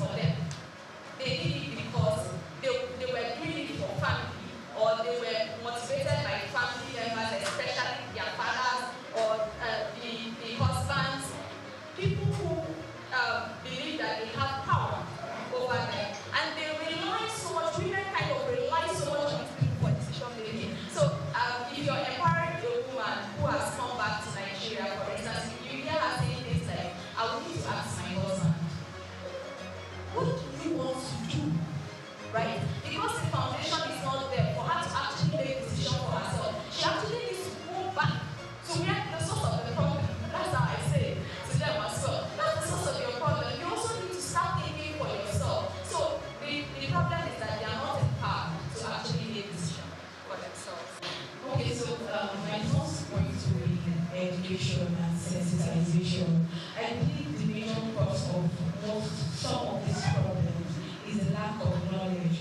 You know, when there's a popular saying that knowledge is power, what you don't know, you don't know. I believe you can create a safe system for our women, for our girls to speak up when they are going through a lot, when they are passing through things. I know we've not spoken about domestic violence here, we've not spoken about abuse, we've not spoken about emotional abuse, not even physical abuse. A lot of girl child out there go through these things, but they cannot speak up.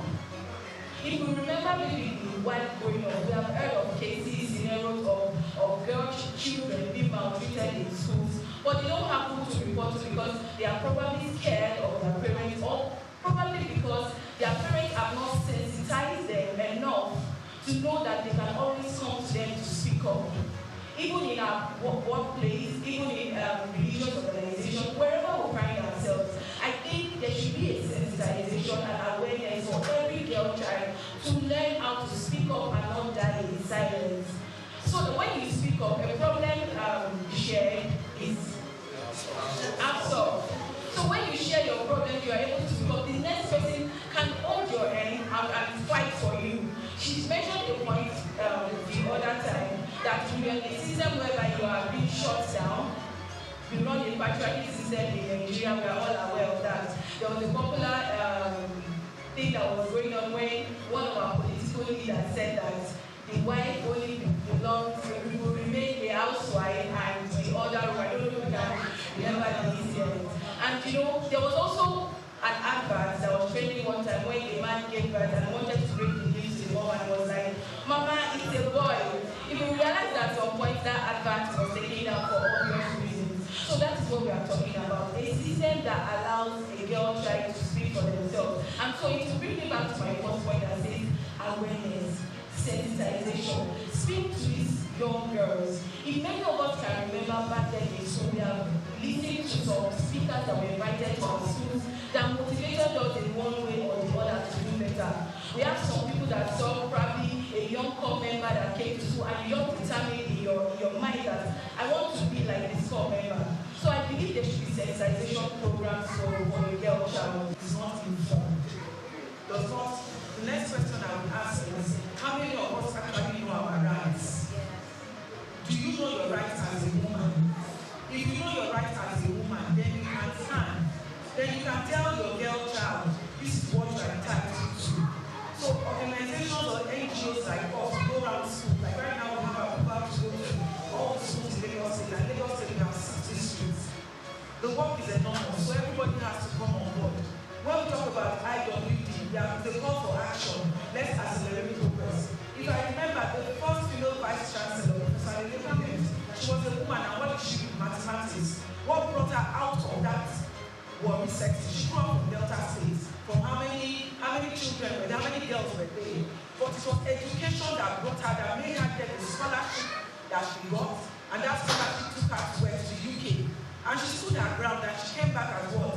As one of the renowned mathematicians we have in Lagos State. So education is a provider role. Nobody can underplay it. So I feel I'm limited because the options are not really available to me. And I thought that what you don't know is what you always think is very good. We've gone to all these schools. Fine, you don't have what you call it, a sports center in many of the public schools you have here. Where they play basketball, you have to take them to the stadium. But that should not be a limitation for you. Right now, you are being sent to school. She was complaining that amongst those she was brought from the village, that she's the one that they would wake up early in the morning to do the chores, to do the list. And the director there that was with us for the program got up and told her, this story you are giving is not a limitation for you in any way. So NGOs have a lot of work to do because we're able to encourage that girl, that education, the fact that they've even sent you to school, be grateful for that. You can take yourself out of this place where you have found yourself.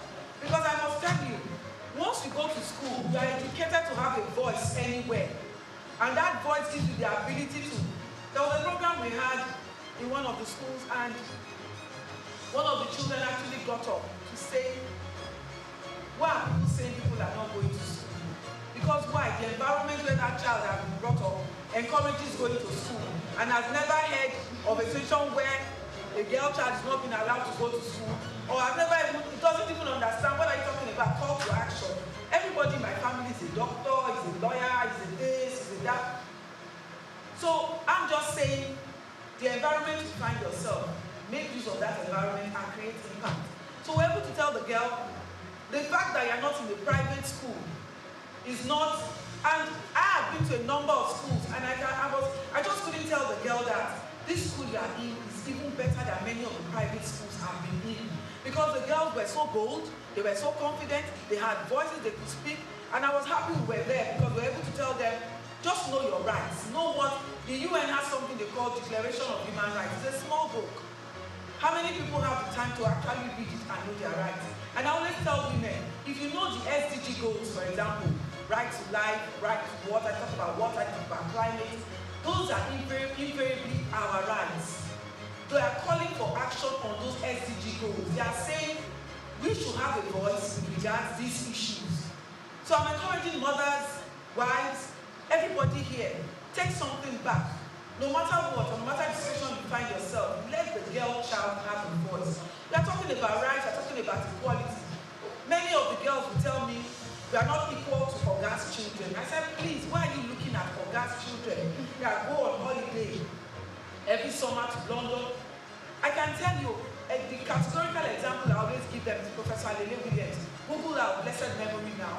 She wasn't from an elite home, but at the end of the day, there's nobody that has not heard about Professor Grace Alele Williams.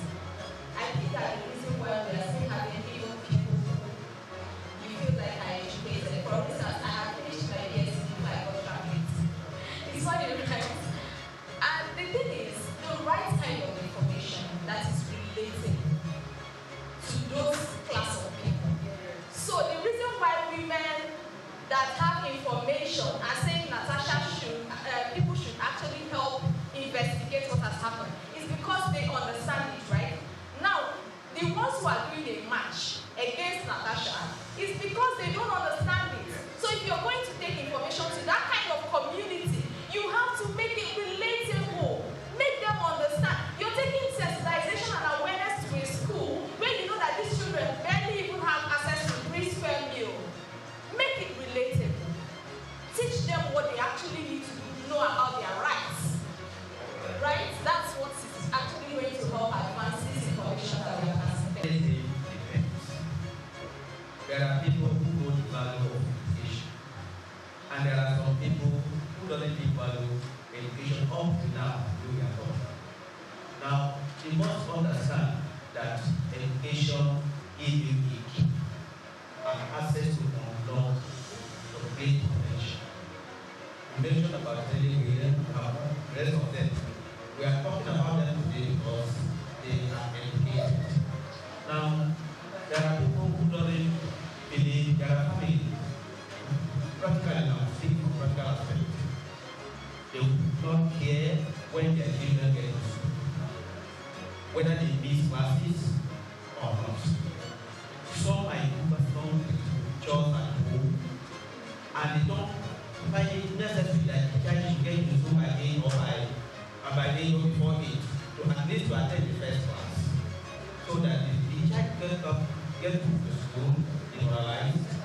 Some of them are big, some of them are dead, and they can't even concentrate. So what we need to do most of the time, we come there, relate to them, talk to them, give this child the benefit of Shiksa, so that she will be able to concentrate at school and to learn. I'll give you a scenario of a child left in the school, and the child closed by 1 or thereabouts. So, you see, they just push their child to school and they let the child or the school to take care of. They don't care what happens after the school, and they don't even know that the child's life matters. The child will grow up and to understand that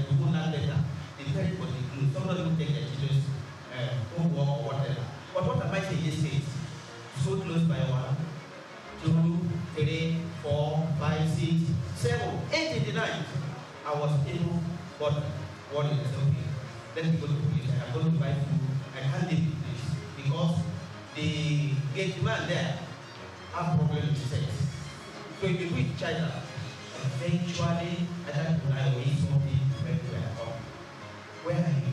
Say it's not that. They are only one of them. They are afraid. Can you think about that? So at least the child you want to go to come to school and come again and you do our homework and this and that.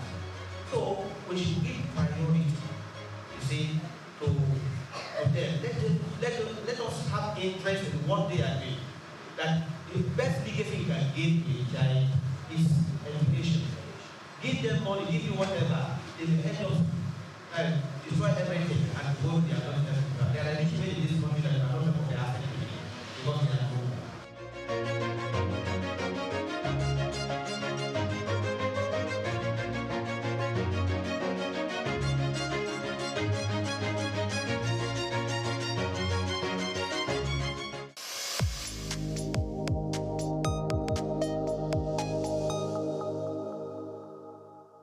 Known as the father of African literature, Chinua Achebe was born on the 16th of November 1930 in Ogidi, now Anambra State, eastern Nigeria. He was born to Isaiah Okafor Achebe, a teacher and an evangelist, and Janet Anenichi Iluegbunam, a vegetable farmer. Achebe has reshaped the global understanding of African identity through the power of storytelling. Raised during the twilight of colonial rule, Achebe's education was steeped in both Igbo tradition and the Western values of post-colonial Christianity. As a student at the University of Ibadan, he became fiercely critical of how Africa was portrayed in Western literature. Achebe believed that Western literature often painted Africa as a dark and primitive continent, but he sought to tell the African people's lens. In 1958, Achebe's groundbreaking novel Things Fall Apart shattered colonial narratives through the tragic story of Okonkwo, an Igbo warrior. Achebe illuminated the complexities of African culture and the devastating effects of European colonization.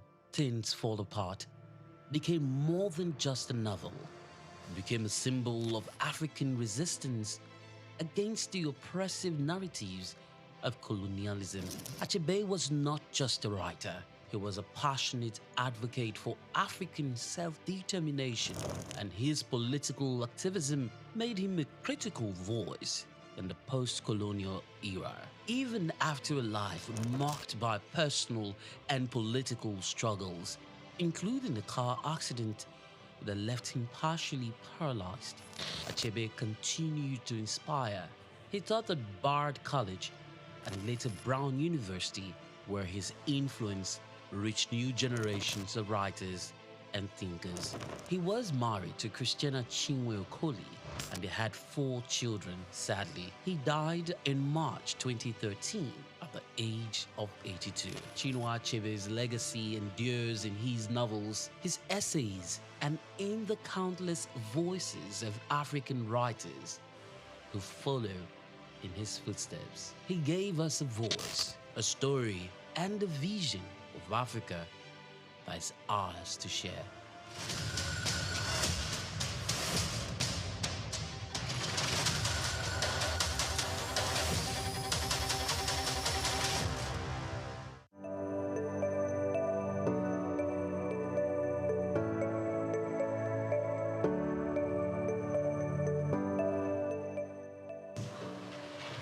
Directors, President, Nigerian Guild of Editors, distinguished editors, ladies and gentlemen, good morning. Mr. Chairman, as part of your engagement to engage with various stakeholders, you have met with various groups, and another critical group that you are meeting today are members of the Nigerian Guild of Editors. because you had a meeting with NUG where they selected journalists from states of the Federation, where you share your vision and also seek for their support. It's the same thing we are here to do. Editors, before you is the chairman of the ICPC. Before becoming the chairman of ICPC, he was the Commissioner of Justice in Jigawa State. And he has a vision that he intends to unveil, or he wants you to help him so that he achieve this vision. Dr. Musa Aliyu San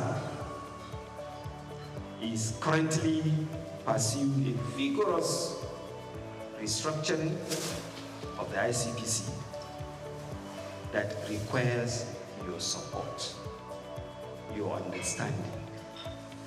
And that is why I came to Lagos purposely to meet with you and to seek for that support. Distinguished editors, I present you as one of you. I present you the chairman of ICPC and Dr. Musa Ali San. Mr. Chairman, you are welcome, sir. The management staff of ICPC, distinguished ladies and gentlemen, I'm really happy and delighted to be in the midst of these distinguished Nigerians. And I have to say that we at ICPC, we really cherishes and greatly values the partnership with you all, because we know that you are really great and valuable because of the role which our Grand Norm has given to the media. And there is no doubt that your dedication to exposing corruption and enhancing our efforts has been crucial in fostering a more transparent society. And our decision to come here today is part of our determination to strengthen our partnership. This is why this breakfast meeting is not merely an event, but a reaffirmation of our shared mission to combat corruption and uphold integrity in Nigeria. And your support for the ICPC in delivering its statutory mandate, including its robust activities and initiatives in fighting corrupt practices and other related offenses in Nigeria, is really commendable, because you have been really helpful in enlightening Nigerians about the problem of corruption. And I'm personally filled with gratitude that the media has continued to positively boost the ICPC's anti-corruption public communication efforts. Your investigative reports, analysis, and overall dedication to truth have helped in exposing corrupt practices, because there are a lot of stories that you published which help us in our investigation. And most of these stories, they have led us to discovering some massive challenges that is facing, or that are facing our public sector. And if I may recall, there is one whereby it has to do with our youth. A contract supposed to be executed for the benefit of our youth, but the humongous amount of money was diverted. And it was as a result of one of you we discovered the challenge. So I thank you for the contribution. As we salute your commitment to the crusade against corruption, ICPC under my leadership is really serious to ensure the sustenance and heightening of our collaboration with you. And the media is not merely an observer, you are a frontline partner in the fight. And over the years, ICPC has adopted a strategic communication approach in line with Section 36 of the 1999 Constitution as amended and Section 27, Sub 4 of the ICPC Act. And these laws ensure the protection of suspects' rights while remaining strict, diligent, and stern in our actions. And ICPC will remain resolute in propagating the rule of law and protecting human dignity. And also, ICPC under my leadership prioritizes the protection of whistleblowers and the integrity of investigations. And transparency is a cornerstone of our work, and we will continue to provide verified information through official channels, which include press releases, newsletters, and our digital platforms. May I quickly review some of our engagement last year? Last year, because I was Attorney General, and I rallied my former colleagues, we had a meeting in Abuja whereby we look at the challenge of corruption at subnational. We reviewed the problems and also agree that we need to work together. As a former Attorney General, I know that they are critical because they are the chief law officers of the states. That is why I engaged them, and after the meeting we had in Abuja, we started the zonal engagement. We had one in Kano for the Northwest, where we discussed challenges around corruption within the zone. And also this year we are going to the other geopolitical zones to have similar deliberations. And also in September this year we are going to sit down and review what we have done to see how can we partner. Because I feel the attorneys general are critical. And as chief law officers, they need to work together with us, because by Section 15 of the Constitution, all of us are supposed to put heart on deck in order to fight corruption and also to see how can we tackle abuse of office.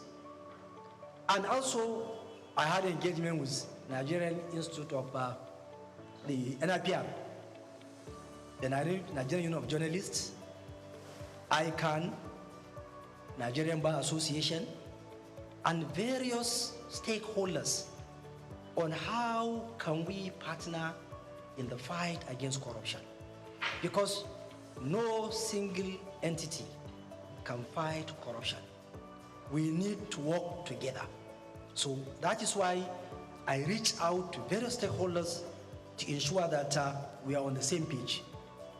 And last year, we were able to reach out fiscally 1,458,000 individuals through our 579 sensitization exercise conducted under our community engagement programs. And we issued about 188 press releases. And also the Commission experienced increased followership in our social media platforms. And also we introduced what we call ethics pods, a podcast, whereby we are sensitizing Nigerians around the issue of corruption. And also, there is no way we can succeed without having planning.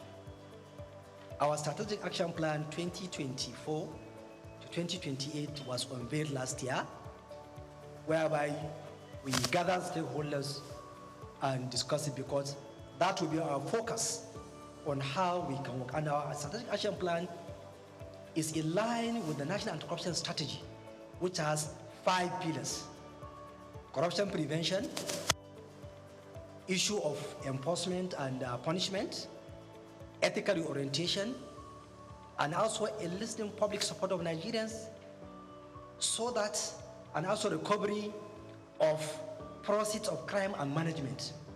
And this is the area whereby we have upscaled our activities to see that we trace, recover, and manage the process of crime, and also to remit it back to the Consolidated Revenue Fund, so that we won't allow those allegedly took away what did not belong to them to go away with it. Because if you allow them, once they accumulate the process of crime, no doubt they will use it and also to fight back.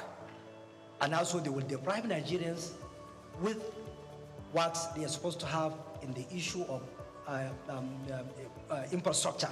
So that's why we focus seriously in that area of recovery of process of crime. And also ICPC, as you know, that it has laudable programs. And one of the key issues which I focus is that I ensure that I consolidate all what the previous chairman of ICPC have done, from late Justice Mustafa Akambi to Professor Wasoni.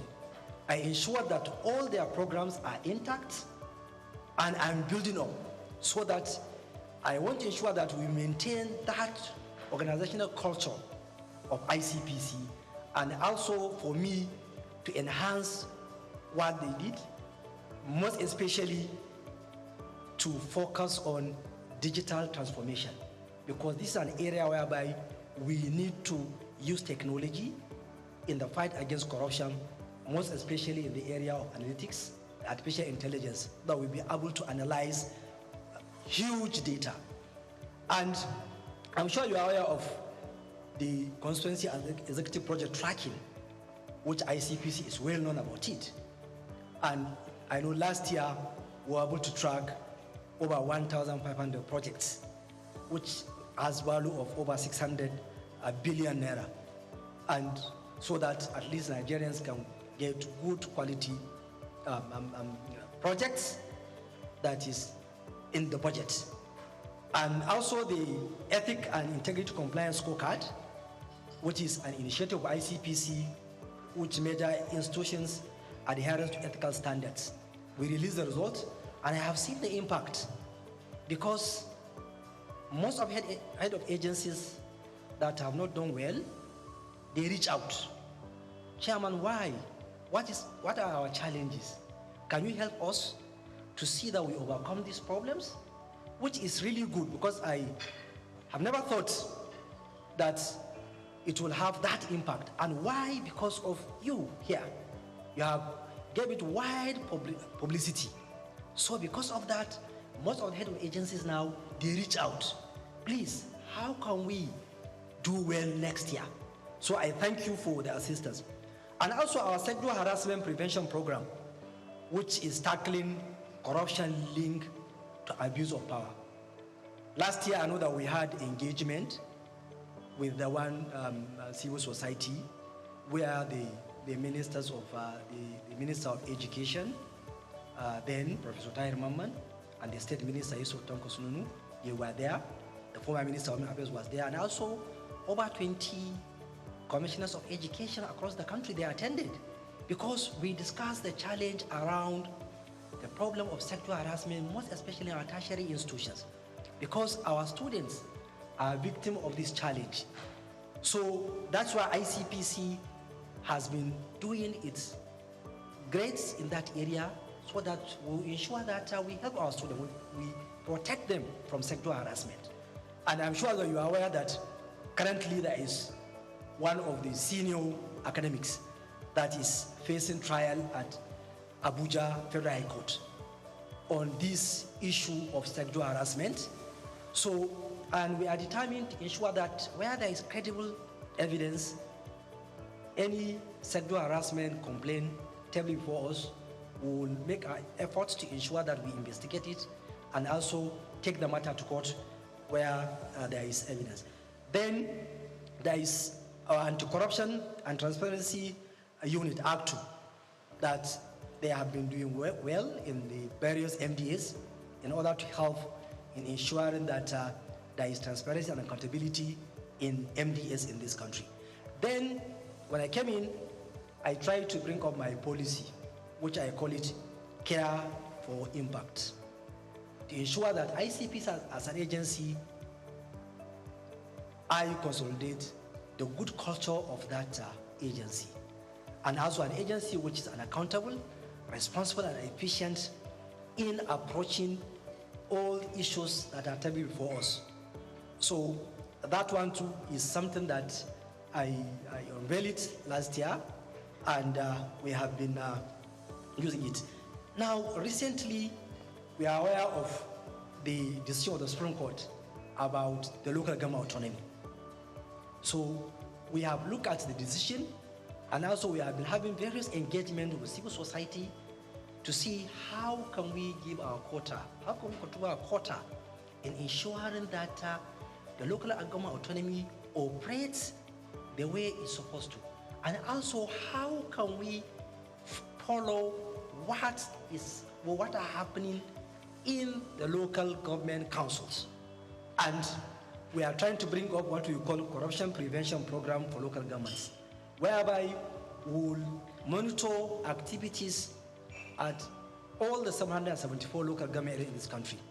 One problem we notice is that in this era of technology, there are only 7 local government areas in this country that have functional websites. So we feel that is not right. So we will now try to see how can we use technology to force the local government council to make information available to Nigerians so that Nigerians can follow what they are doing. You, also the editors and other media stakeholders, can be able to follow what are they doing so that we will monitor if there are issues, questions can be asked. We too, we can follow because we don't have the enough manpower to go over all the 774 local government areas. But we feel technology can help us. And we know that practically, I don't think there are procurement processes in our local government councils. This is an area where we need to look at. And also, we will ensure that there are mechanisms around control of corruption, around the issue of finances of local government councils. So we will team up with the media, with the civil society to ensure that information are available. Nigerians know what is happening so that at least it will reduce the challenge of corruption at local government level. Last 2 weeks, we are in Gombe, myself and Ola, the chairman of the EFCC. And we discussed around the challenges at local government level. So, and we are determined to ensure that we focus there so that Nigerians at the local level can get the dividend of democracy. And even recently, we have been facing challenges around the issue of this local government autonomy because there is even one caretaker local government chairman whom we charged to court because after the decision of the Supreme Court, he continued to spend government money to award contracts despite the fact that the Supreme Court said, look, stop. And also we know how challenging this issue of local autonomy has been since 1999. But ICPs as an agency, we will ensure that by virtue of Section 287 of the Constitution, we have the power to ensure that the decision of the Supreme Court is implemented fully. And also, I'm appealing to those who are making attempts not to comply with the decision of the Supreme Court to please desist. Because Supreme Court is the last court. Once it delivers a judgment, we must comply. That's what is rule of law. Because ICPC will continue to monitor and investigate because any caretaker local government chairman from 11th of July 2024 who spent public funds who award contract. That is corruption. Because you don't have the mandate. And also the Apex Court has already spoken, so we must comply. Now, in my 1 year in office, there are a lot of international engagements which ICPC engage in. And in one of the engagements is that last year in September, we had an event in Beijing, China, whereby there is Global Network. Global Network is a coalition of over 200 corruption agencies across the globe from 124 countries. And I had the privilege of leading ICPC delegation and Nigeria, whereby Nigeria participated in an election of steering committee member, and Nigeria was elected as one of the top steering committee member of that global network. And also, one area which I made mention that we have been focusing is the issue of asset recovery. Asset recovery is really area whereby we in Africa, we must focus on it, because we have seen how our own resources have been taken outside the continent, going to the global north. So that was why at the African Union level, if you may recall, in 2015, there is Thabo Mbeki high-level committee, whereby the heads of state of African countries agree that there is need for a forum of asset recovery practitioners in Africa.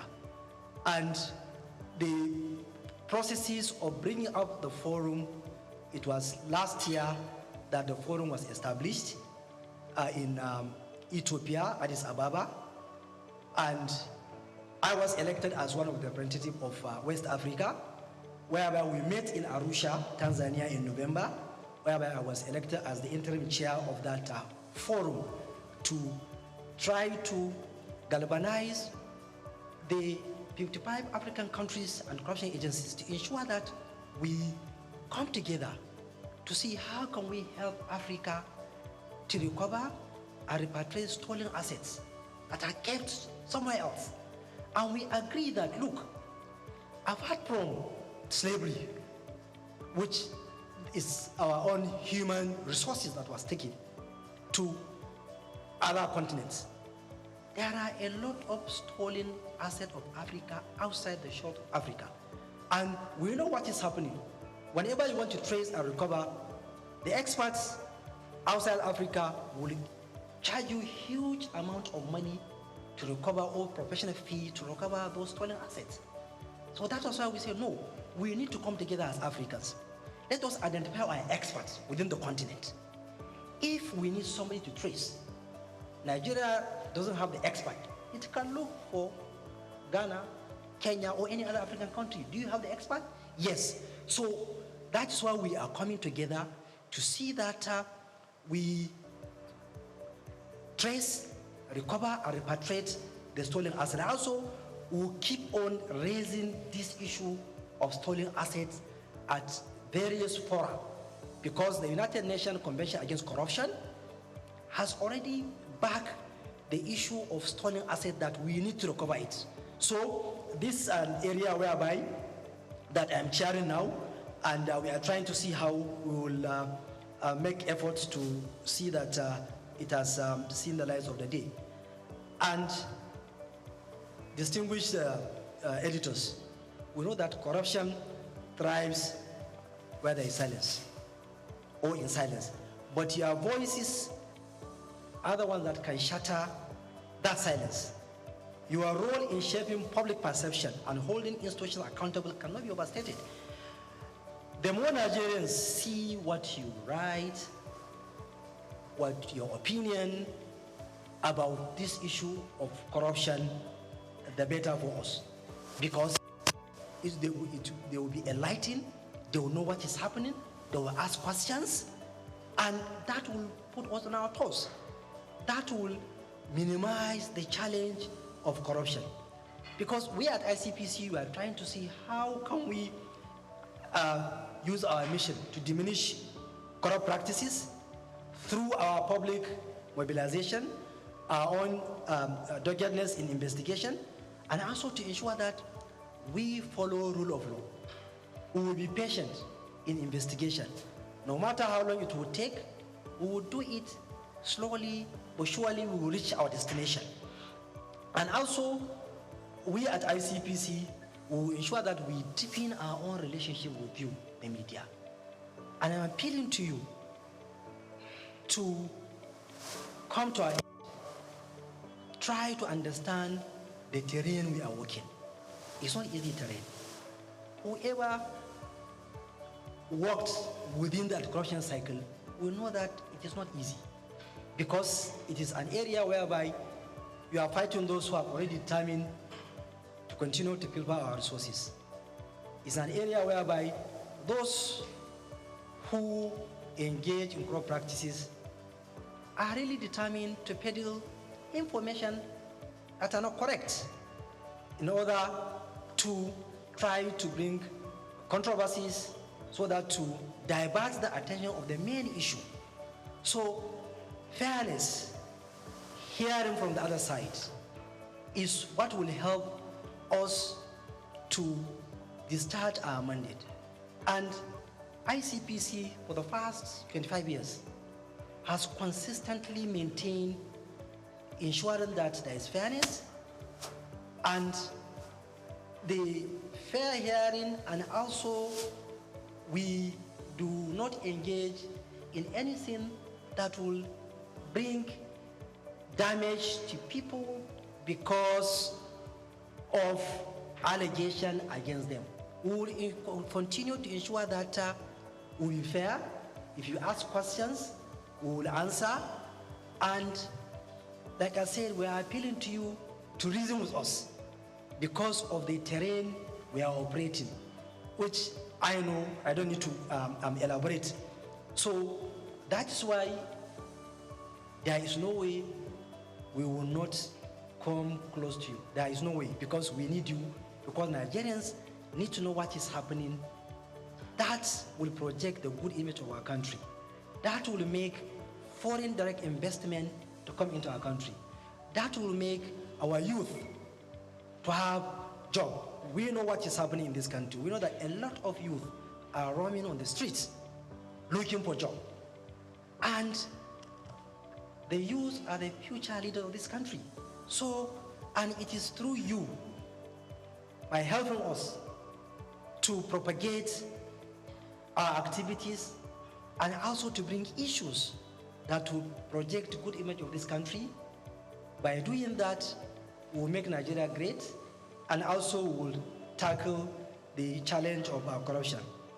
And conclusively, I want to emphasize that you mean a lot to us, and that we count on you as dependable partners in ensuring that Nigeria is corrupt-free, and also I'm sure that partnering with you will continue to help ICPC to move forward, and also ICPC will continue to record achievements, and we hope that the aspiration of Section 15 of the Constitution will be realized, where Nigeria will be a country free from corrupt practices and abuse of office. Thank you so much. Money and property last year, and I even know even this year too, we recovered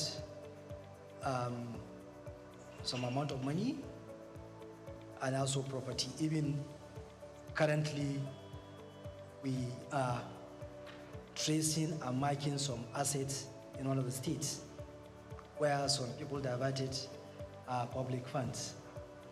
Even this morning, I know that there is an amount of money which we recovered from the diversion of public funds. So we are talking about both the fixed and movable property. That's if you are talking within Nigeria. Even abroad, it is the same thing. Although during my time, ICPC did not recover any assets from taken outside the shores of Nigeria. But I know that we are collaborating with one of the African countries about money that was brought into Nigeria from that country. We are tracking and to trace the money so that we will see how the money can be taken back to where it was brought in here.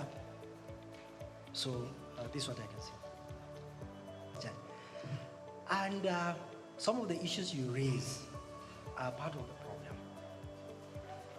Like I said somewhere else, and I kept on saying, I will say it here.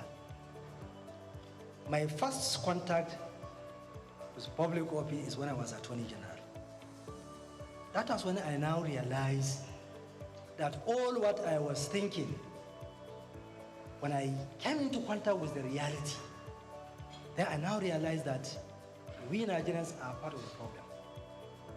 One of the issues you raised about societal pressure. I'm not saying that it's a justification for any public officer to engage in corruption. But if you, I'm sure you have had one or two discussions with those who are holding public office. The kind of stress, the pressure that public officers are undergoing in this country is too much. Because the family, the friends, associates expect you to give them money. And this is one of the factors that is now pushing those in public office to go into that.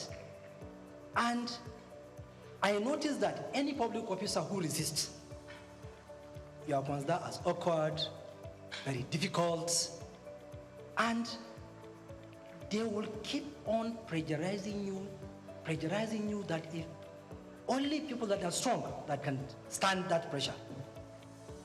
And also some people too, they are even daring, will tell you, I was a victim when I was Attorney General. And I want to say it here, maybe the person who did it will hear an issue which I say, look, AG, we want you to do this thing. I say, sir, it's not even in public office, it's not even a public officer. I say, sir, I can't do this thing because my conscience will not allow me to do it. After they put pressure from different angles, okay, you are a young man. How? I don't want to destroy your career. And I say, sir, my career is not in your hand. It's in the hand of God, my Creator. And I left. What followed, it wasn't pleasant. I had to battle for more than 1 year of series of blackmail, from one blackmail to another, just because somebody wants to get money. And he can only get that money through me. And I was put under intense pressure to succumb, which I did not. What followed was I was put under serious stress. Now, the second problem is there is this theory. Whenever the corruption, if you look at it, if the benefit is high, the risk is low, people will keep on to engage. If people know that if you engage in corruption, it is really highly risky, you will lose your reputation in public. People will never consider you as somebody who has reputation in the society. People will be careful. If you know that the punishment is going to be very harsh, people will be careful. But if the risk is very low, the benefit is high, so people will continue to engage. So that is why we need to look how can we strengthen our laws to ensure that those who engage are punished seriously. And also, you, the media, you have the role to play in sensitizing Nigerians that those who are trying, please try to support them. And distinguished aides, I want to tell you that there are good people in this country. Every part of this country, there is no part of this country that I did not come across people that detest corruption, people that are serious, people that help me. I met a lot of people that are trying to see how can we help this thing, how can we fight this corruption, Chairman. But the problem is that the support from the public,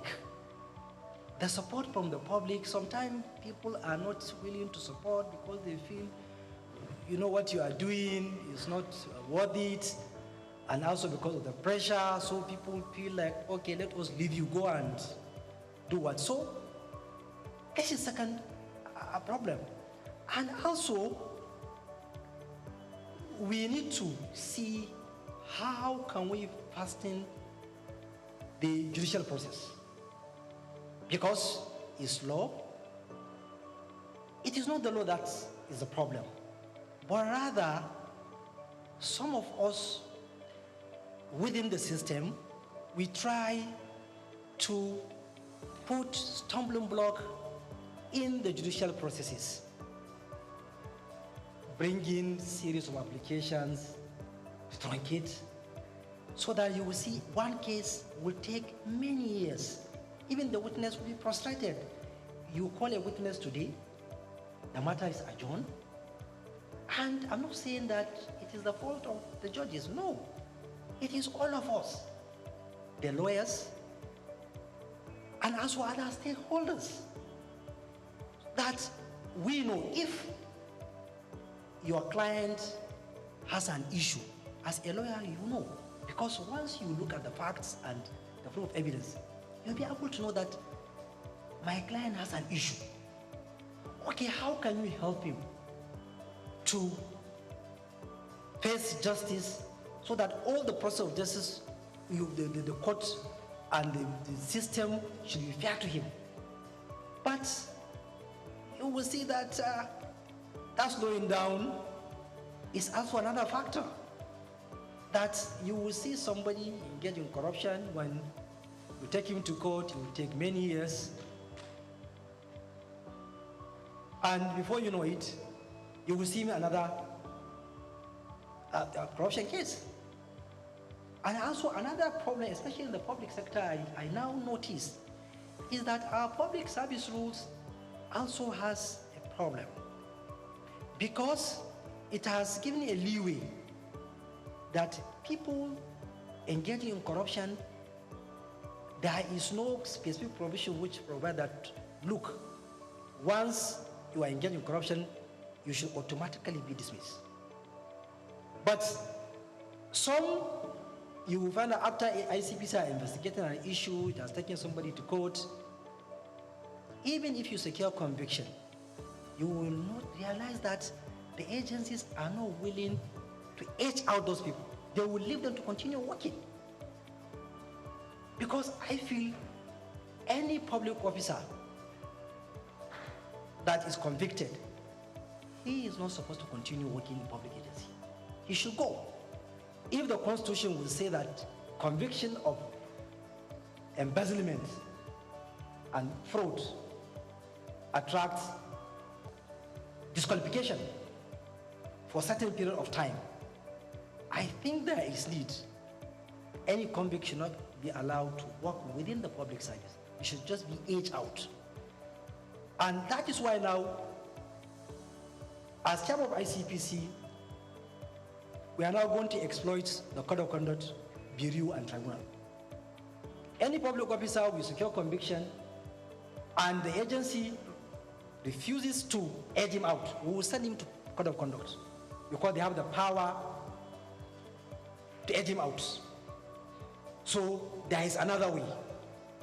so that we don't allow people to continue. So these and other issues are part of the problem, why the problem of corruption will keep on coming and coming and coming. And also the institutions are really weak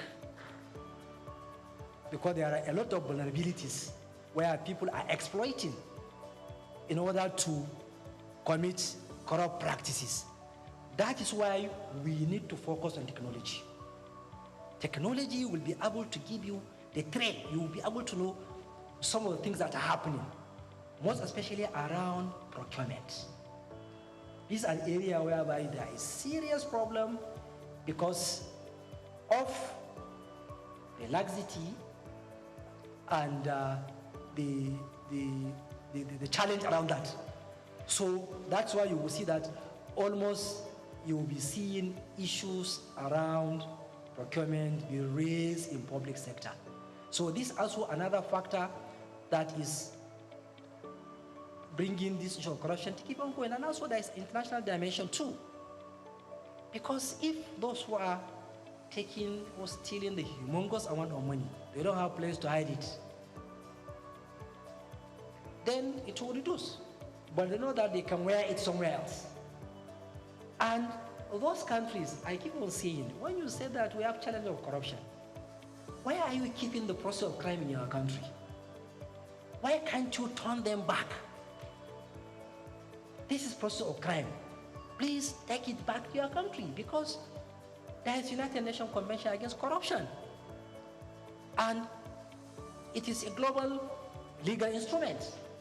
But you will find out that when they wear the money outside the country, there are a lot of technicalities. MLA, other things that you'll be frustrated because the legal mechanisms are made in such a way that it's even very, very difficult for you to recover. So if they know that they cannot take it somewhere else, I think the problem might reduce.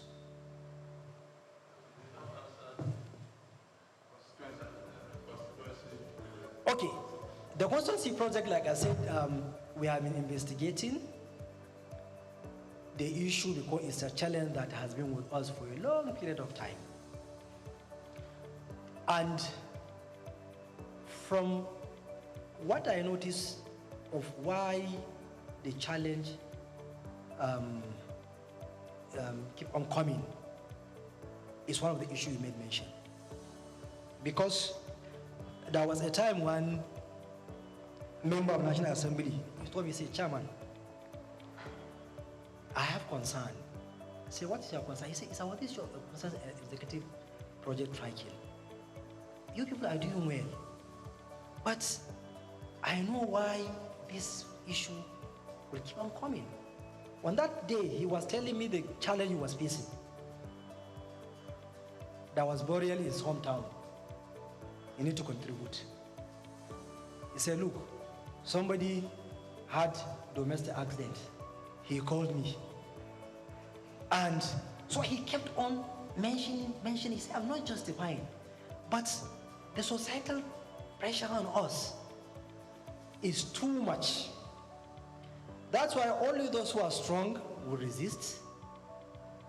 And I don't know whether that is part of the reason why we are having this challenge. And to be frank with you, we have noticed areas whereby some of them did not execute the project. We have noticed whereby some of them, they did shoddy job. We have noticed whereby some of you notice that, like I keep on saying, a well is supposed to be dig in one place and somebody will just take it to his home farmland.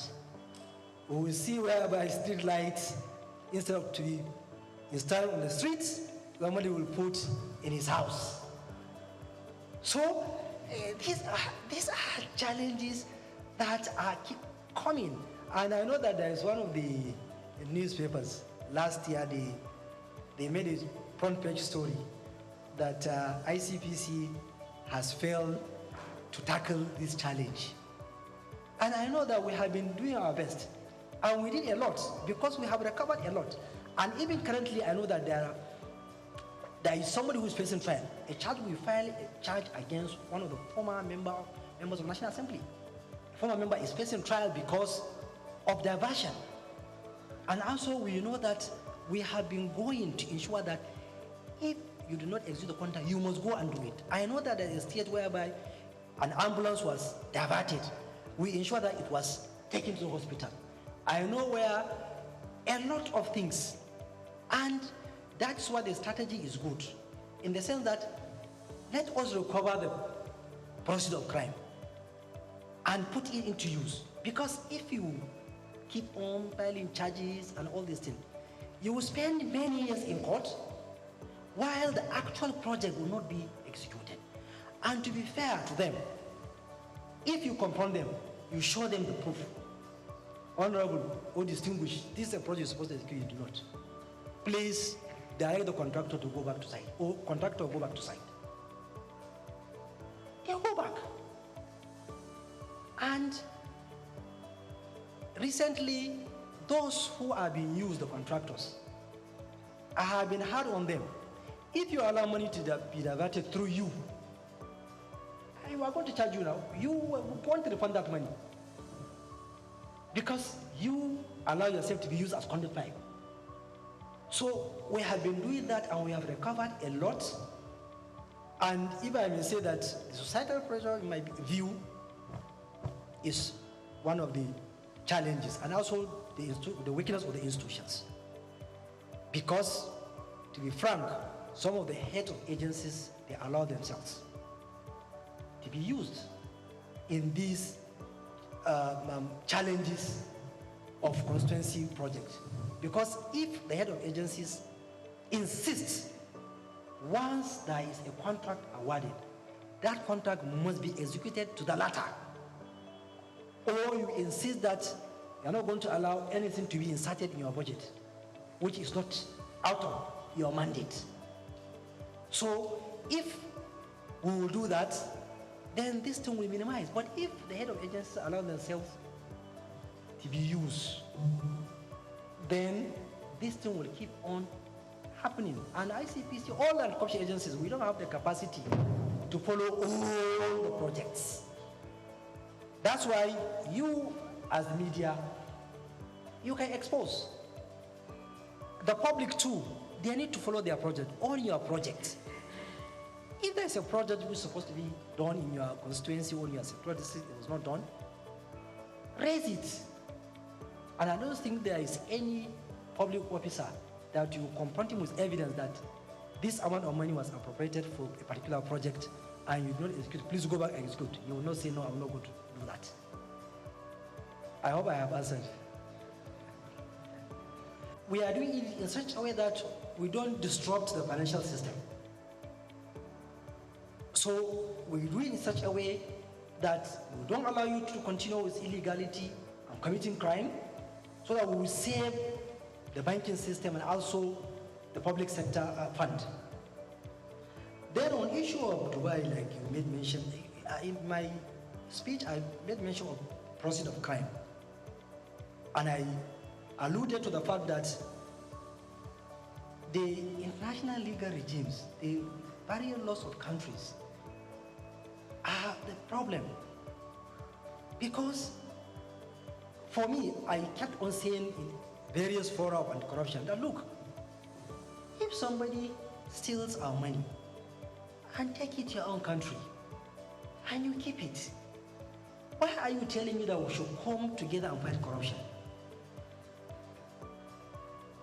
Why? Because you know, because your own, there is no your money in my country.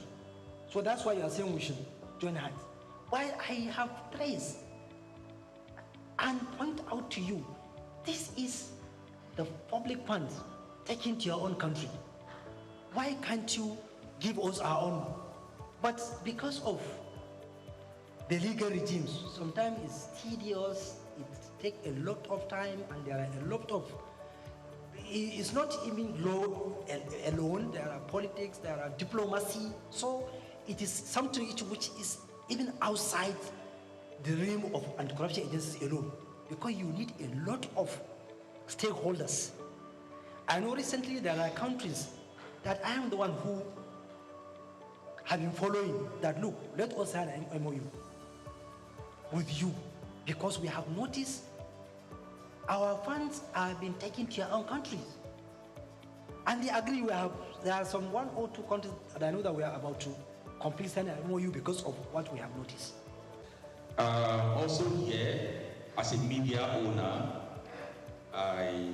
here with my team, we have a radio station and also a television station. I want to commend your efforts.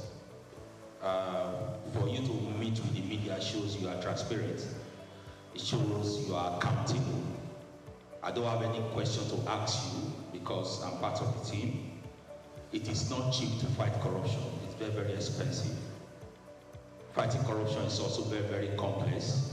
It's not as easy as we used to say it. It is only the person that is wearing the shoe that will know where his pitches is.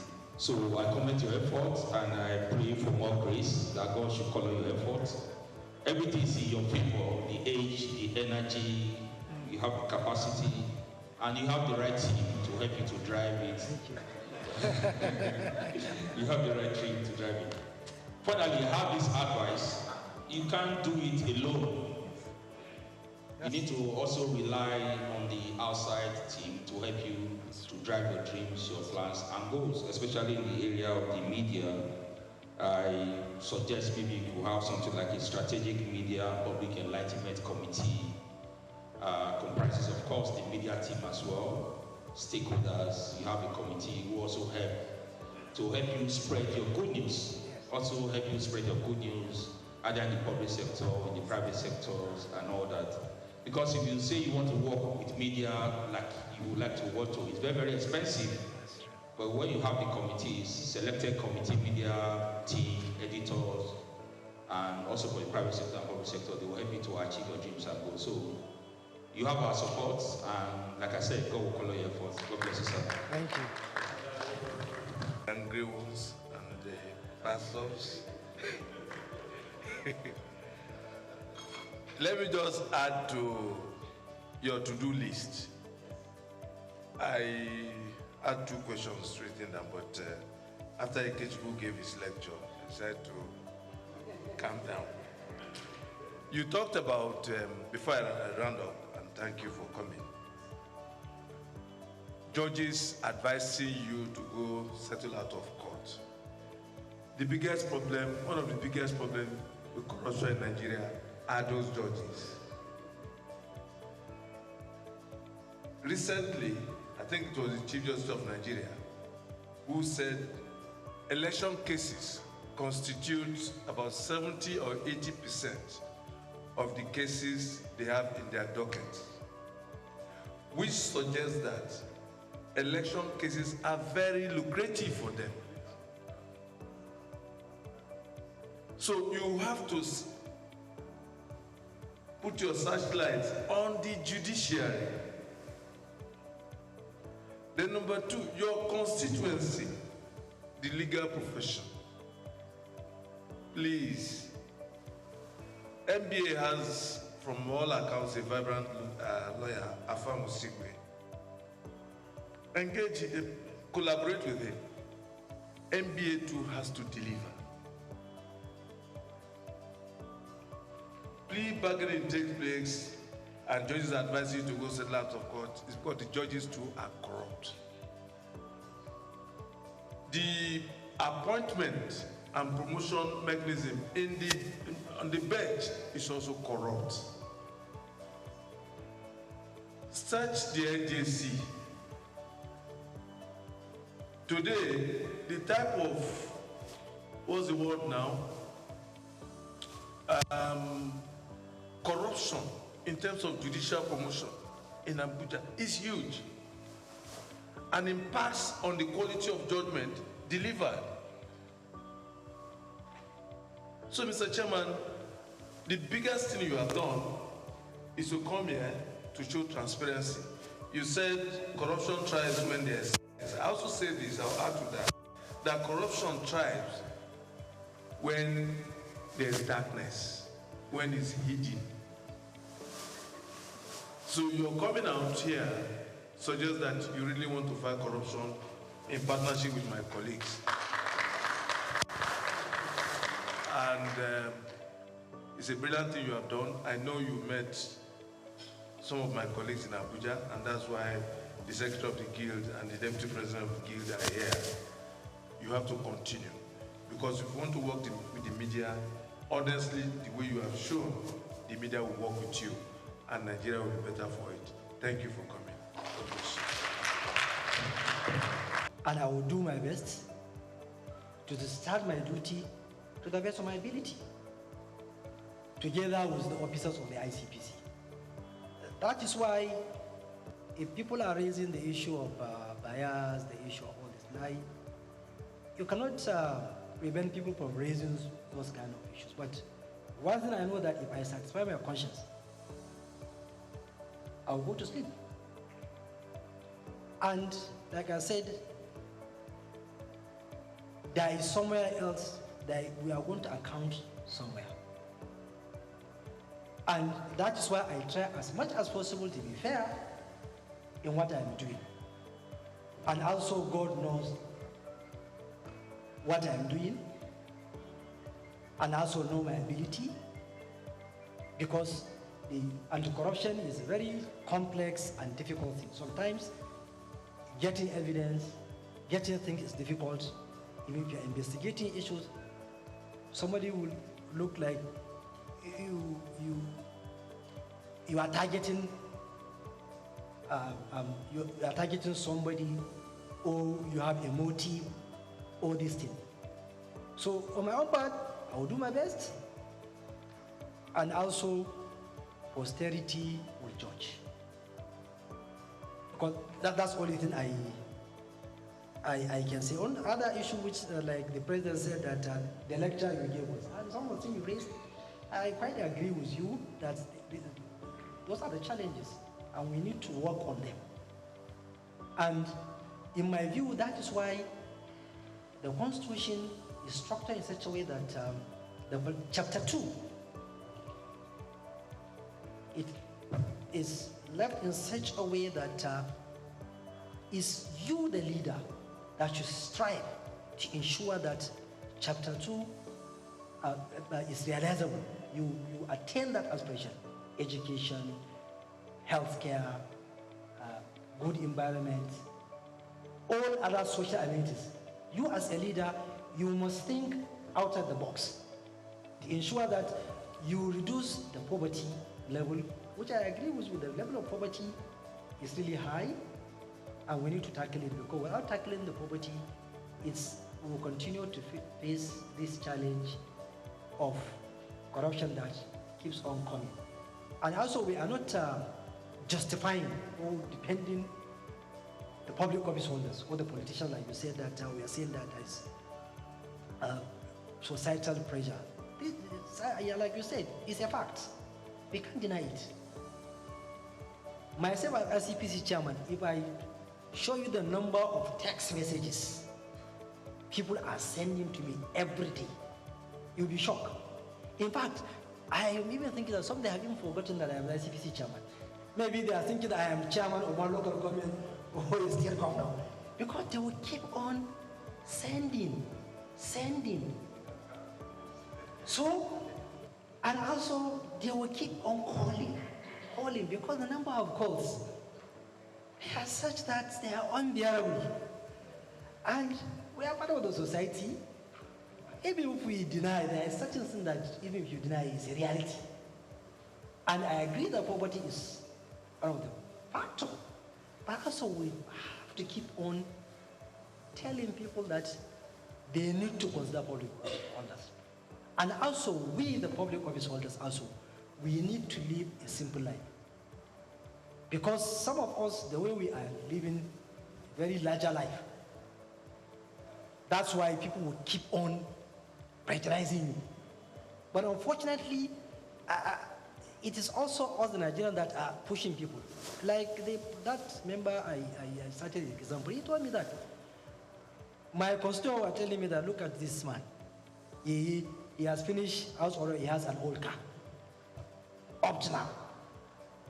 So people are even looking at you, there are certain things that even if you exhibit as a public officer, people will look at you that is strange. So why? Because it is the society that are pushing people to adopt a life that will put you in trouble. And once you resist, like I said, they will say you are awkward, you are difficult, you know, all these things. And we are all human beings. And that is why we need that support from you, the media, in your own writings, articles, and opinions, and also the public too.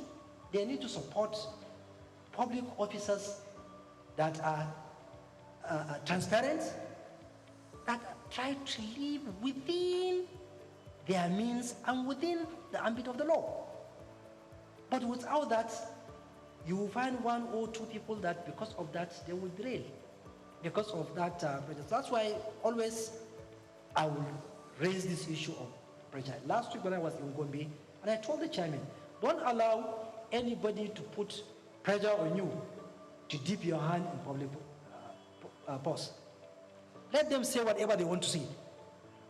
Because one day you are going to leave. It's better for you to leave, you go home and sleep well, than for you to leave and something to follow up which will not be nice.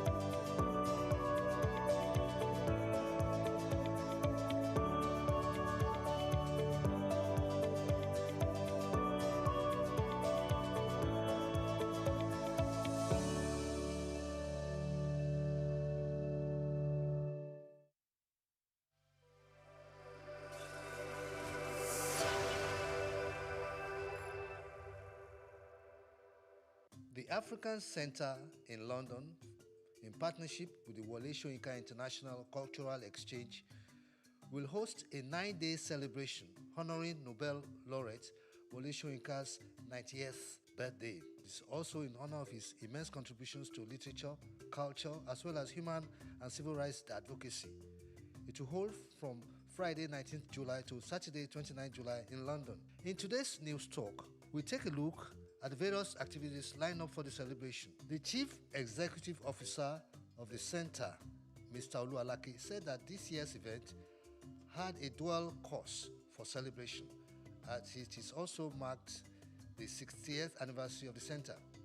Mr. Alake pointed out that the Centre was honored to partner with the Wole Soyinka Cultural Exchange Centre in celebrating Professor Soyinka's remarkable life and his long-standing association with the Centre dating back to 1969. He was of the view that Professor Soyinka was not just a literary icon, but an integral part of the history of the Centre, adding that it was thrilled to host his momentous occasion and share the professor's history with all generations of literature lovers. Executive producer Wole Soyinka International Cultural Exchange, Dr. Teju Karim, noted that Professor Wole Soyinka had consistently pursued the betterment of society through his support for freedom and the common good of all, irrespective of age, class, gender, religion, or political affiliation. According to Karim, Soyinka's career spanning academia, literature, and activism exemplified a profound commitment by creating a just and equitable world, thus highlighting the essence of Eniogun as both a personal and universal pursuit. All through the 9 days celebration, the African Centre will host exhibitions, roundtables, film screenings, live music performances, and poetry recitals. Visitors will also be able to explore Soyinka's literary journey, WS, A Life in Full, a comprehensive display of his published works and photographs from his personal archive, 9 lessons of Kongi, a collection of paintings by youth members of the Vision of the Child, mentored by Soyinka, and incorporating African identity. There is also a tourism showcase based on public reading of his poems. Also included is a rare presentation of Soyinka's Passion collection of Onitsha market literature. Another highlight of the program will be the London premiere of a new feature film inspired by Soyinka's seminal prison memoirs, The Man Died, to be accompanied by a question and answer session with the director, Awam Akpam, and the producer, Femi Odugbemi, and some members of the cast and crew. Also premiering in London is Ebori Meje Road, a documentary based on Soyinka's former residence on the University of Ibadan campus, from where he was arrested in 1967 and where he returned after his release in 1969. It featured revealing interviews with some of his children, siblings, and associates. The director, Kola Tubosun, will also engage with the public. Other activities will include the daily screenings of films and documentaries related to or inspired by Soyinka's life and work, and Kongi's Night, a series of evening entertainment including live music performances and the Afro-Funk Collective. Juwon Ogungbe, Lekan Babalola, Ola Onabule, Aduke Kayefi, as well as jazz session with Bumi Thomas and music party with DJ Abbas will also feature in the program. There will also be talks, seminars, and workshops on navigating the new publishing industry, the impact of A1 on cultural identity, cultural sponsorship and corporate social responsibility, and a symposium on the future is now, a decolonization intersection by partner institution Bournemouth University, while Utopia Theatre will host a virtual unveiling of Soyinka's portrait at the University of Sheffield. This is Bayo Olaoye.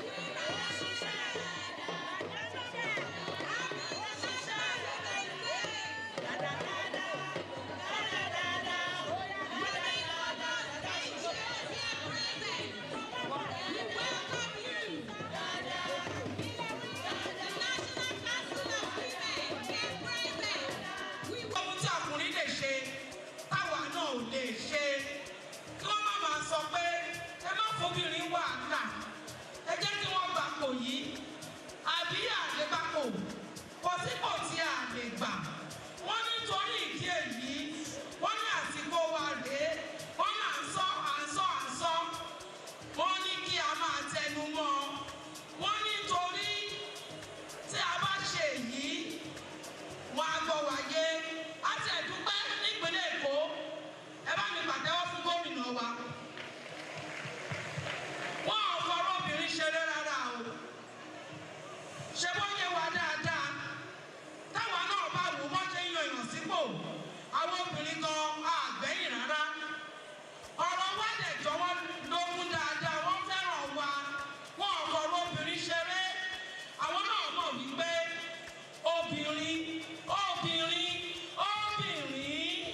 èèyàn ńlá ni wá bẹ́ẹ̀ ni àbí bẹ́ẹ̀ kọ́ nítorí ìdí èyí òun ni wọ́n ń tọ́jú wa ní gbogbo ìgbà lójoojúmọ́ ọlọ́pàá òjọ̀pọ̀ ètò tí iléeṣẹ́ tó ń sọ̀rọ̀ obìnrin àti ìgbógun ti ìṣẹ́ ní ìpínlẹ̀ Èkó òun ni wọ́n ti ṣe kò ń ṣe iléeṣẹ́ yìí nìkan wọ́n ṣe káàkiri ni nítorí náà ẹ jẹ́ ká pàtẹ́wọ́ lẹ́ẹ̀kan sí i fún ìjọba ìpínlẹ̀ Èkó ní Èkó tí wá yàtọ̀ o wọ́n ń tọ́jú wa wọ́n ń ṣètọ́jú wa lójoojúmọ́ kò sí ọdún kan tí iléeṣẹ́ wápà tí wọ́n pín ohun èlò fáwọn tí wọ́n kọ́ níṣẹ́ kò ń ṣe wípé wọ́n kọ́ wa níṣẹ́ máa lọ láì gba ohun èlò iṣẹ́ àwọn tá a ti jàǹfààní apọ̀lọ́jà àtìrẹ́rẹ́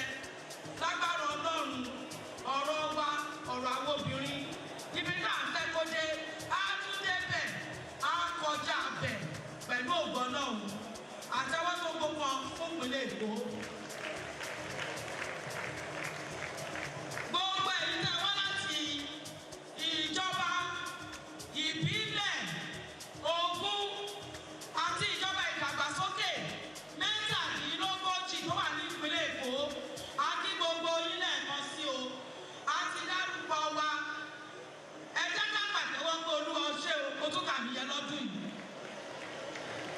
Inú àwẹ̀ àwọn onígbàgbọ́ la wà inú àwẹ̀ tí mùsùlùmí kí àwọn tí mùsùlùmí kan máa ṣe alihamudulilayi ní ìdí ìgbọ́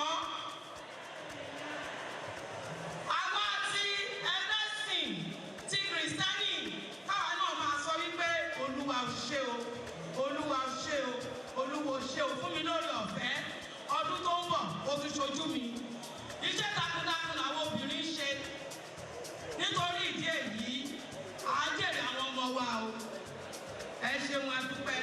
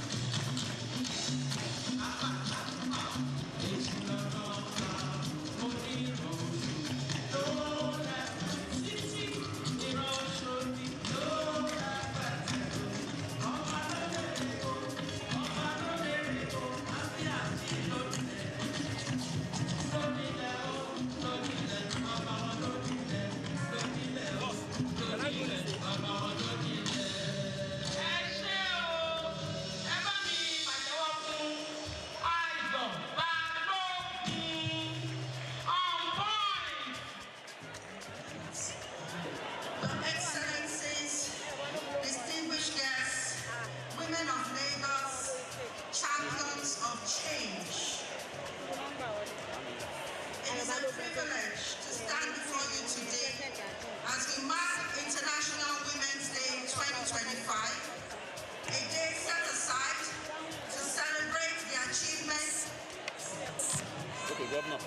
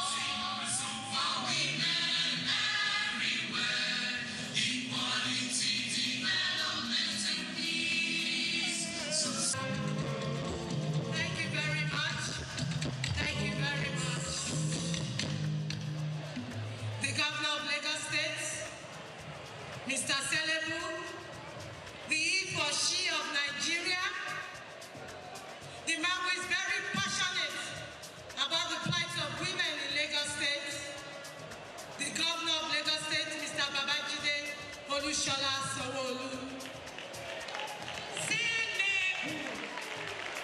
the First Lady of Lagos State, our dear mother, Dr. Mrs. Claudiana Ibijoke Sanwo-Olu, the wife of the Deputy Governor,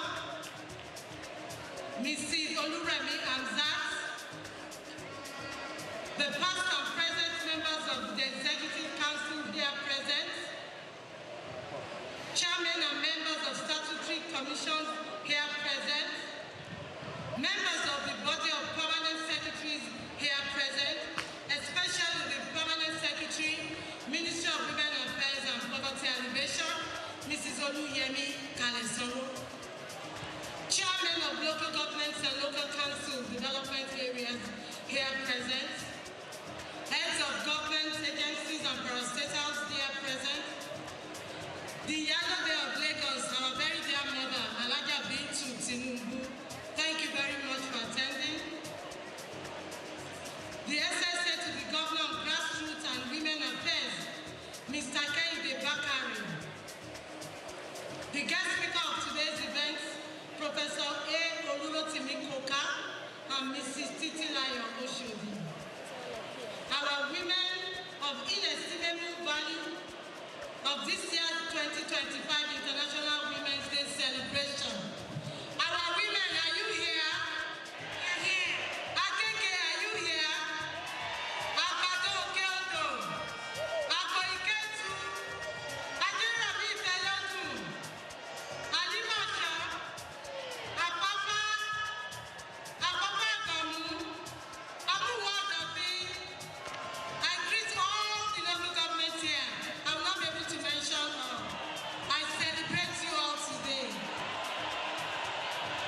Okay, Ayobo, Badagry, Badagry West, Barika, Koka Kuda, Ejiko, Ejiko Idimeke Idimu, Epe, Eredo, Etiosa, Etiosa East, Iba, Ibejuleki, Ibakojaye, Ifelodu, Ikodo Ikotu, Ikpopobayeku, Ikede, Ikeja, Ikorodu, Ikorodu North, Ikorodu West, Ikosi Ejiri, Ikoyabelende, Ikota, Iruvia, Isola, Itire, Oshofe, Lagos Island, Lagos Mainland, Lagos Island East, Lekki, Mosokwala, Mushi, Odiolowo, Ojo, Ojodu, Ojokoro, Olorunda, Odipompo, Oriade, Orile Agege, Oshodi Sala, Ọ̀tọ̀ Àwórì, Ṣómólú, Surulere, Yaba. I acknowledge you all. Iyaloja General of Nigeria, Committee of Wives of Lagos State officials. I welcome other top government functionaries here present. Catholic Women Association, women in the 57 local government and local council development area, political women groups, various women groups. Are you here? Other very distinguished guests, friends of Rapa, gentlemen of the press, ladies and gentlemen. It is with great joy that I stand before you today to commemorate the year 2025 International Women's Day under the theme Accelerate Action. This theme is not just a call to reflection, but a reminder that the time for slow progress is here, is over. We must act with urgency, determination, and commitment to advancing the rights and opportunities of women in our society. Women are the backbone of families, communities, and economies across the world.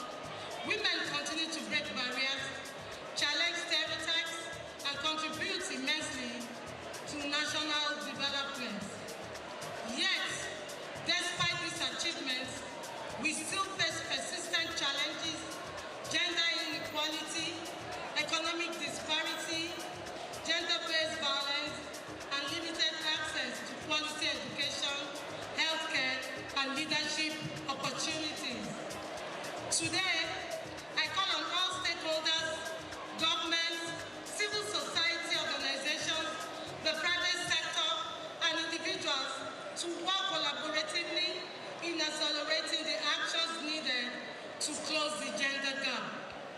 We must move beyond promises to practical solutions that will empower women and uplift the vulnerable.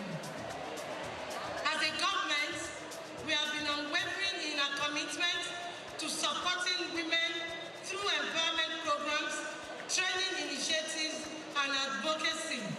We have created platforms that equip women with the skills and resources they need to be financially independent and self-sufficient. Our various skills acquisition programs and business development initiatives continue to transform the lives of countless women, ensuring that they are active participants in economic growth. Through scholarships, mentorship programs, and capacity building workshops, we are strengthening women's ability to thrive in all sectors. The challenges women face, whether at home or in the workplace or in society, can take a significant role on their mental and emotional well-being. Today, we have invited an expert to speak to us on our mental health conditions. As a ministry, we are actively working to provide safe spaces, counseling services, mental health support programs to ensure that women have the resources they need to live healthy and fulfilling lives. Women must not only have a seat at the table, but must also be active participants in shaping policies and decisions that affect their lives. We need more women in governance, business leadership, and community development roles.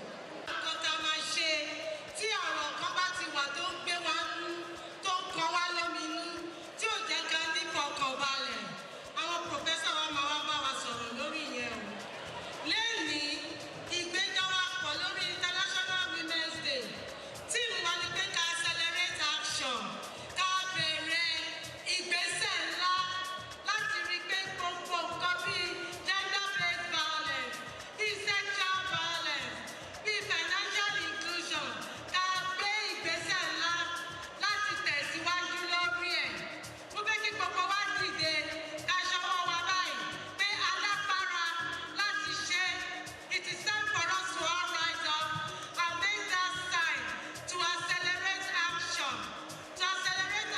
to break barriers of sexual and gender-based violence, barriers that impede us from being heard, the barrier that will not allow us to sit on leadership positions. Everybody should stand up. Every person should stand up. Ẹlẹ́bìnrin ẹ dìde. Ṣé ẹ̀gbọ́n mi ni?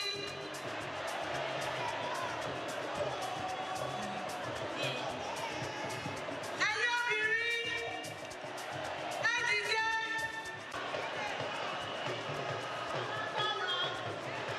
Alágbára láti tẹ̀síwájú. Bí o bá ní ọ, alágbára láti tẹ̀síwájú, láti já obìnrin síwájú, láti gbóbìnrin sípò olórí, alágbára láti gbóbìnrin sípò olórí. Àwọn obìnrin ò ní rẹwà jẹ mọ́. Àwọn obìnrin ti rẹ́dì láti wà nípò olórí. Àsìkò ti tó to accelerate action. Ẹ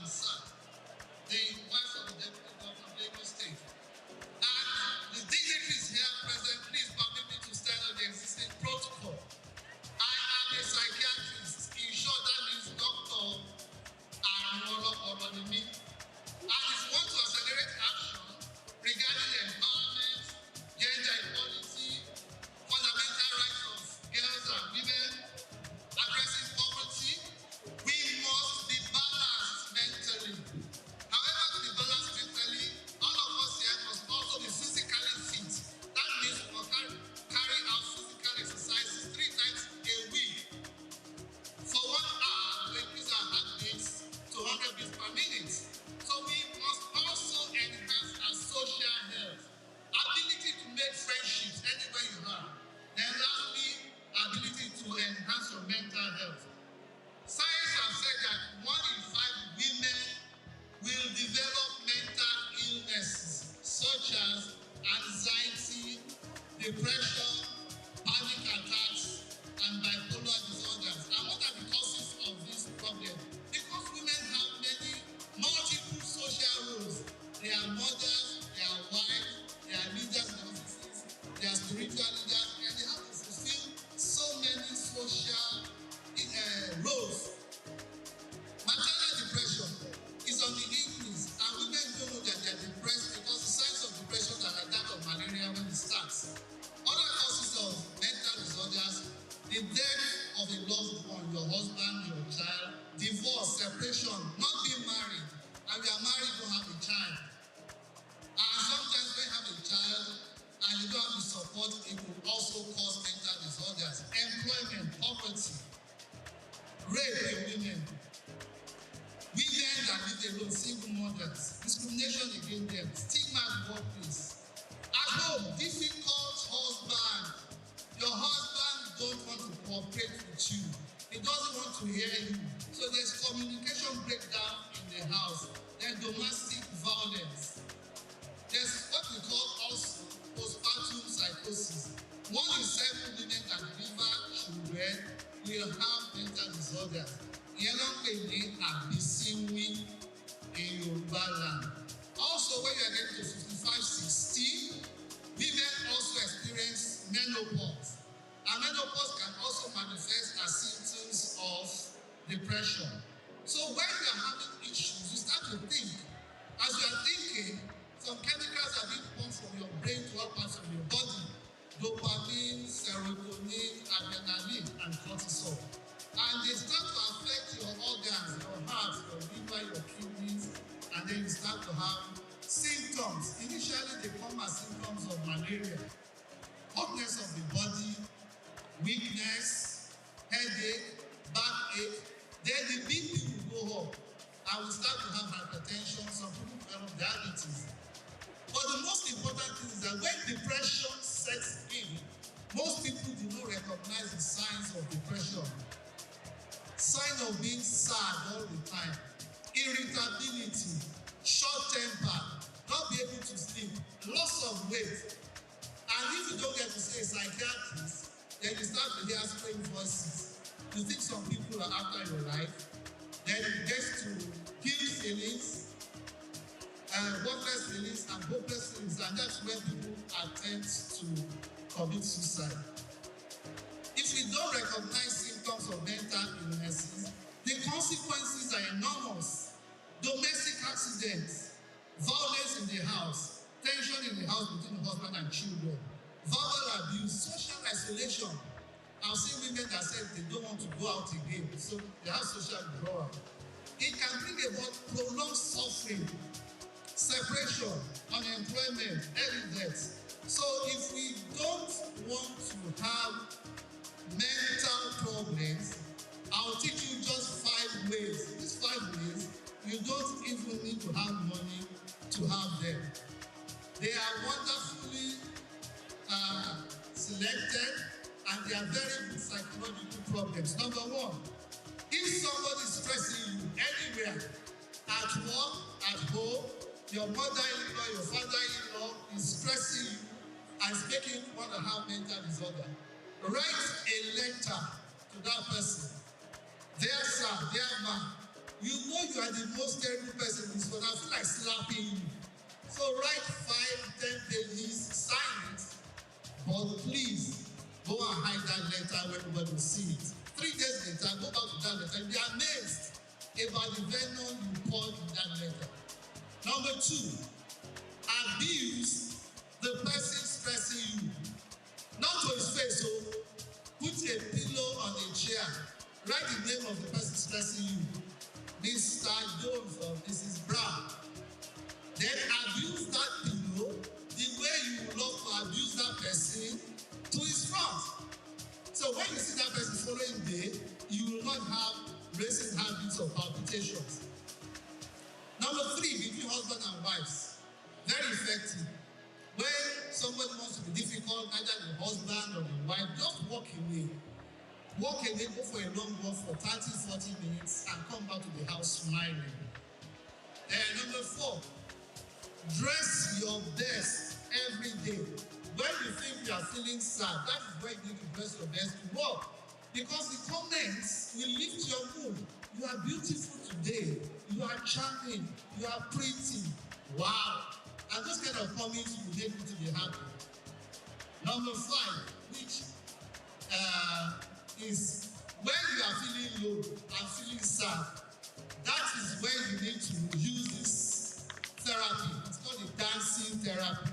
So I'd like the DJ to put Koloba for us. And I'd like everybody in this hall to stand up and dance 3 minutes with the Koloba. Please let us dance. I am a fantastic dancer, and we saw Mr. Selebu dancing on the stage there. If you think you can dance more than Mr. Selebu, please show us your skills. And a good dancer too. Everybody get up.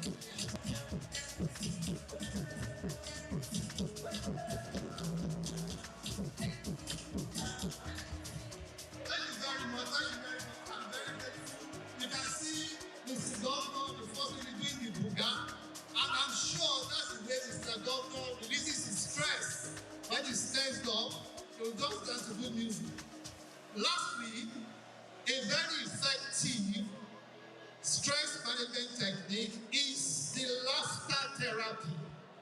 Laughter therapy, because of Lagos State stress, people have forgotten how to laugh. So we carry out laughter therapy for our patients at the Lagos State University Hospital. And if you don't know how to laugh, you will try to solve your problem. So I want everybody in this stadium to laugh from the bottom of their hearts. Let's go.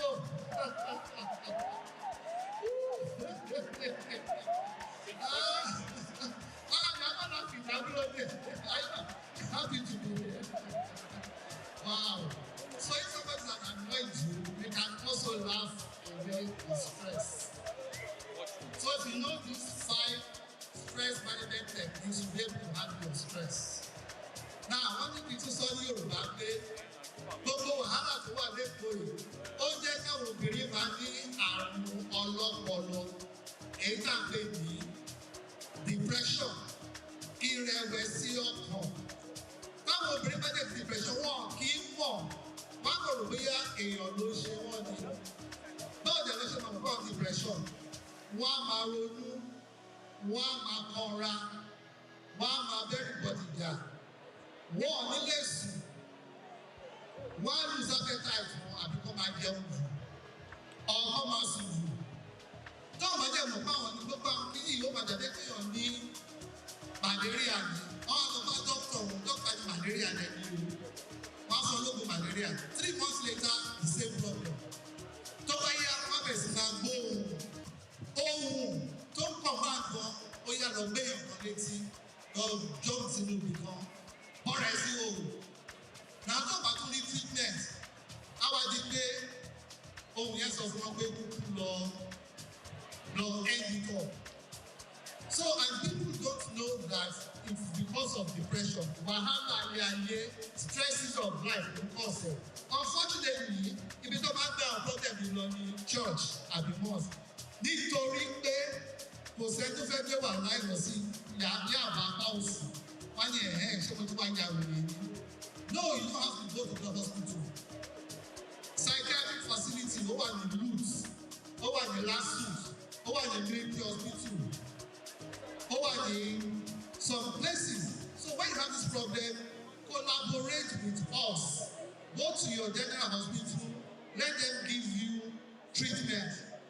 Àwọn tó bá lè treat dáadáa, wọ́n á refer àwọn wá sọ́dọ̀ wa ní Lagos State University Hospital àwọn psychiatrist wà.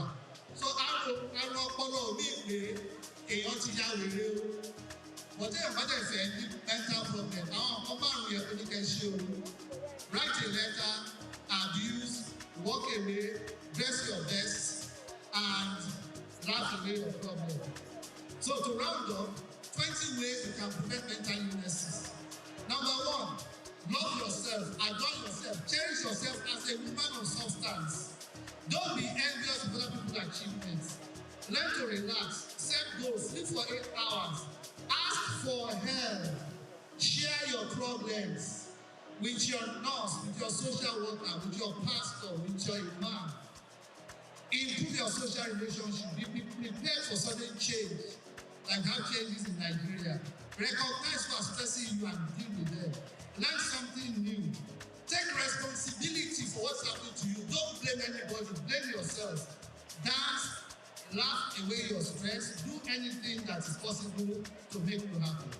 So to conclude, we'll be able to talk about mental challenges of women, how to recognize them, how to prevent them, how to collaborate with psychiatrists in Lagos State. And once you do them, we are much more empowered to accelerate action regarding women's rights, regarding empowerment, gender equality, addressing poverty, and financing gender equality. Mr. Governor, sir, the First Lady of Lagos, ladies and gentlemen, thank you very much for your attention. Thank you very much. Special advisor on climate change and circular economy, accomplished professional who has made a successful transition from a career in marketing and communication to becoming an organizational management executive, social reformer, and youth advocate. We make welcome Mrs. Titilayo Osho. Please put your hands together for her once again. Your Excellencies,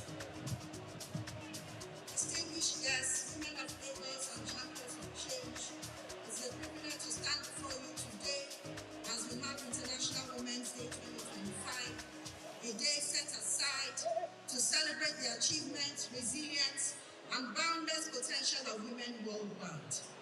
This year's theme, Together We Can Forge Women's Equality, collectively we can all accelerate action.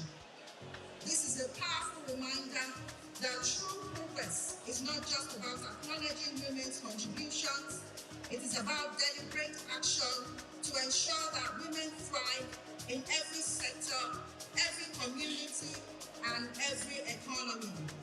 I'd like to appreciate His Excellency, the Governor of Lagos State, Mr. Selebu, the he for she Governor, Mr. Climate Change, the brand new Mr. Circular Economy Pioneer. Let's give him a round of applause for his unwavering commitment to empowering women through and initiatives that promote inclusivity, sustainability, and economic growth. I'd like to extend sincere gratitude to Her Excellency, the First Lady of Lagos State, our mother, Dr. Mrs. Claudiana Ibijoke Sanwo-Olu, the wife of the Deputy Governor of Lagos State, our second mommy, Mrs. Oluremi Hamzat, for your leadership and dedication to continue to strengthen Lagos' vision for social and economic development. To our women exco, in particular our host, my big sis, Honorable Commissioner for Women Affairs and Poverty Alleviation, Mrs. Dada, I commend your tireless work in ensuring that women strive in all that they do through policies and initiatives that promote inclusivity and sustainability. We want to talk about circular economy and climate change. Women and circular economy is a conversation that we can drive through unlocking economic opportunities. Women must be empowered with tools, resources, and opportunities to become financially independent. We were able to establish a collection hub on February 14 to commemorate Valentine's Day. It was an expression of love. It was an expression of inclusivity. It was an expression of economic opportunity, not only for women, but also for everybody within the public sector in Alausa. The reason why we are mentioning this is today is because we want to start to drive the essence of the culture within the public sector. You know that we all have that culture of savings. There's a job, there's cooperative, there's a susu. What makes the connection hub different within the circular economy context is that you're using your waste to achieve this economic opportunity. The benefits that come to you go beyond just the naira and kobo, which is very, very important to enter into your pocket. But you also get a chance to start to cultivate the habit of saving. Now, if you are able to gather your waste from home, those plastic bags, those clothes, those cartons, the cans, even the things that you use as remnants, begin to know from now on that everything has a value on it. Under the leadership of our Mr. Senable, under the leadership of Mr. Circular Economy, there are businesses.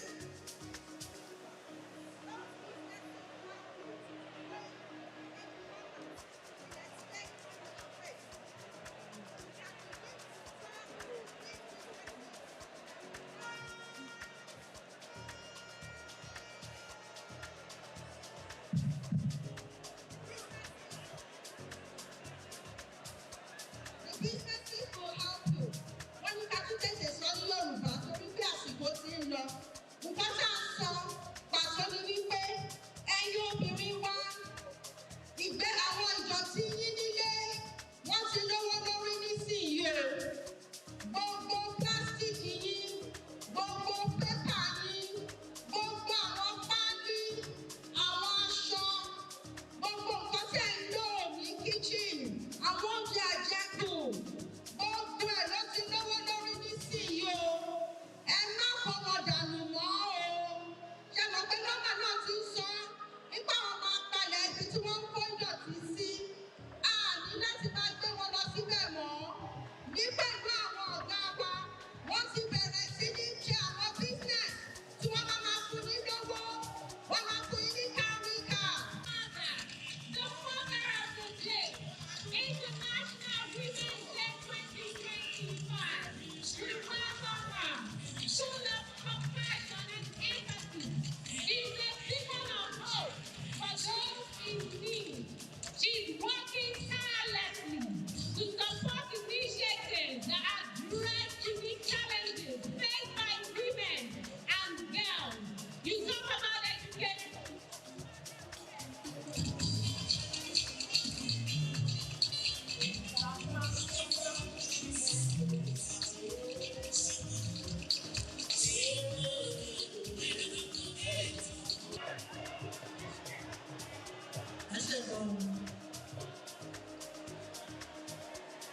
ladies and gentlemen, we give God the glory to be able to witness the 2025 International Women's Day.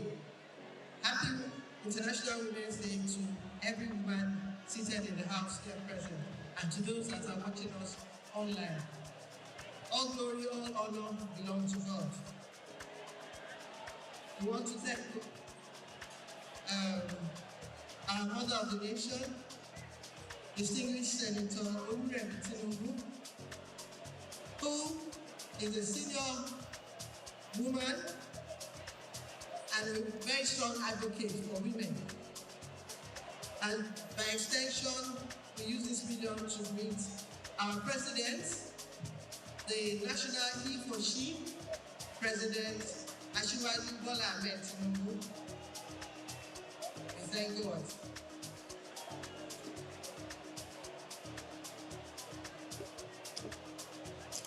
Our He for She in Lagos, Mr. Governor Babajide Olushola Aduraigbe Sanwo-Olu, thank you for always being there. And I also know that you do not do it alone. You have our brother, the Deputy Governor of Lagos State, Dr. Kadri Obafemi Hamzat. My sister, I greet you and acknowledge you. And for all our distinguished guests in the hall, in the stadium, I greet you. I want to stand on this well-established protocol by the MC and people that have talked before me. The year 2025 International Women's Day. The theme, Accelerate Action. Lédè Yorùbá, yára ṣàṣà fún ìdàgbàsókè àwọn obìnrin. Lédè Hausa, Aikato, Aiki. Lédè Igbo, Ike, Ngwagwa. To show you that all over the world, all over Nigeria, today is a significant day that we remember all our women. Not only celebrating them, but greeting them for their resilience, their dog-headedness, the hard work that they put to ensure that women's voice are recognized. This year's theme, Accelerate Action, is a powerful call to move beyond discussions and take concrete steps towards gender equality, economic empowerment, and social inclusion for women. Women have always been at the forefront of change, yet despite our resilience, progress towards gender parity has been slow. Today, we reaffirm our commitment not only to advocating for women's rights, but also to ensure meaningful and impactful action. In Lagos State, we have remained steadfast in implementing policies and initiatives that uplift and empower women. Through the Ministry of Women Affairs and Poverty Alleviation, thousands of women have gained access to economic opportunities, vocational training, and financial support to boost their business, as mentioned by the Honorable Commissioner of Women Affairs this morning. Beyond these commendations, the Office of First Lady has also supported these initiatives, extending the empowerment program to the wider public. However, we must recognize that more work remains to be done. Accelerating action means strengthening policies that promote equal opportunities for women in leadership, women in business, women in governance, and expansion in education, healthcare, and financial inclusion to ensure no woman is left behind. It means ending gender-based violence by reinforcing laws, increasing awareness, and ensuring victims receive the necessary support, while also encouraging women to take charge of their future by embracing innovation, digital skills, entrepreneurship in this evolving world. The Lagos State government, under the leadership of your dynamic governor, remains committed to improving the lives of women through empowerment programs, skill acquisition centers, intervention initiatives. We continue to foster an environment where every woman can thrive and contribute meaningfully to the society. society. As part of our commitment to eliminating gender-based violence, the Domestic and Sexual Violence Agency has intensified efforts to promote, support, and rehabilitate survivors through legal aids, shelter services, and advocacy campaigns. Ẹ̀yin obìnrin, ó ṣe pàtàkì kẹ́ gbọ́ àwọn ọ̀rọ̀ tí à ń sọ yìí. Kẹ́ lè mọ ibi tí òfin ti ṣiṣẹ́ dé lára àwọn iṣẹ́ obìnrin. Kò sí wípé wọ́n fipá lò pẹ̀lú obìnrin mọ́. Kò sí pé ní yunifásitì àwọn ọmọ yẹn obìnrin, àwọn lẹ́kítọ̀rà àwọn máa dà wọ́n láàmú. Òfin ti wà fún gbogbo yẹn. Ẹni tó bá ṣe ẹ̀wọ̀n gbére ló lọ. Bẹ́ẹ̀ ìyá ẹ̀yin òbí tẹ́ ẹ̀ bá mọ̀ ẹ ti mọ̀ sí yín o. Wọ́n tún ti dá agency sílẹ̀ wo ni mo sọ lẹ́ẹ̀kan yẹn. Domestic and Sexual Violence Agency. Ó wà lẹ́kọ̀ọ́. Tó bá jẹ́ pé nǹkan kan ṣẹlẹ̀ bóyá ọkọ àti ìyàwó jà àbí wọ́n fipá lò pẹ̀lú obìnrin. DSVA, Domestic and Sexual Violence Agency, ó wà bẹ́ẹ̀. Lọ́yà, agbẹjọ́rò, ó ti wà bẹ́ẹ̀. Ibi tó máa fi ọmọ yẹn sí àgbóbìnrin yẹn sí, ó ti wà bẹ́ẹ̀. Àwọn dókítà tó máa tọ́jú arábìnrin yẹn, ó ti wà bẹ́ẹ̀. Ẹ má gbàgbé o, domestic violence, àwọn ọkùnrin náà ó máa affect wọn náà. A rí àwọn obìnrin míì tó jẹ́ pé wọ́n dàbọ̀ ọkùnrin tó máa ń lu ọkùnrin. Àwọn ọkùnrin náà lè mú ẹjọ́ yẹn lọ sí DSVA. Wọ́n lọ fẹjọ́ sùn. Wọ́n má jẹ́ pé òdìkejì ló máa já sí. The Lagos State Child Protection Policy has also been reinforced to safeguard the rights of young girls and boys, ensuring that they grow in safe and supportive environments. Ètò wà fún àwọn ọmọdé náà. A fẹ́ káwọn ọmọdé wọ́n máa kiri nígbà tó yẹ kó wà ní iléèwé. A fẹ́ káwọn ọmọdé wọ́n máa ṣe àwọn iṣẹ́ kán pa owó púpọ̀ fún àwọn òbí wọn nígbà tó yẹ kó kàwé. Àwọn ní ọjọ́ ọ̀la wa, a fẹ́ kán ṣoríire báwa náà, a fẹ́ kán ga jù wá lọ. Ní iṣẹ́ ibi tí ìyàwó gómìnà wà, the office of the First Lady, we have the initiative of the Boy Child, which focuses on young men, mentoring our boys, avoiding the gap between the men and the women, ensuring that the vulnerable boys out there go to school and become responsible men so that they can support the women out there. Also in the office of the First Lady, we are strong advocates on stop tuberculosis, immunization, especially for all our children from age 0 to age 5. We are very strong on e-birth registration to ensure that all the newborn children are born and registered properly so that they can plan for their future, ensure that we have enough schools, enough teachers that will be provided for these children. Ó ṣe pàtàkì kí ẹ̀bùn pa àwọn iṣẹ́ tá a tún ṣe lórí ṣe àyẹ̀wò lórí ikọ́. Ẹlòmíì lè máa kúkọ́ lẹ́gbẹ̀ẹ́ yín fún ọ̀sẹ̀ méjì ọ̀sẹ̀ mẹ́ta ẹni kó lọ sí ilé ìyẹ̀wò. Wọ́n fi sọ pé bóyá ó ní ikọ́ fèrè àbíkò ní. Abẹ́rẹ́ àjẹsára náà a máa sọ̀rọ̀ lórí ẹ̀ púpọ̀ pé ẹjọ́ ẹ̀yin ìyá ẹ̀yin girama ẹ bá a sọ fún àwọn ọmọ yín wọ́n gba abẹ́rẹ́ àjẹsára kan gbà pé nígbà tó yẹ kó gbà.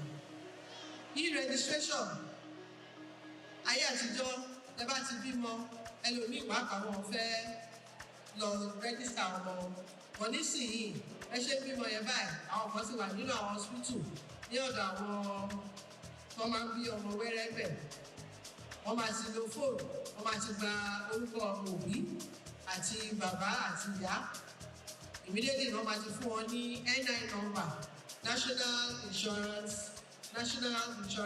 Identity Number, so that wọ́n bá ṣe ń dàgbà sí àwọn ìjọba wọn mọ àwọn nǹkan tó yẹ kó ṣe. At this junction, I wish to sincerely appreciate the key stakeholders who have played significant roles in advancing the cause of women in Lagos State, starting from your governor, Mr. Babajide Olushola, Ongoli, who, despite being a father and a husband, deemed it necessary to provide visionary leadership and unwavering support for women-focused initiatives, significantly propelling our progress in Lagos State. I also appreciate the Deputy Governor, Dr. Obafemi Hamzat, and his wife, Mrs. Oluremi Hamzat, for also supporting the growth and welfare of women in Lagos. We deeply appreciate your contributions. The Honorable Commissioner for Women Affairs and Poverty Alleviation, Mrs. Bolaji Dada, the Permanent Secretary of the Ministry of Women Affairs and Poverty Alleviation, Mrs. Oludemi Kalisongo, for your joint, relentless effort in championing women's causes, expanding empowerment programs, and driving impactful policies that have transformed countless lives. Again, we want to remember our mother, the wife of the President, distinguished Senator Oluremi Tinubu, on her program Renewed Hope Initiative, which encompasses and ensuring that better families are being recognized. Her pillars based on agriculture, on women empowerment, financial inclusion, social inclusion, very important, and environment. Over the months coming, you will be noticing and be hearing a lot about more on encouraging every woman to plant something in their homes to reduce the poverty level. You will also be hearing a lot about financial support, elder support, and you will also be hearing a lot on environment, ensuring that your environment is clean. When your environment is clean, you have a healthy nation. When you have a healthy nation, that is when you can plan different policies. That is when you can now start striving to attain some leadership positions. Last but not the least, is every woman should encourage every other woman out there. Please don't laugh at a woman that is trying to strive to be better. Please support every woman out there. Thank you and God bless you.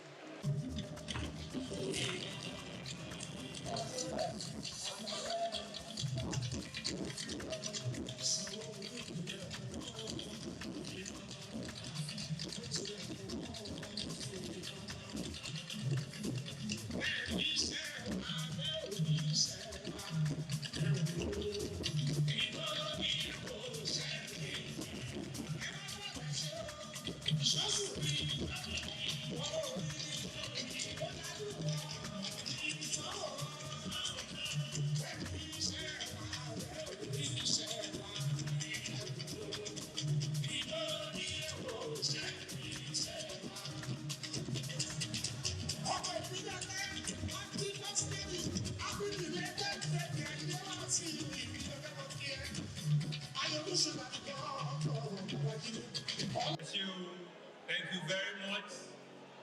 Thank you very, very much.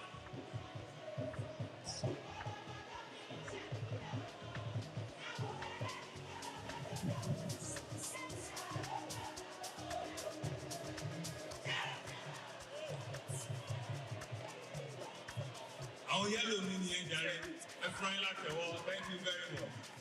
Thank you very, very much. Thank you. Thank you. Thank you. Ẹ jọ ọmọ bẹ́ẹ̀ ṣe ké kọ́kọ́. Ẹ sọ fún ẹ tó wà lẹ́gbẹ̀ẹ́ yín, you look beautiful. Ẹ tó wà lẹ́gbẹ̀ẹ́ yín ni bọ́sì kẹrẹ̀ bẹ́ẹ̀ kejì. You look beautiful. Tí o ti ẹ̀ lẹ́wà tó tó yìí. Tí o ti ẹ̀ lẹ́wà tó tó yìí. Èyí yìí má dà fi tiẹ̀ bọ̀. You look outstanding. Tọ́ba ti sọ fún ẹ sọ fara ilé ní. Yes, I look outstanding. I look beautiful. Bẹ́ẹ̀ni, beauty yẹn náà lè máa gbé lọ lélẹ̀ ní lágbára Ọlọ́run. You're beautiful inside and you're beautiful outside. Mo fẹ́ dúpẹ́ lọ gbogbo yín ni o. Mo fẹ́ dúpẹ́ lọ gbogbo yín.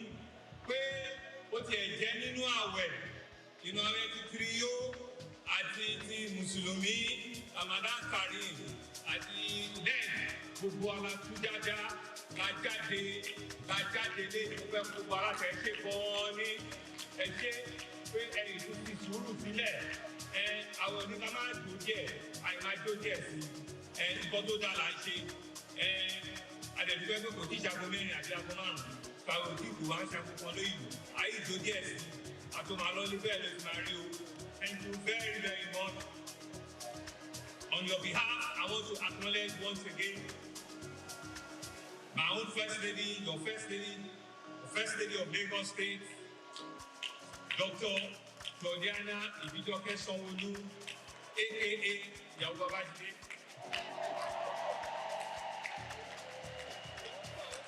Wife of the Deputy Governor, Dr. Kadri Obafemi Hamzat, Mrs. Olúrẹ̀mí Hamzat, and so thank you. Members of my female and male cabinet that are here, are they not lovely? And isn't it lovely? And they lovely? Aha! Àwọn láàrin cabinet tó ń ṣe gbogbo ẹ̀mí àdúpẹ́ fọ́lọ́run. Thank you very much. I greet you, each and every one of you, especially Madam Wapa, Eshu, statutory commission members that are here, thank you very much. Permanent secretary, thank you very much. Eshekonyu, chairman of our LCDA and our local council areas, thank you very much, Princess, and all of you, thank you very much. Our mothers, Yalodi of Lagos, Alaja Bintu, Tinubu, Eshekonyu, thank you very much for taking our time for sitting with us all throughout. Mrs. Honorable Mrs. Olajudoyin, thank you very much. I want to thank all of our council women that are here. Thank you all very much. Thank you very much. Thank you, thank you, thank you. All of our guest speakers, Professor and Mrs. Lusu, thank you very much. Our Yaloja General, here able represented, Gbogbo Yaloja, Lotto Atilusi, Atibelo Gbogbo, thank you very much.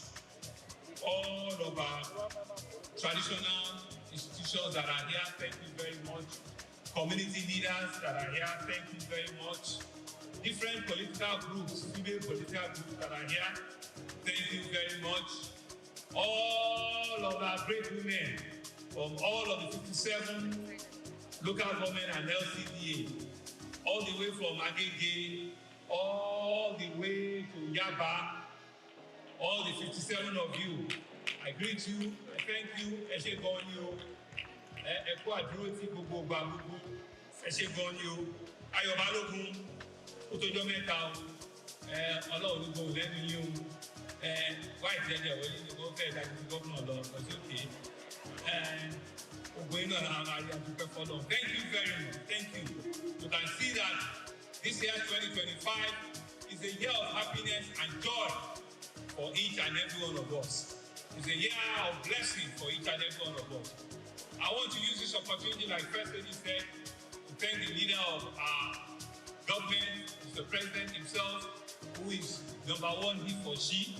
Through him, to also thank our First Lady, who were the beginning of the light of Lagos in 1999. We continue to acknowledge them. Thank you very much for your leadership.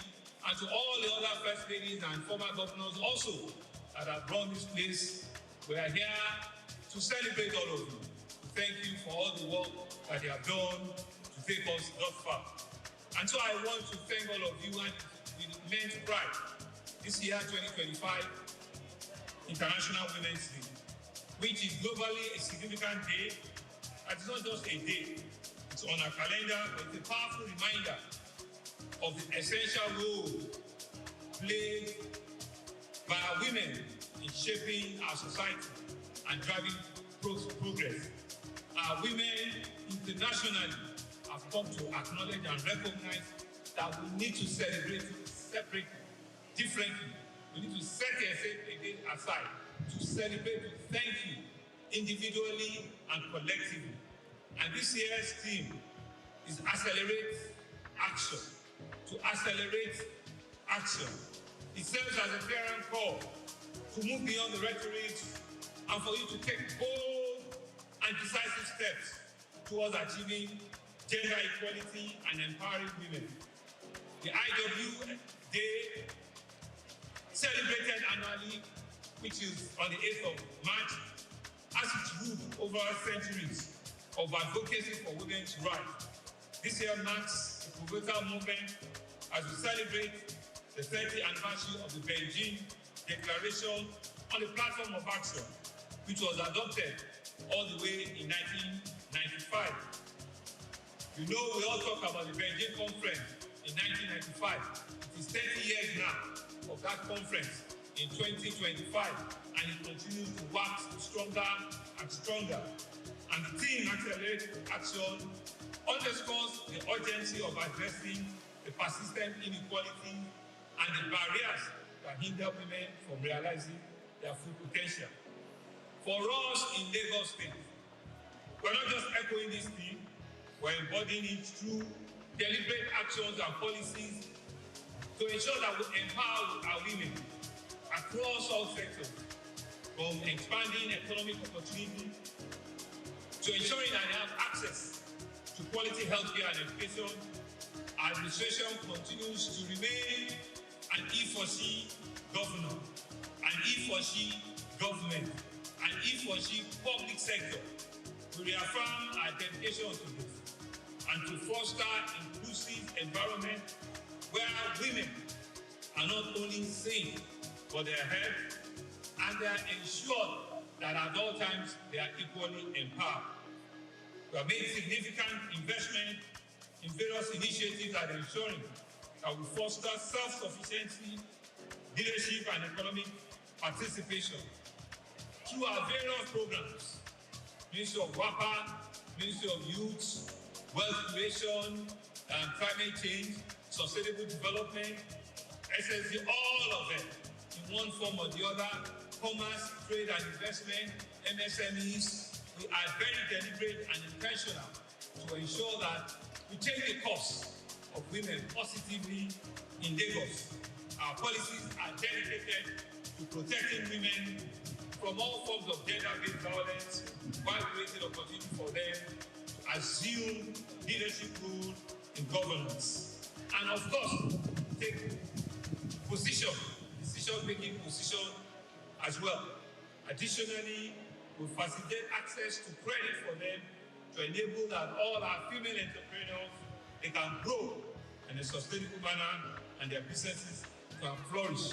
I'm expecting one item that I want to show today as a demonstration of our commitment at empowering our women.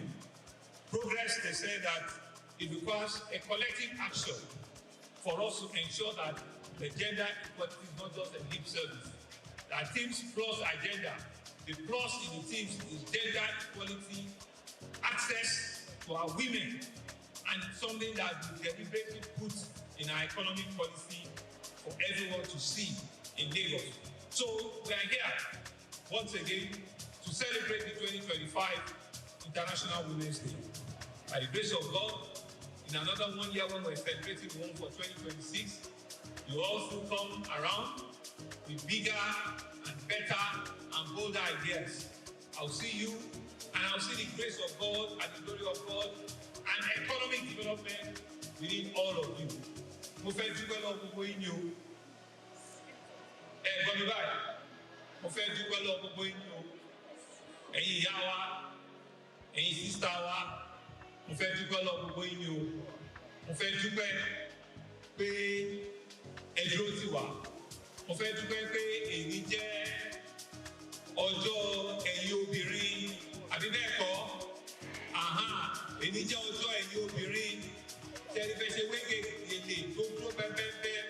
Tẹ́lẹ̀ mékọ̀pù yẹn tó dúró dẹ́dẹ́dẹ́. Ẹ wá fún fáwọn. Yes, today we are all women and we are happy to be here. We are happy to rejoice with each other. We are happy to come together in one love and unity from different local governments. And this day brings every woman from all part of Lagos State. It brings us together and we are really happy about it.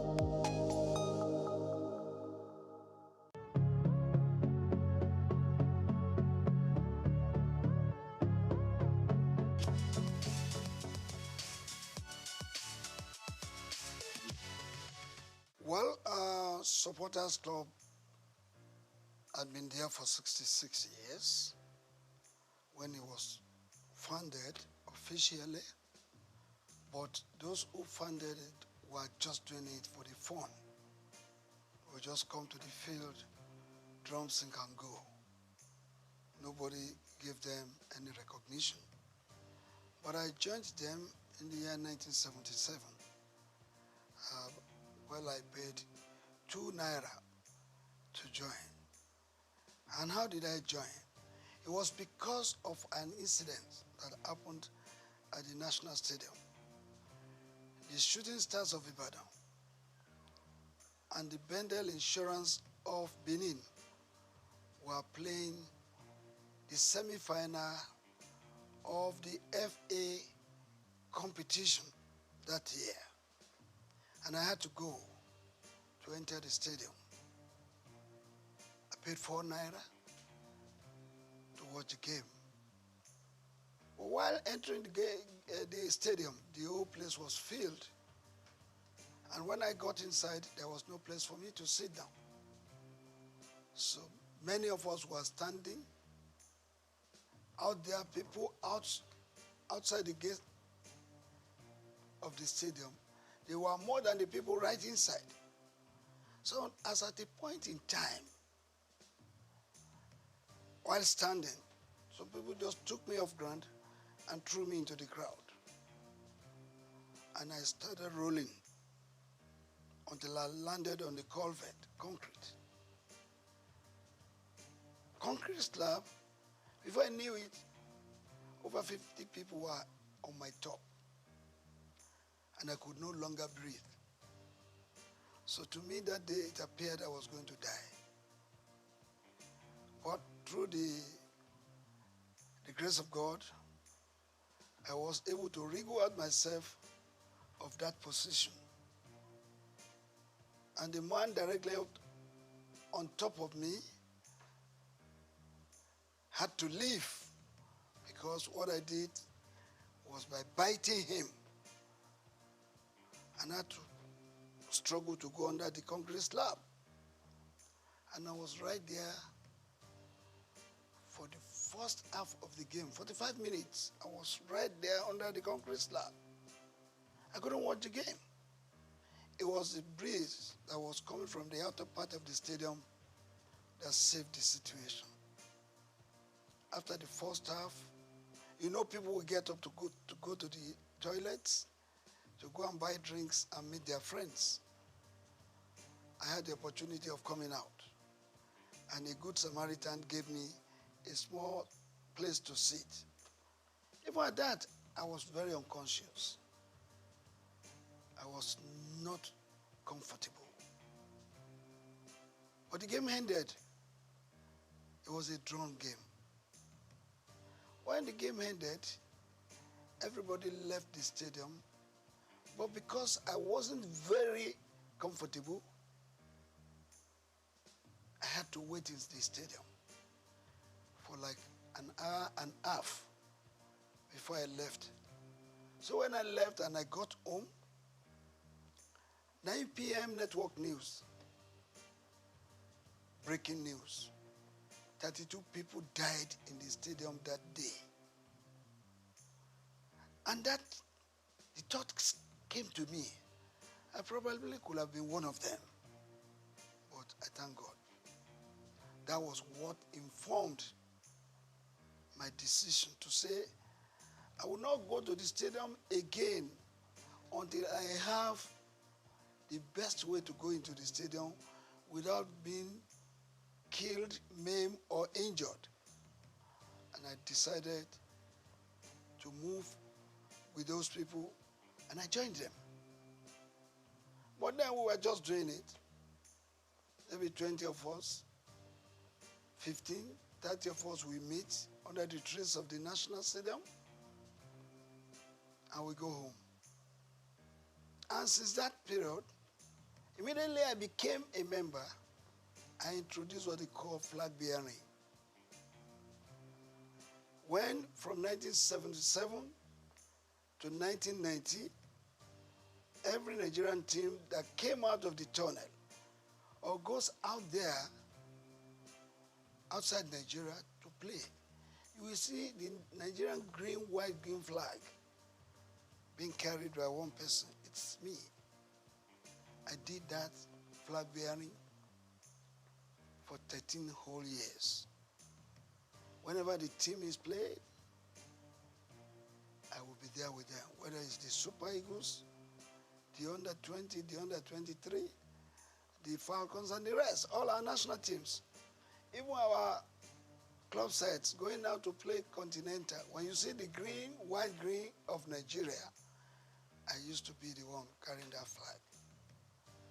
So I was with them, and I rose within the ranks from being an assistant secretary to becoming the national secretary and also the chairman of the disciplinary panel of the Nigerian Football Supporters Club. And by 1990, I was voted to be the chairman. That was when the thoughts of registering the club came.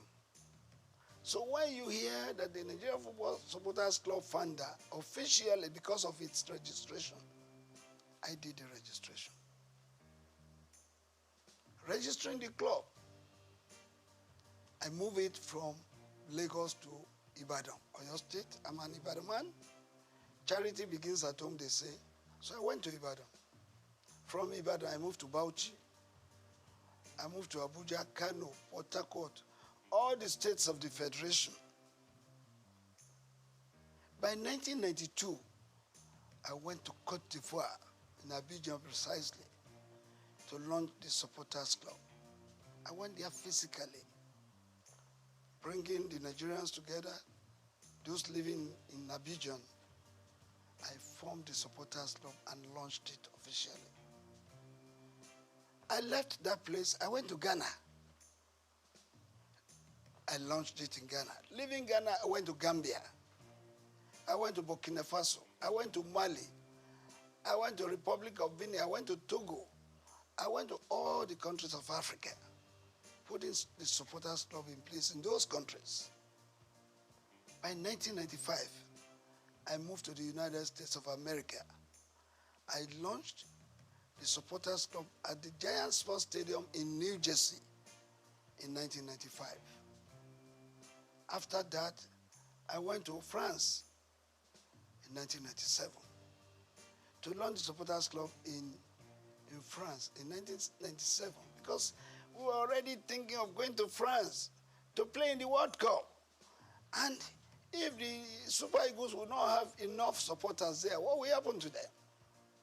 Don't forget that I led the Supporters Club to the United States of America for the very first time we played in the World Cup in 1994.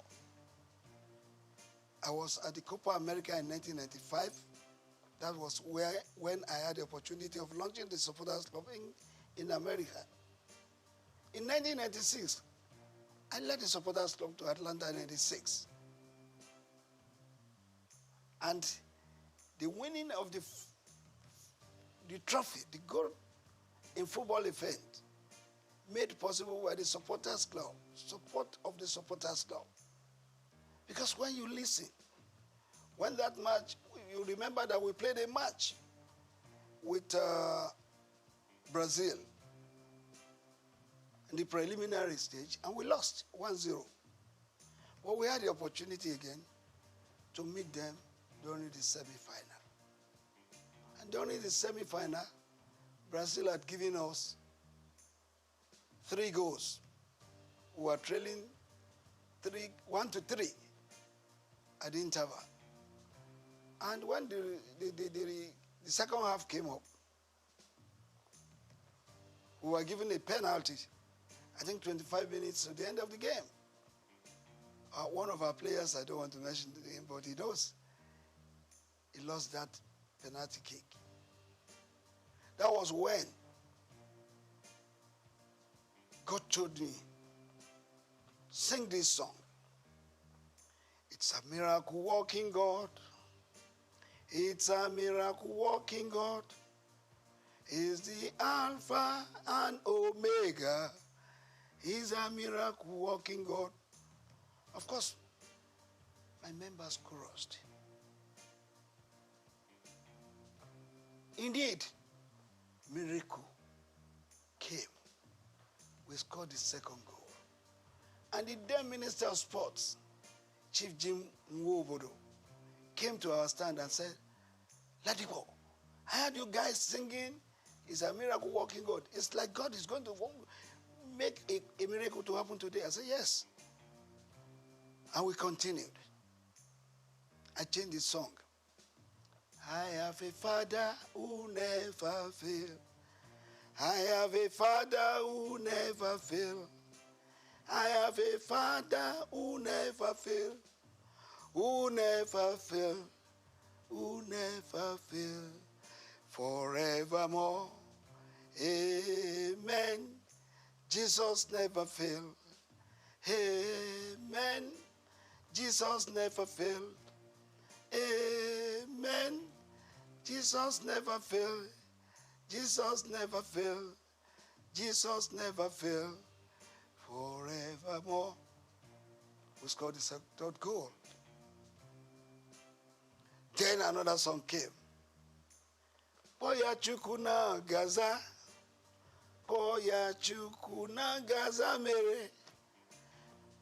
Messiah yobiuma. Boya chukuna gaza. The match ended and there was to be the extra time. And that time it was a sudden death rule. Immediately I sang that song, my people chorused. And the ball was coming to Kanun Wakwo. He was backing the goalkeeper. Chested the ball, raised it up, turned around and tapped it to the net. And that was the 4 goals the Nigerian team scored against Brazil. And they started crying. And I decided to form another song. When Nigeria beat Brazil, when Nigeria beat Brazil, oh, Bebeto start to cry. When Nigeria beat Brazil, why Bebeto? Because they pulled him out. They were thinking they were reserving him because they thought they would meet Argentina in the final. Unknowingly to them, that they will be beaten, they don't know. So I did that song, and we sailed into the final, meeting Argentina in the final. And that again happened. Argentina was leading us 2-1. But we came from 1-2 to beat them 3-2. Yeah, to answer your question, I did that to tell you what the supporters club is to the team. And what this man felt by registering the club is that I have that belief. And it is general. Everybody must have it. That this is Nigeria, it's our country. We have to do something by giving it a positive image, whether in Nigeria or outside. You do know that all of us cannot be Mr. President of Nigeria. All of us cannot be governors. And not all of us will be members of the National Assembly. But all of us as Nigerians have special roles to play in giving our country a befitting and positive image. That is the reason why this man has been following football supportership all the time to date.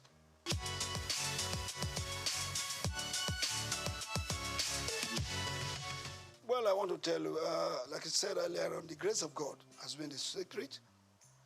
The other secret is that my members, I get them reoriented to believe in my vision.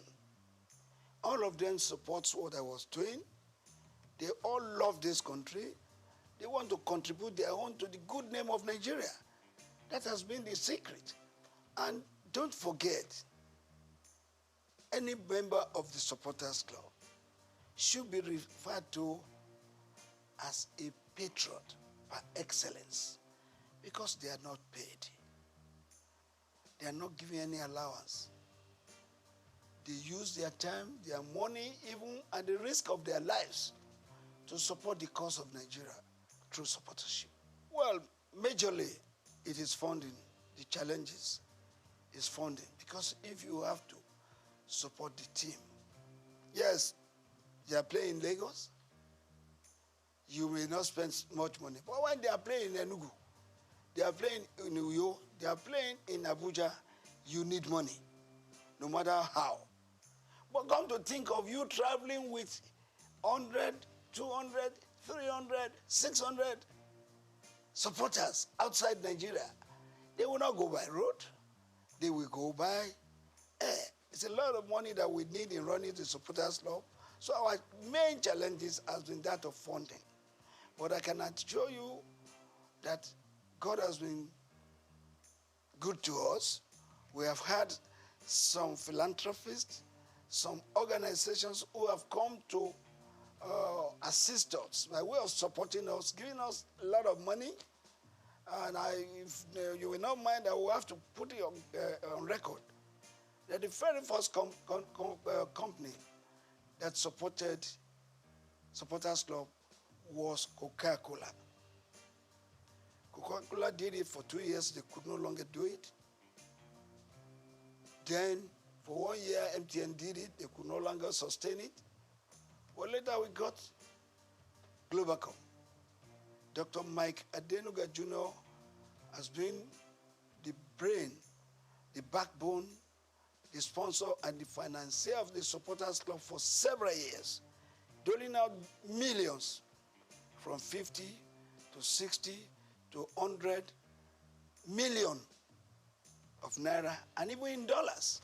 So that has been the way, that has been how we have been able to surmount it. We have some philanthropists. We have Taiwo Afolabi, who has always supported us whenever we are going out. I remember Alhaji Aliko Dangote in 1996. He supported us, and some other Nigerians too.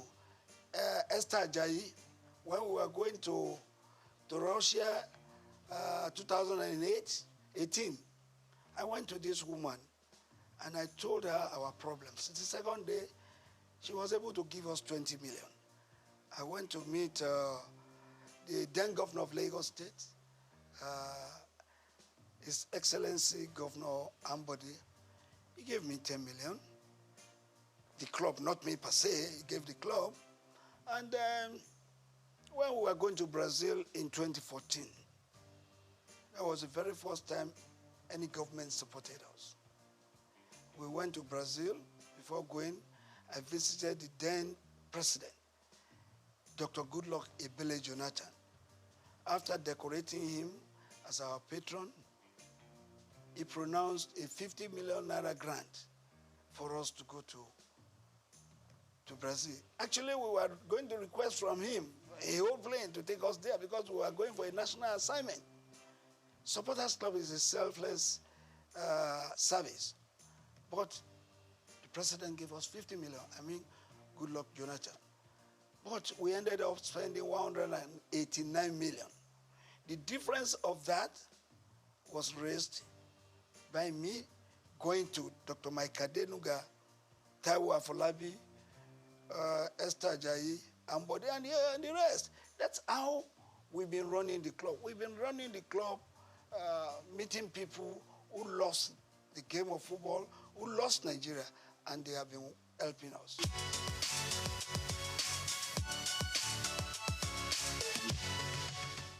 Well, very, very unfortunate. It's a story I hate to be talking about all the time because I've said many things about it more than 100 times. Supporters Club had been there for several years. And Dr. Rafiu Ladipo was the national chairman for just 10 years, from 1990 to 2000. I left that position in 2000. And then somebody else became the national chairman. And that was Alhaji Waidi Relay Yusuf, who was the chairman for 8 good years. After him, there was Otumba Olatunde Bashorun. He was there for 4 years. And there came a time when one Mr. Vincent Okumagba acted in that capacity for 3.5 years. And there was one little mistake, misunderstanding, because people will not want to wait for their time. And all I told them is, please, go through an election. Anybody who would not want to go through an election is not supposed to be on that chair of the national chairman. That's what came up. And the then NFF believed that there could be 20 arms of supporters clubs in Nigeria. It could even run to 100 units. But this is unhealthy. You cannot have a situation where your team is playing right on the field and you have different corners where you have the Nigerian supporters scattered all over the field, singing in different voices. It's not good. But look, I've been able to manage it because God has told me that supporters must not die. Supporters law will not die. I have to be patient to let them see reasons why the supporters club should go and support the teams with unity. As a unit, go and support the team. But if you have funded your own, maybe you have registered your own, you have your own office, you can stay in your office. Manage your office the way you want to manage it. But when it becomes a national assignment, you are going out to represent Nigeria. All of us as supporters must come together to support Nigeria as a group supporting one team. Not when you have some people in angle 90, some people in angle 180, some people in angle 360, some people in angle 60, supporting one team. It does not go well. There's nothing you are going to achieve from this. I remember when we were in Russia, and my members have gone in. I normally wait for all of them to go in before I will finally go in. So when I was going in as the last person, I entered the stadium, and I saw them, some people up there, I saw some people on the left, I saw some people on the right. And when I was going to meet the band boys, some of their security men came to me, I'm in Russia, and asked me where I was going. I said I was going to meet my people. They said I should bring their ticket, my ticket. And when they saw the ticket, no, you can't go there, go there. That place is not yours. Your seat is downstairs there. How do I coordinate the activities of my members? This is what we've been telling them. Supporters Club must be united. They must come together, sing together, cheer the team together, and let us have a befitting result. When the referee or the match officials see a group of people, even if you are 200 or 300, converging in one special place together, in your uniforms, in your green and white, and you are singing, they know you have come to support your team. So it takes them every reason to want to do the game better. Well, when you are not there, in a capacity crowd of 90,000, we had 5 supporters here, 2 there, 7 there. When the Argentines were about 87,000 in the field, singing for their team. So I believe that the supporters club must be together. I've been able to manage it now, up to now. The national chairman of the supporters club as we speak is Reverend Samuel Ikpea. He coordinates the activities of the supporters club in Nigeria. While worldwide, I'm the president general because we are supporters club in all the other countries of the world. And when we come together, there must be one person. There must be the head. We have the president of the supporters club in Cote d'Ivoire. We have the chairman of the supporters club in UK. In all Francophone countries, the head of the supporters club is called president. In Anglophone countries, the head of supporters club is addressed as Mr. Chairman. So the President General is not just what we just came out with. It's because there's a need for it. That's why the President General worldwide comes up. Well, I have told you a lot of people don't want to wait for their time. And when you don't wait for your time, what do you lose? You lose much. There was going to be an election. And I called all of them, go and pick your nomination papers for the election. But some of them would not want to because they want appointments. And I don't believe in appointments because we have a constitution in the supporters club that says everybody and anybody who wants to be an officer must contest for election.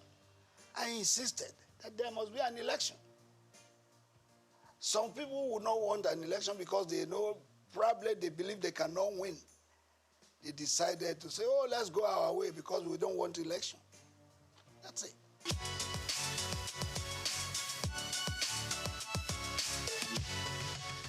Before now,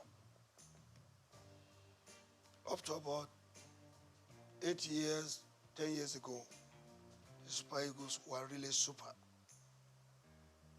But in the last 8 years, we have not been there. We have not been doing well. Don't forget that in 1994, Nigeria's team, the Super Eagles, were judged to be the 5th best in the world. What is our ranking now? 37th in the world. Even in Africa, what is our ranking?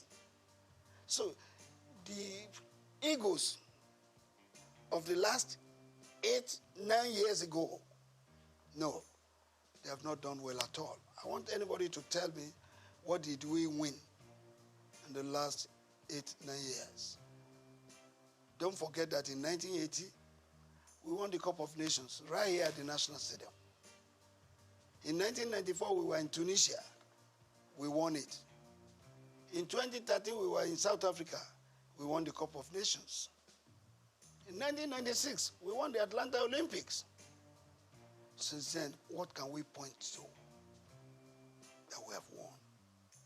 So the Eagles of the last 8, 9 years, no. They did their best, but their best was not good enough for Nigeria. And that's why we didn't win nothing. But I want to believe that the present crop of Eagles being put together now, going for the Cup of Nations, we want to write their names in gold. And if that is so, it means they have to put in their best to see that going to Côte d'Ivoire 2024 will not just be going there to make a number. We're going there to give a very good account of ourselves. Who says it is not possible for Nigeria to win the Cup of Nations again?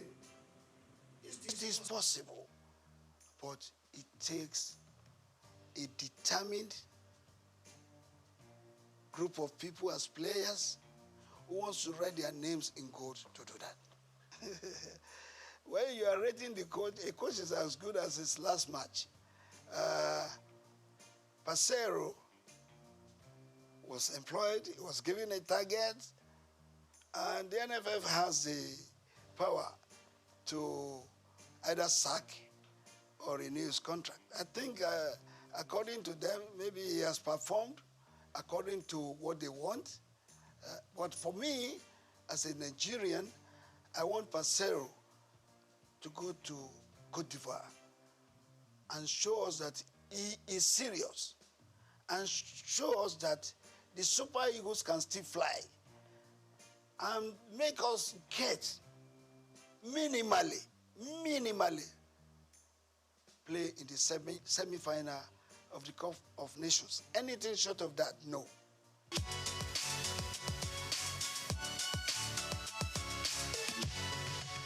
Well, I want to believe that our Nigerian coaches are good. There have been 2 or 3 foreign coaches that have done well. Westhoff, Bonfrejo, and this witch doctor, what's his name again? I'll remember his name. This guy qualified us to play in the World Cup with a match to go. The witch doctor. Well, the witch coach, we call him, we remember it now, it will come back. So, since then, there's no foreign coach that has done better. I was one of the people that went to London to recruit this man I'm talking about. When we recruited him, he came to Nigeria, and he made us to qualify for the World Cup with a match still to go. Philippe Trouzet. I was there in England where we interviewed him. Well, since then, it has been one coach coming to take our money, not giving a very good account of us, of himself. But the Nigerian coaches, let's also praise some of them. Some of them. The late Shuaibu Amadu qualified us to play in the World Cup, even though he did not take us there.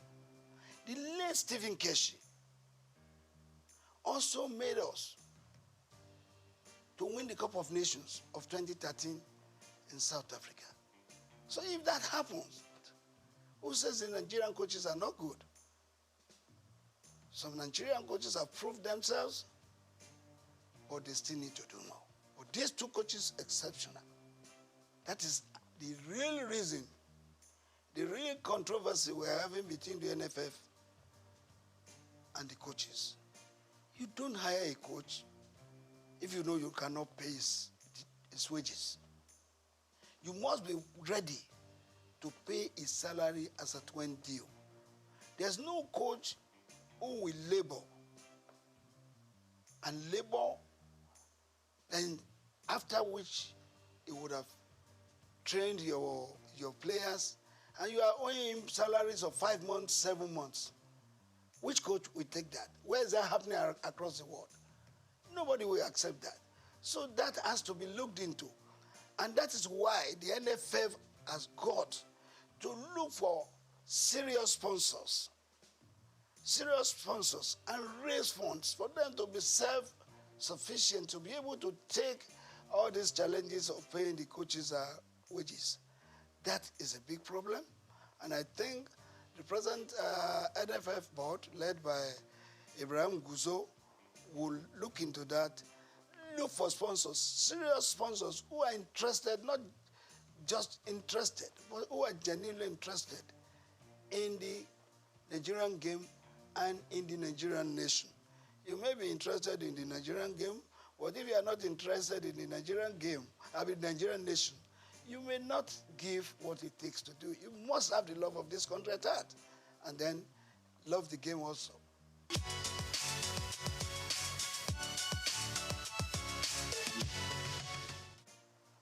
In the last 15, 10, 8 years, our boxing went down. In the last 5 years to today, our boxing has come up. I am the president of the Nigerian Boxing Board of Control, and I confirm to you that every week now, we have a boxing championship. We had one last week. Tomorrow, we will have one in Abuja. When I come back the following week, there's another one. We have promoters now promoting our boxing events. And our boxers are now earning big money other than what they were earning before. In those days, they were earning 20,000, 30,000. They go on the ring, they hit them, they shed blood, and they sweat. What do they earn? But since the last 3, 4 years, our boxers have been earning big money. Some of them earning millions. Some of them traveling abroad to earn $5,000, $10,000. And that is made possible because we have a group of people in the Nigerian Boxing Board of Control who respects each other, who respect the boxers, who respects the coaches, and who respects the promoters. Take, for instance, I'm sorry to mention, Go TV. Go TV night every day. They've had about 29 Go TV sessions. You know what that means? Go TV for every boxing fight. They don't spend less than 20 million. They even spend more. And our boxing now is being watched all over the world, not just Africa.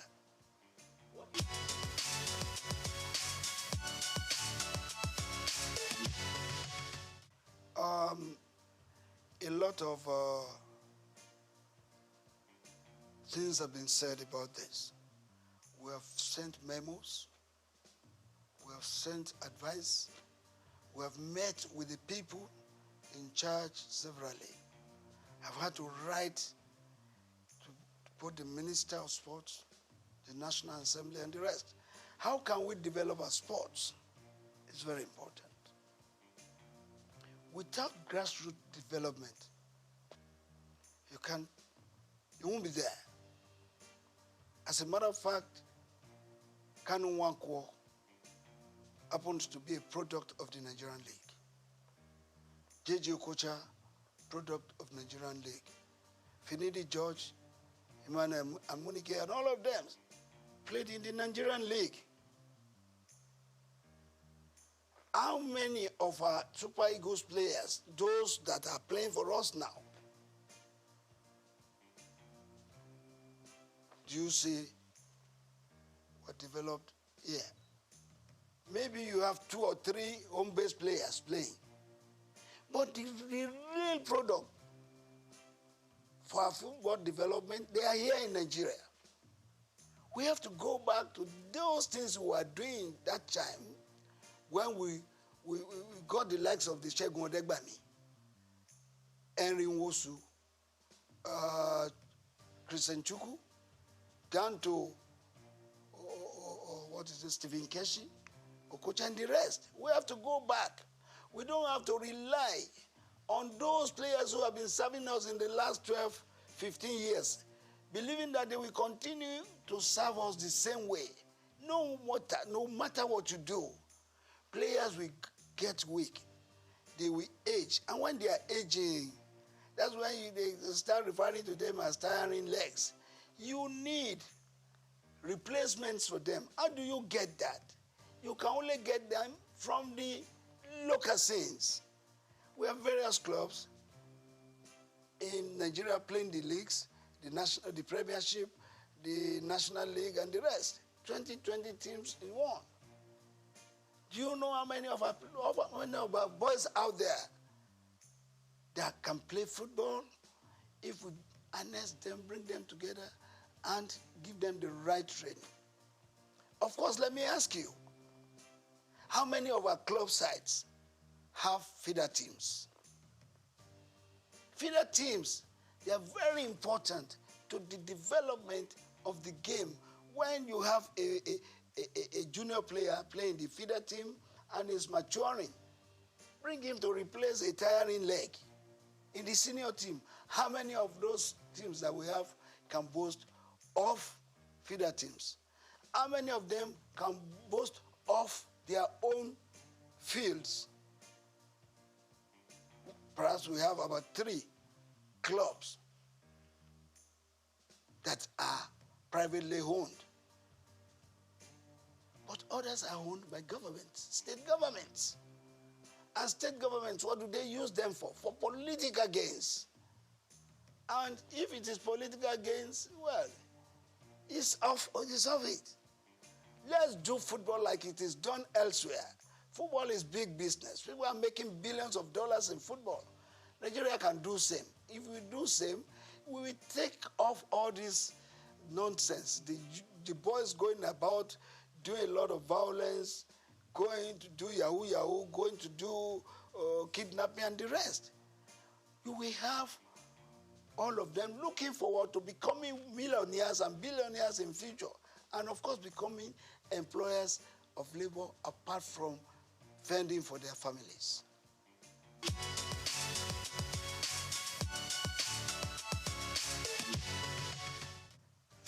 Above 50 football. Yeah, it's above 50. I'm the chairman worldwide for that. And my president is Ambassador Edward Olutoke, who has given his support, his finances to be able to do this game. The thing is this, if you have played football, you have played up to the level that you are about 40, and you are no longer playing, you are no longer doing what you know how best to do, you now go and sit down, not doing nothing. Boredom sets in. And within that period, rather than getting fit, you are aging. Some of them developing sickness, various sicknesses that they ought not to have. But because they were no longer doing what they know how best to do, they sit down. So the concept is bringing them back. Not just the footballers, but anybody above 50 could play football. Keeping fit, and above all, living a standard life. Making money. There's a way, we have one thing we are developing with the above 50 concept for you to make money. Anybody who is above 50 and has no car of ease or no house of ease or a home has not been living standard. So above 50 concept is not just to play football alone, but to help you to keep fit, to keep you healthy, and make you to live standard life and make money. That is what we're doing. And as I speak with you, Brazil has embraced it. Mexico has written to us that they will want to play with us. The last competition we had 8 clubs. Ajegule, Surulere, Redeem, Itiraikate, Abeokuta, all of them, they came to play at the National Stadium. And the prize, the winner's prize was 5 million, which was paid instantly. The second place was 2 million, while the third place was 1 million.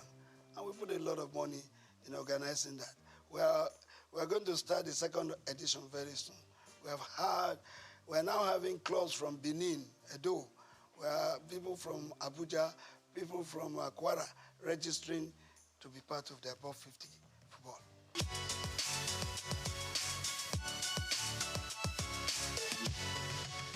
How much do they put into sports? What you have in sports is noise. How much money do they put into sports? They need more money to run sports, particularly the development of the sports, not just taking part in competitions. Because if you have to develop sports, it takes a lot of money. And all those successful countries doing sports, it's because they have put money into its development. So government has got to put more money into the development of sports. Fantastic women. They've done us proud severally. Having been champions of Africa for 9 times. I don't think any country in Africa can boast of that. But beyond that, we should also realize that these ladies, they are getting old. Some of them are 40, 38, 36, down the ladder. You need replacements for them. That's why we're asking that we should put more money. We should put more focus in the development of sports, both male and female. I think with what the female national team has done for Nigeria, we owe it a duty to put more money into the development of female football.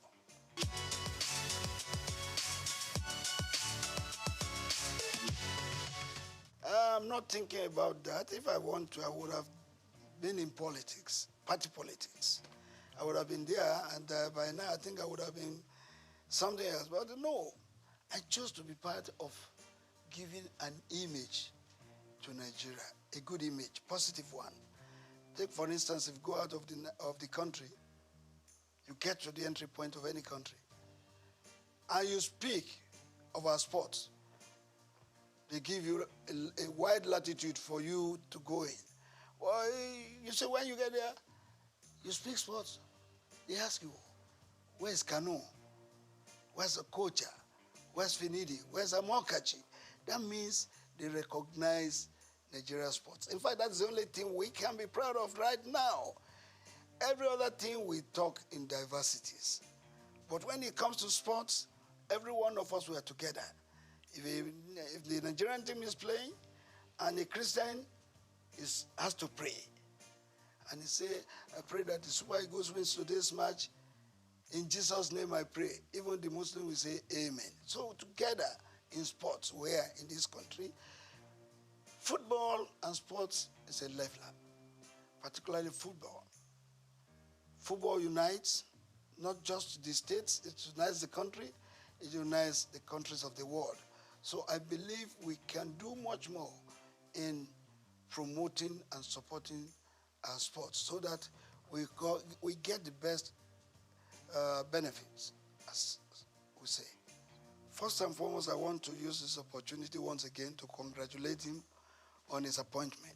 I've met him twice now, and I'm going to meet him soon again. And why am I going to meet him is to advise him on what I think from my own views and from what I've seen to improve sports. First, we have talked about it.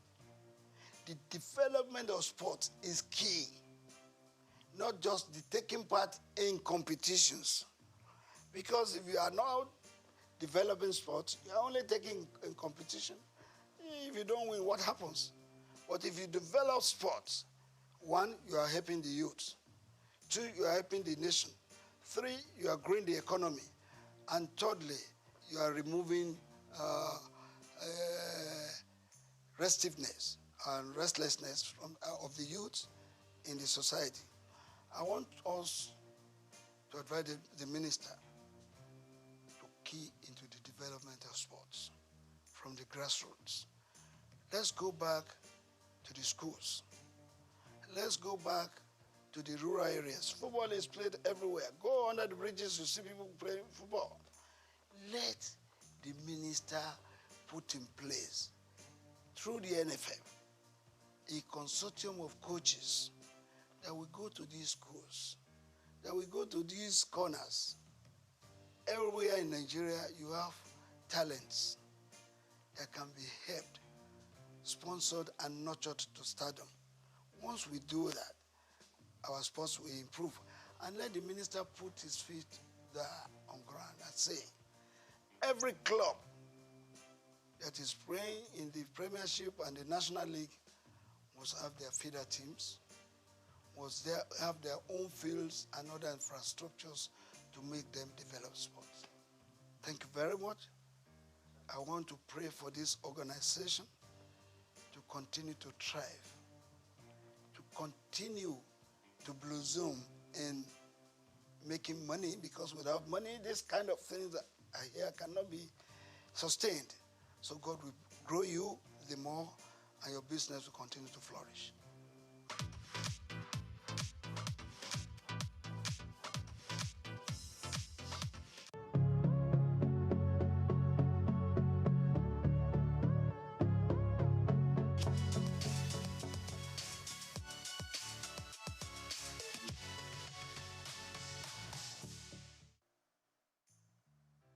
In 1957, just a greenhorn, leaving school and looking for a job, going into broadcasting was something that I dreamt of. But that's only meant going into radio, because my old school, Holy Child College, still on the same site in Obalende, 2 streets away from the old NBC. I still can't forgive whoever changed the name to something else that is being called now FRCN. Because if the BBC remains BBC 100 years after the founding fathers, dreamt of starting television, radio from, all the war years and learning a bit from America. It all started from America. Because we were taught about all this. Every time they took us from school to take part in,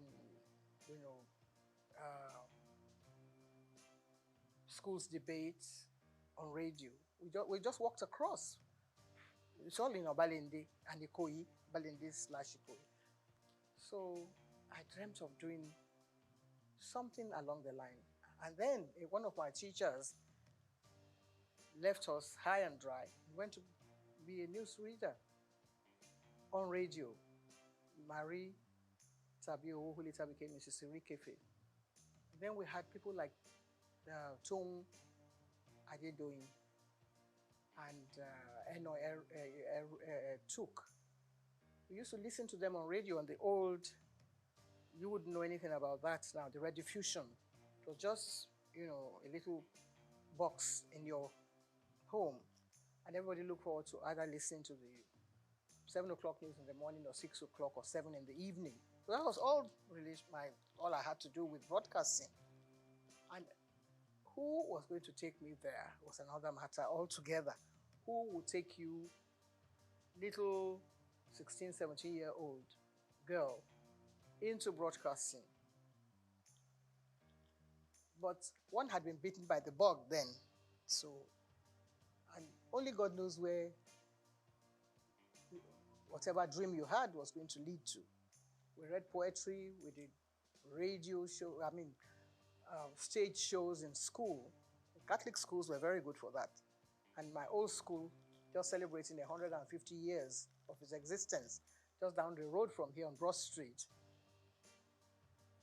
The nuns, they were all white nuns.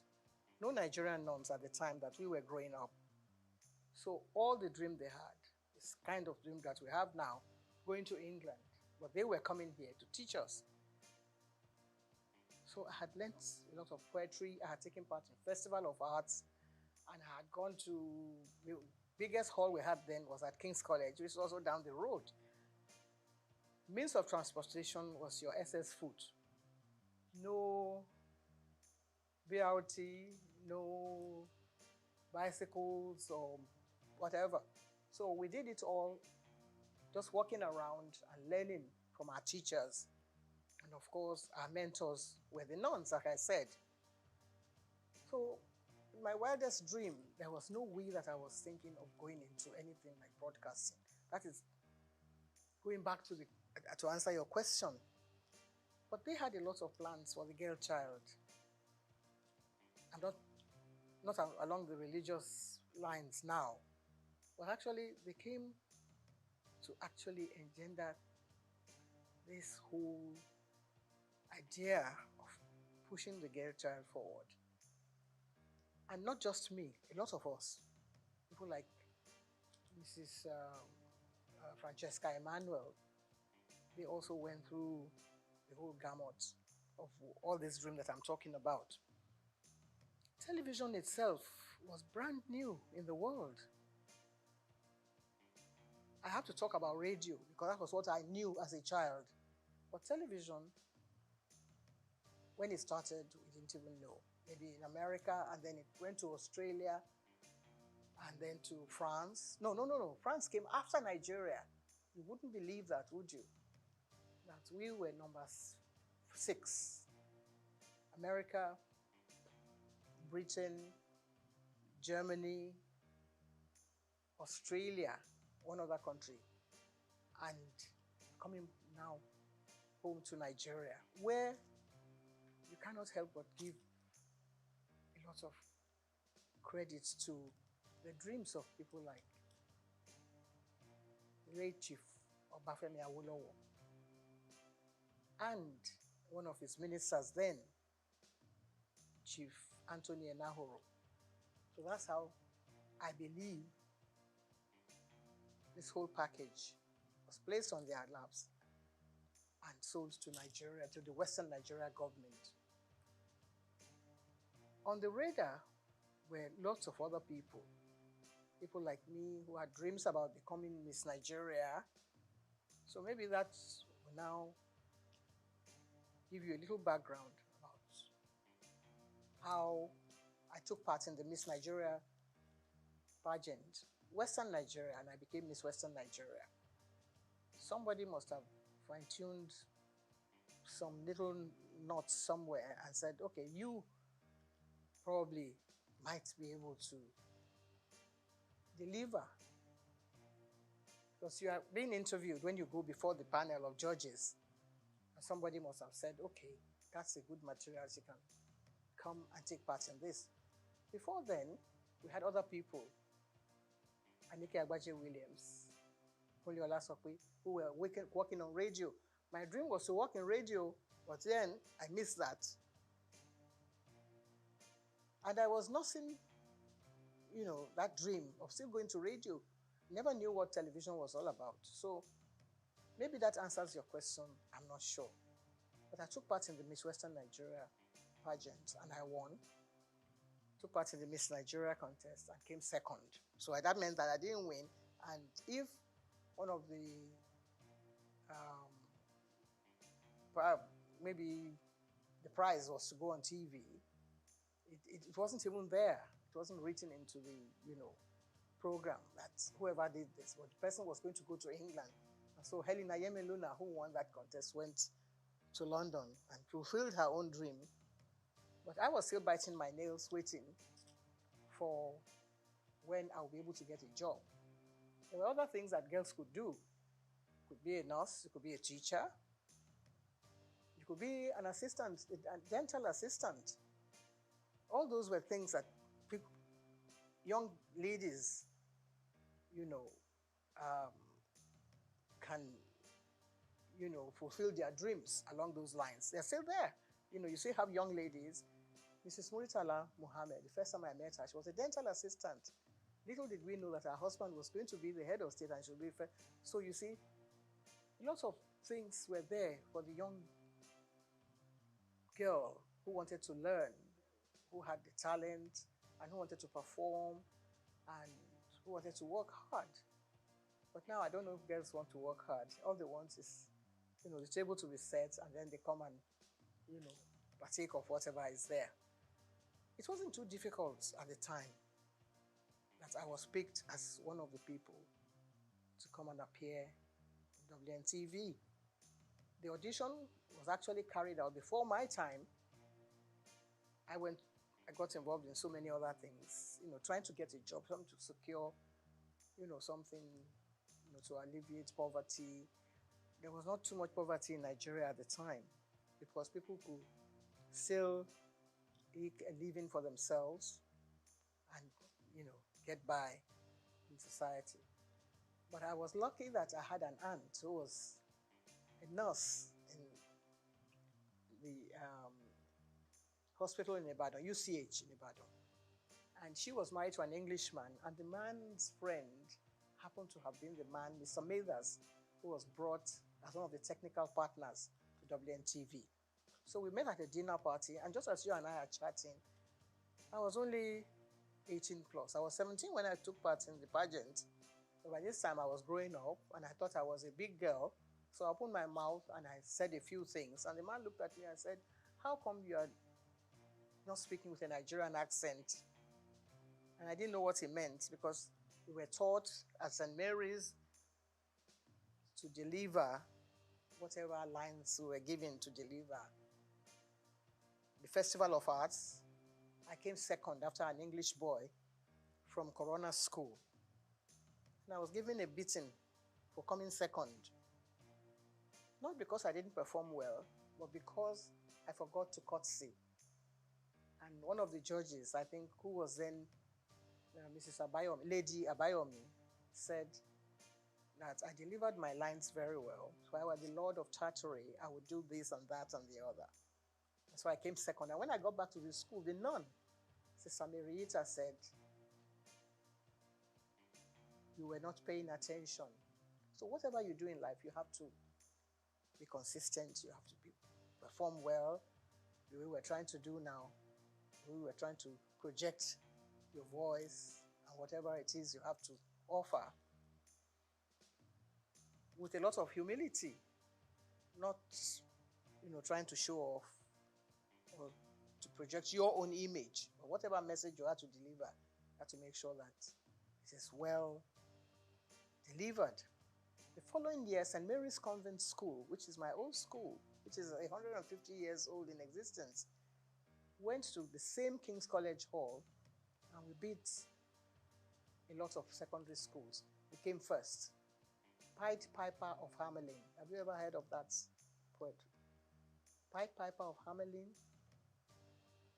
was about someone who wanted to get rid of all the rats in Europe. And all he did was to play the pipe. So that is what we were more or less doing. That's what you and I have done. Being a Pied Piper, trying to get off all the ills in society. That's the main job of a broadcaster.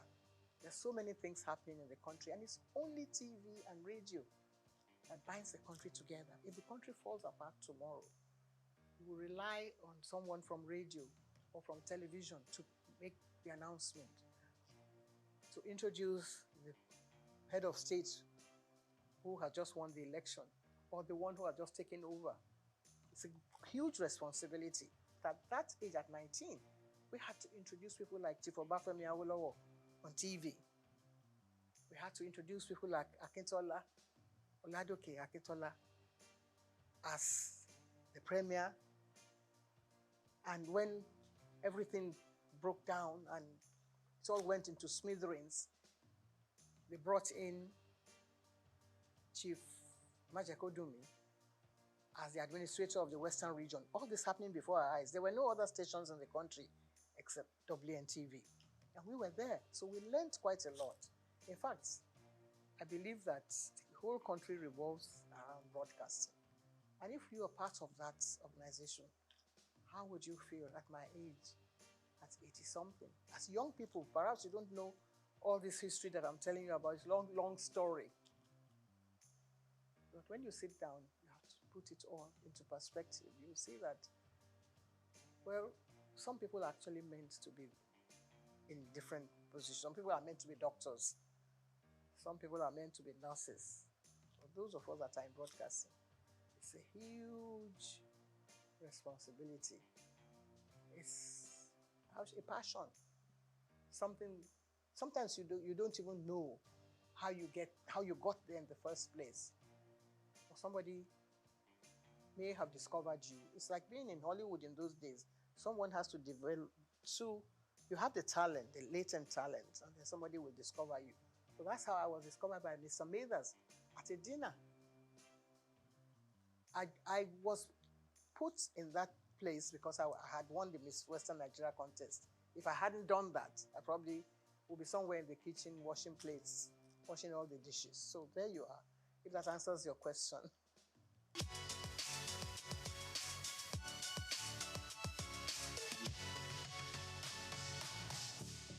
Well, there's no one that actually picks someone and puts you plonk without, I mean, of course, if you don't have any experience on the job, you have no business being there in the first place. But if I had taken part in Pied Piper of Hamelin towns in Brunswick, I was only 13. By a famous Hanover city, I was speaking like an English person. When I was only a Nigerian, little girl, being nurtured, by my mother, who was a seamstress, how would you ever get there? But you already have that background, that solid background on the rock, as it were. So, by the time I was ready to go on TV, I had learned from all the other, people that I mentioned their names earlier, like Anike Agbaje Williams. And I wouldn't say it was easy, because you always have that, butterfly fluttering in front of the camera or wherever.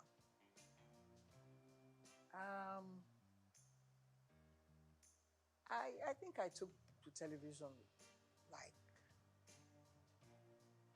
I was meant to be there, with all humility. If I had been groomed by all these nuns that I have mentioned their names, they came to Nigeria to serve the people. They were not earning salaries, To become a nun, you have to take the oath of obedience, chastity, poverty, and all that. So you're not earning a salary. But whoever is there now is thinking of how much money he's going to get from whatever take comes from here, there, and yonder. So they taught us well. And nobody said you're going to go and appear on TV or you're going to be on radio. But just do what you're meant to do properly, with a lot of sense of responsibility and diligence. And that stands at the back of your mind.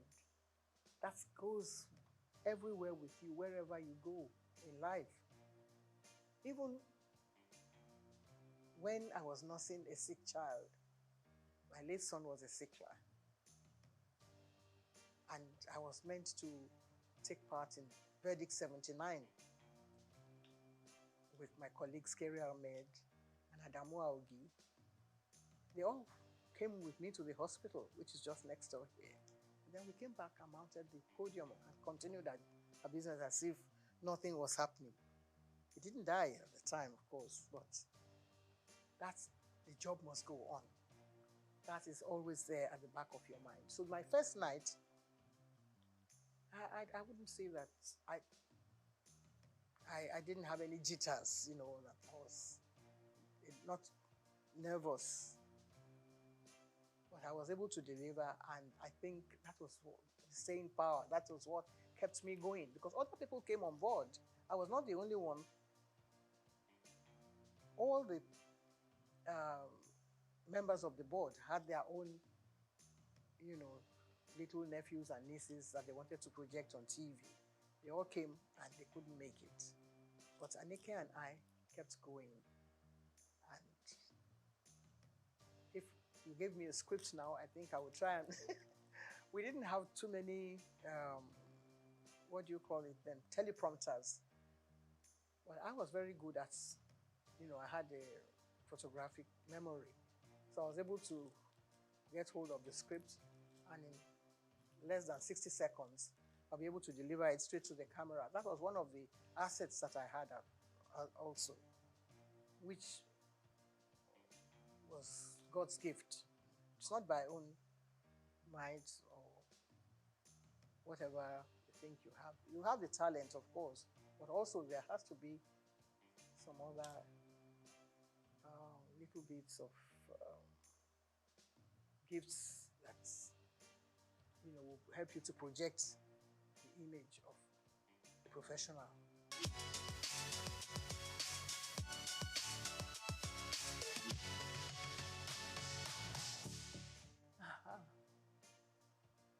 A lot of controversy.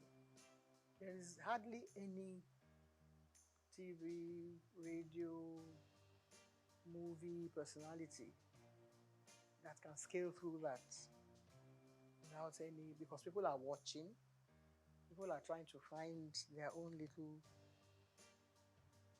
bits of criticism here, there, and yonder. You can't be a goodie, 2 shoots without,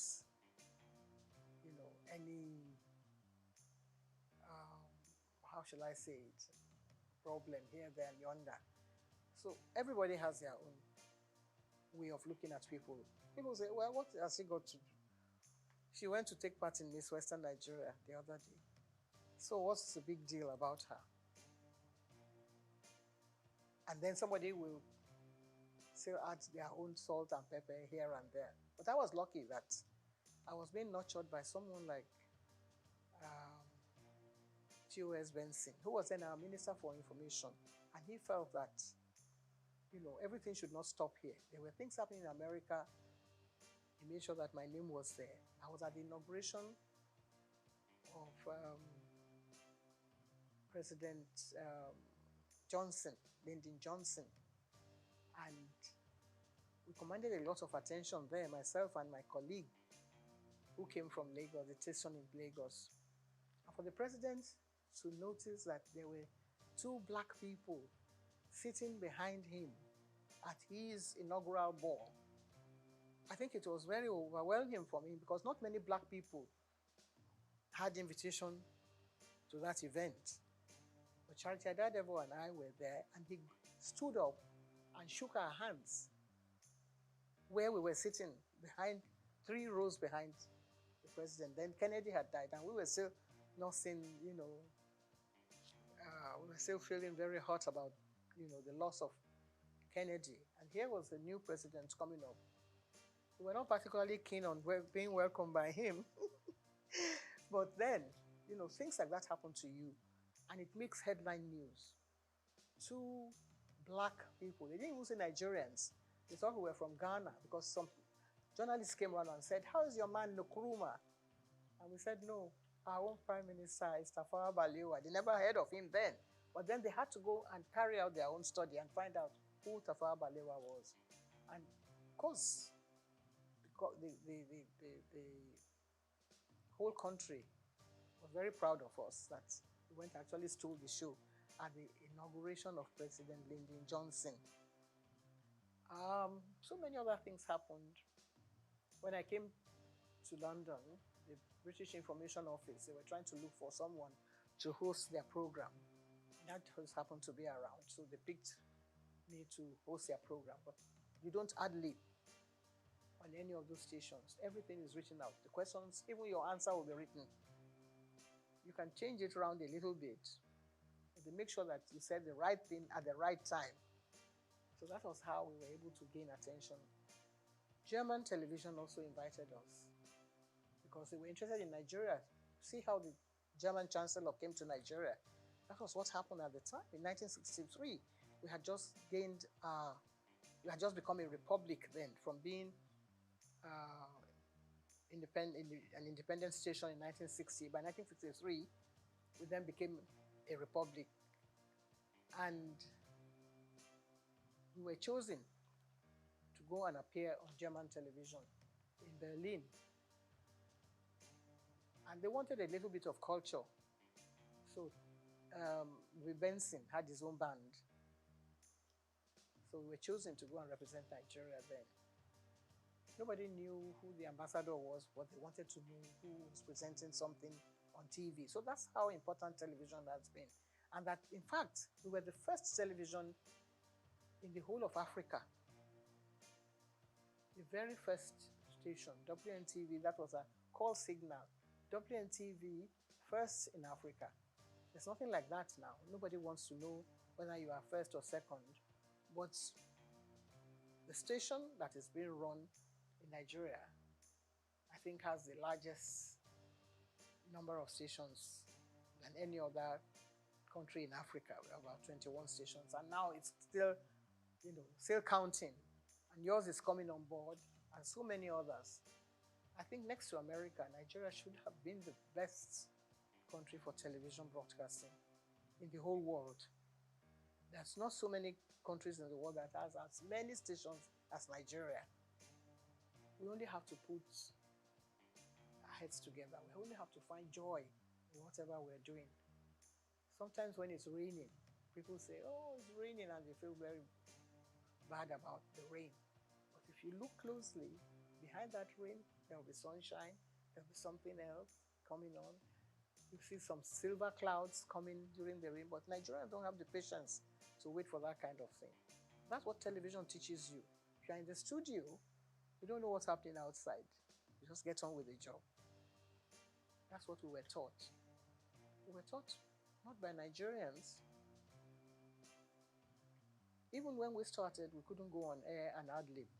There was always someone there, Mr. Blackledge, to write the script. And if you can commit that to memory and deliver it, they're home and dry.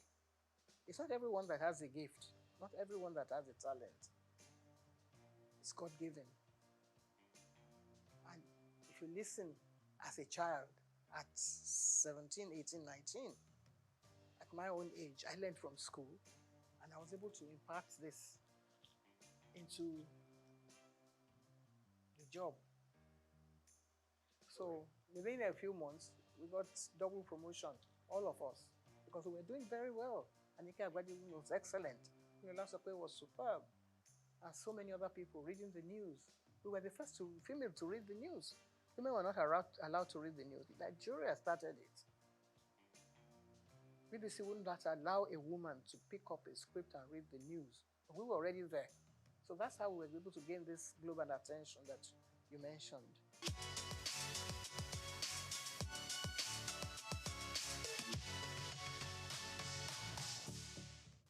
not easy. Not easy. Like I said, when we were taught by, not by Nigerians, but somebody came along the line and said, we don't have to speak like English people. You can just carry on and use your own parochial background. If you are a Robo man, you can speak English the way you like.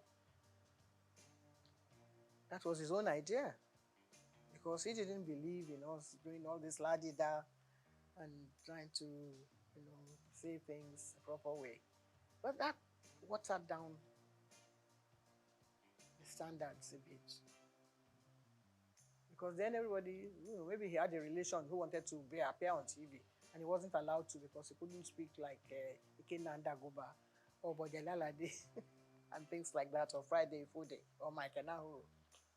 So somebody must have gone to him and said, because he doesn't speak like any of those people who were taught by, foreign teachers, people who had learned, people who knew what a DJ, we had a Bible then, that you had to pronounce your words correctly. So he came and said, now that I'm DG, I'm not going to tolerate all this, your English way of speaking. And some other people, of course, that watered down the standards. That's not our making. We were still ready to continue the way we were doing, but then they pushed us to the background. But there were others who were able to perform well. Ruth Benamesia, Opia, Siene Oweber, and of course Bimbo Oloyede, who was born in England.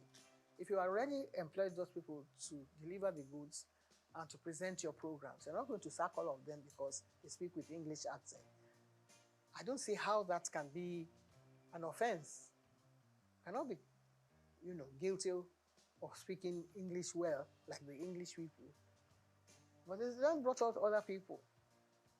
And you had the head of presentation. I became head of the presentation after I came under Guba. And you're trying to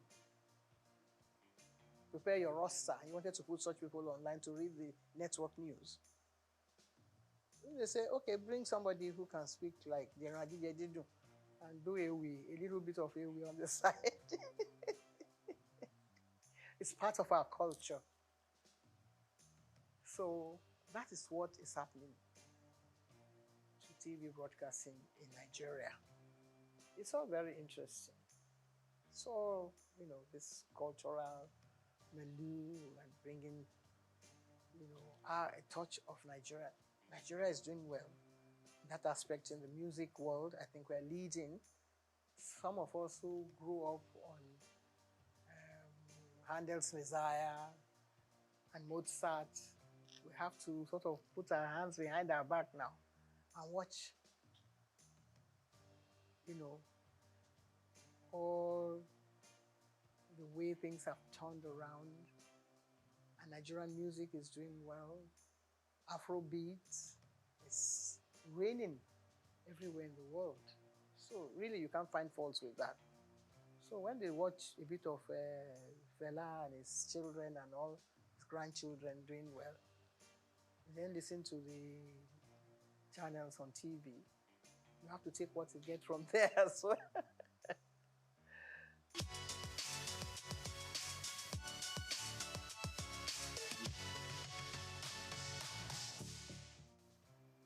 If somebody can wake up one day and say, why should your station be called the Nigerian Broadcasting Corporation?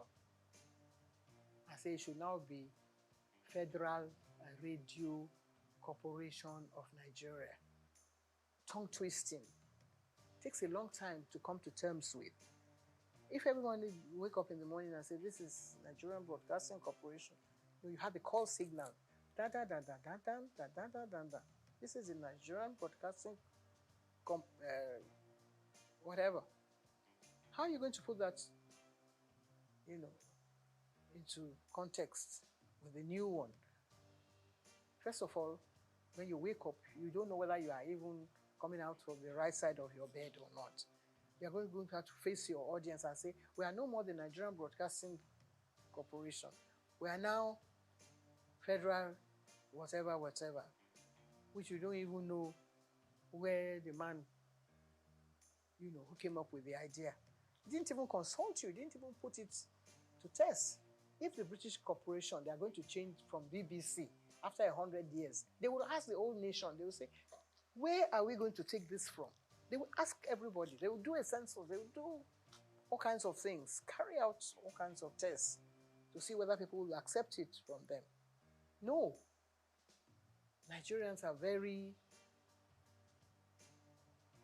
hard and cut and dry.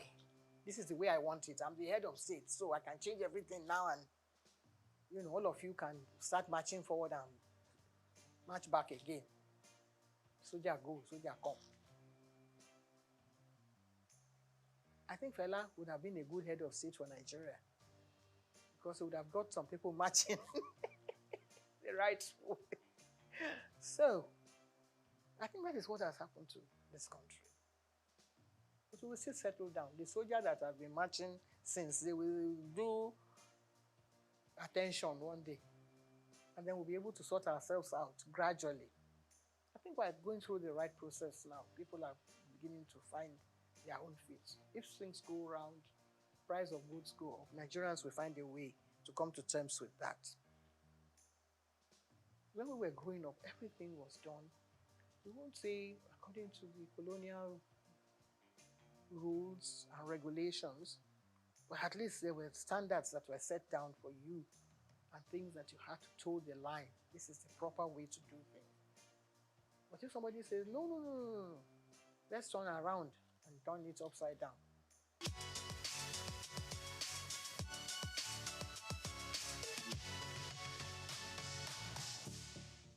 First stack.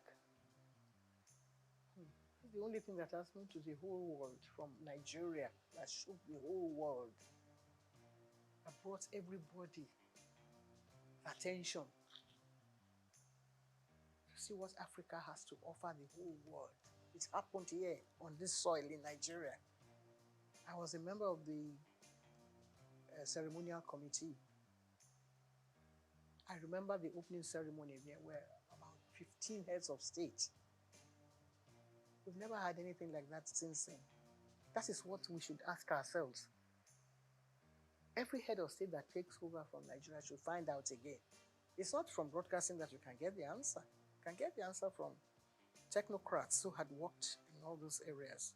What happened? How come it couldn't happen again? It's like Armageddon. Every country was represented. Every culture was represented. Miriam Akiva was watching us and called us at the station one day and said, even from the way we linked programs, they couldn't expect that it could be happening in Nigeria. We received phone calls. People were sending us bottles of champagne on the air. The links. Bimbo Oloyede was there with me. I was at the opening ceremony. I was yanked from there to come back to the station. From, interacting with the head of state or with our head of state at the time, to come and man the station, because what was phenomenal. How come we've not been able to do it? 77 years, how long ago was that? I was only 37 years old then. I'm going on 90 now. It hasn't happened again. We should examine that. Even the head of state that was there is still alive. Let's ask him again. Let us put him down and say, Oga, please explain to us what happened. Some people came up with a theory that the symbol that was used was fetish. That is what has happened and Nigeria has turned upside down. If that is acceptable, it may be superstitious in your eyes, but let us find out. Let's go call the Babalawo. Is it bad that it is a Nigerian that carved this image? And it is making news outside the world. Now you say, no, it is not good. that Nigeria should be able to project an image that would attract the whole world, something that will bring everybody on their knees. After the first attack, we were still recovering, just batting in the glory of first attack. What's this artist, the blind one, who was not part of it, who didn't believe in it? He came and had his own first attack, all on his own, from America. Stevie Wonder, he came with his whole team. We had to mount all the cameras back in the studio for him. He had his own 7-day festival here in Nigeria. What prompted him to do that? Other people came. They wanted to know what was happening in Nigeria. What has happened? We couldn't have another festival since then. What do you think went wrong? Nothing went wrong. Everything went so well that people wanted to destroy our own Nigerian people, wanted to destroy the glory that's this whole thing that's emanated from it. It hit the whole world. People are asking, when you go to Britain, you say, what happened? Why aren't you having? I had a friend who was head of the, he was from the British Guyana, a black guy. He was friends with everybody. He knew all Nigerians. Said, what happened? When are you going to have another festival? Professor Ian Hall, he keeps asking me. Even if we can't have it because it was very expensive anyway, Nigeria had all the money. Even though we had a coup after, it was first of all the brainchild of Gawan. And then Muritala came on board. Muritala was killed. But in spite of that, they couldn't kill that dream of having a festac in Nigeria. If we are able to bring out all those programs again, I think we'll be able to answer those questions. I'm still alive. There are a lot of people who will still want to know the answer to that. It's a very, very brilliant question that you have asked. I think if it was another country, they'll set up an inquiry and say, what happened? Can we resuscitate this whole dream? Some of the tapes that we had then in WNTV, some people put them in one place and set fire to them because they felt maybe somebody in their religious organization said, you are the one projecting all these things, so Nigerians are bringing idols around. Who gave them the idea to make the idol? It's God now. It's from God. Whatever thing you were able to put together. The Bible was put together because God loved the world so much and He wanted us to learn about things that had gone out from the time of Adam and Eve. God loved the whole world and created Muhammad and said, put people together and let them say Allah Akbar every day, morning, noon, night. God created so many wonderful things for us, so many images that we can imbibe from, so many things that we can learn from. People want to come and learn about our country. Instead, we say, we want our sculptures back. What are you going to do with them? You don't have a museum where you're going to put them to make them thrive and people come here to Nigeria. It's a good idea for them to come, but if they learn about your country, what your people have done over the past 2,000 years. 2,000 years of Nigeria image was put together by the BBC. Nigeria went and tore it up in shreds. He tore it up. He said, what are you doing with that? What you call bad belly. I don't know if anybody sang a song with that title. If we maybe start from there and say, what do you do with your own bad belly? Some people, Theatre Stadium. There is no theatre in England, in London, that I know that I've gone to watch plays and things that have not been in existence for over 500 years. So many studios. We have one big one, the dream of Nigerians. And now we want to go and do banking there. We want to go and do trade. It's supposed to be for culture, for our own culture. Lagos State will be dragging federal government by the neck and say, no, we own the theatre now. And we want somebody to come and do something there. If we can only put all these things behind us, the evil that people have done in the past. People like Julius Caesar, when they were writing all those, when Shakespeare was writing all those things like that have happened in the past. We should examine them. Get people like Wade Soyinka to sit down and rewrite the whole history again. If they ask me questions like you're asking me now, I will be there to answer. Because I saw it all unfold before my eyes. The image of Nigeria will come tops. All the stations in Nigeria should get involved and do stories on this question that you've asked me. A very salient question, and I love it so much. That might be able to revive the image of this country and let us know where we are heading, in what direction, and bring us back to really the point of salvation.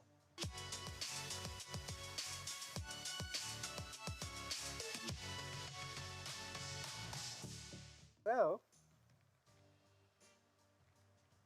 I haven't seen it. I must have mentioned it somewhere. I think on one of the channels. When they was trying to build the scandal around it, and I said, and I tried to put the record straight. That wasn't really what happened. And that, it was from, I think it was from a book that was written by one of the wives that said that I was party to his breakdown of their marriage. And I was trying to put the record straight that that wasn't really the true picture. I have due respect. I have to, bow wherever I come in the presence of a president of this nation, past, present, or even present, yes. I hope I'll still be around when we have others coming on board. But I was taken aback that the head of state asked me a question that, because in the past, we were in the studios when the head of state came, and we were given scripts. If there had been, there had been several coups, and it's always the presenter or the station, either the managers that take the brunt of the whole, the issue when things like that happen. You don't know who is coming. You don't know how many jeeps are going to be coming in. You don't know how many, what you call that, all those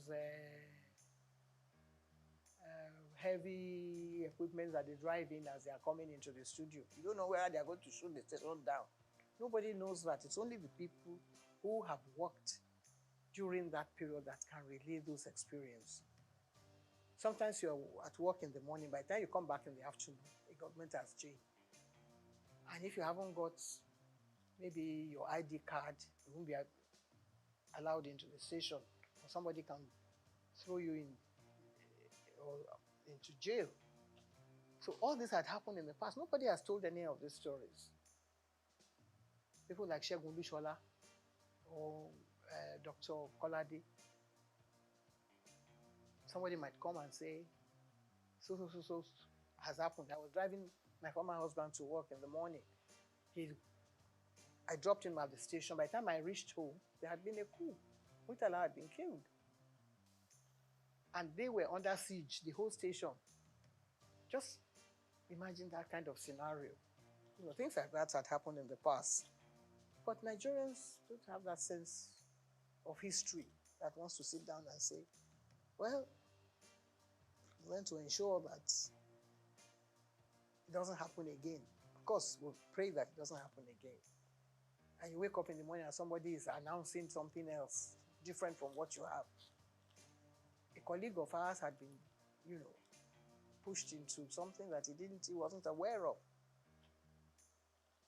Those are kind of situations that have happened in the past. But this one, we were all dressed in ceremonial costume and trying to, I was the only one that was asked to stay the presidential, what do you call it, special area that is demarcated for head of states on issues like that. And all of a sudden, the president is following me all about. And I said, this is getting too close for comfort. And I said, what's your name again? I said, my name is Julie Coker. I was trying to play innocent, that I didn't know what was happening. He said, hey, how much did this your dress cost? Can I have, sorry, sir. I don't think I'm the proper person to answer that question, sir. Yeah, you don't have answer.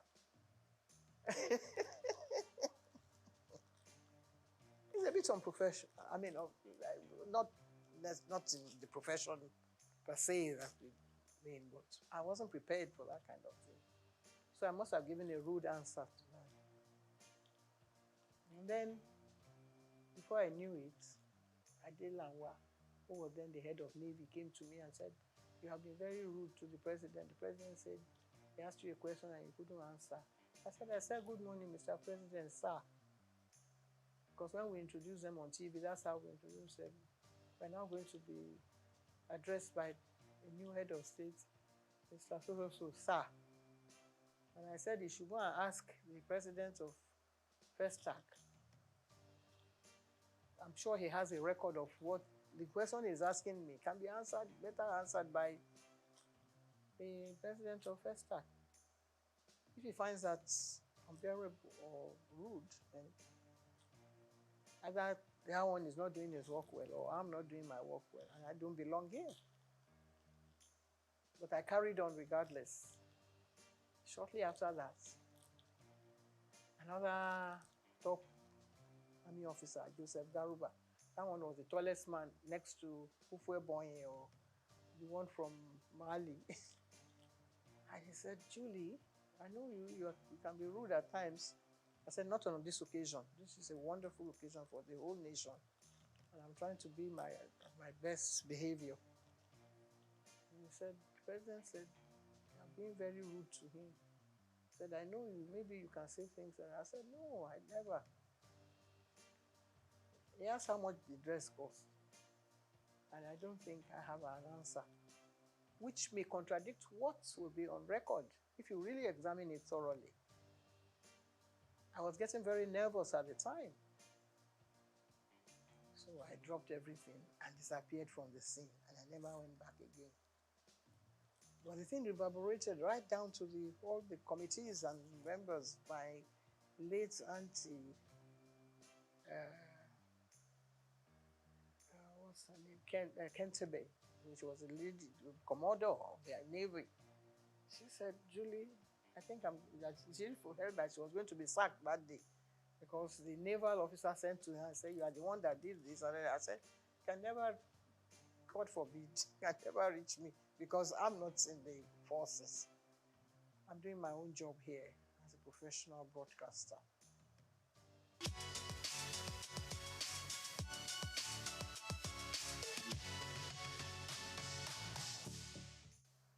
Well, I think it has reached a stage now where whatever you say might be taken against you because there are so many people going to court now and people sent to jail, but things were not as bad as they are now because some of the gory stories we hear and people being, penalized and sent to jail, I think it has reached an astronomical level that it's something that's actually, maybe it was there and people did not want to open the canker worms and let us see what is really happening. In my own case, it was a deliberate attempt on the part of an aunt of mine who felt that there's no child that should continue going to school at a certain age. And they were trying to arrange for me to get married to somebody. And it's a tradition of our people, in Delta, to find out whether the girl is still a virgin. Then they go and look for one old man. It's not this, the one that is happening is child abuse now. I don't know what to call that one.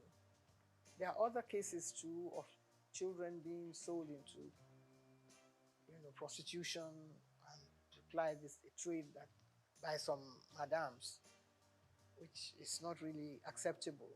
But there are other areas that maybe some parents cannot pay for their children's school fees, so they send them, into child labor or whatever.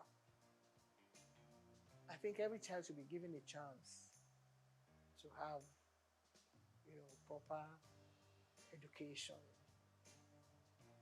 If Awolowo can start free and fair education to children, whether all genders, boys and girls, see what the results that have come out of that. But in some other parts of Nigeria, they believe that that it's not acceptable in their religion, and so they still keep the children down and send them into early marriage. And a lot of people have dealt, people like Dr. Simi Johnson, they were in the, forefront of that vanguard to liberate the children who have been kept, into powder at age 13. And when they have children, they are not able, either they die, premature deaths from, being too early to go into pregnancies and have the children properly and things like that. Different stages, it's a very serious issue that actually I think has been well looked into, not by the United Nations or by, but Nigerian government itself should look at it more, more serious terms and try to find how to deal with it. But there's something that happened in some homes, which is now coming out now, which in the past, members of the family will not allow maybe a woman that is a victim. The child is a victim, but there are other, things that sort of trigger down the line, like a wife, for instance, who is watching her husband, trying to abuse children that are under their care. And the children definitely cannot, rise to the level that a child who's being abused at an early stage cannot continue with her education. So I have been involved in issues like that because I was affected as a 13-year-old when an aunt of mine felt that I should stop going to school. But I was rescued by another aunt. So I was lucky at the time. Not many people have been able to, get through all this kind of trauma. I was lucky that just at the time, the man was busy talking to some other people, and it's like somebody being kidnapped and another person coming to your rescue. So I was lucky at my own, to escape that unscathed and get on with my life. If I hadn't gone through, maybe I would have been having 13 children. It's good to have children so that the population will multiply. But then you have to make sure that the children are able to, get on with their education. And when you educate that child, he's able to look after other children. I've raised so many children in the process, because I was able to earn enough money to take care of members of my family. And that is what everybody should sort of, try and rise up to that challenge.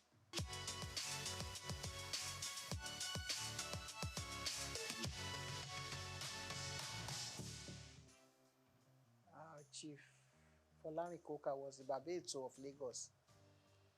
So, and I used to accompany him to the palace of Obaoyekon.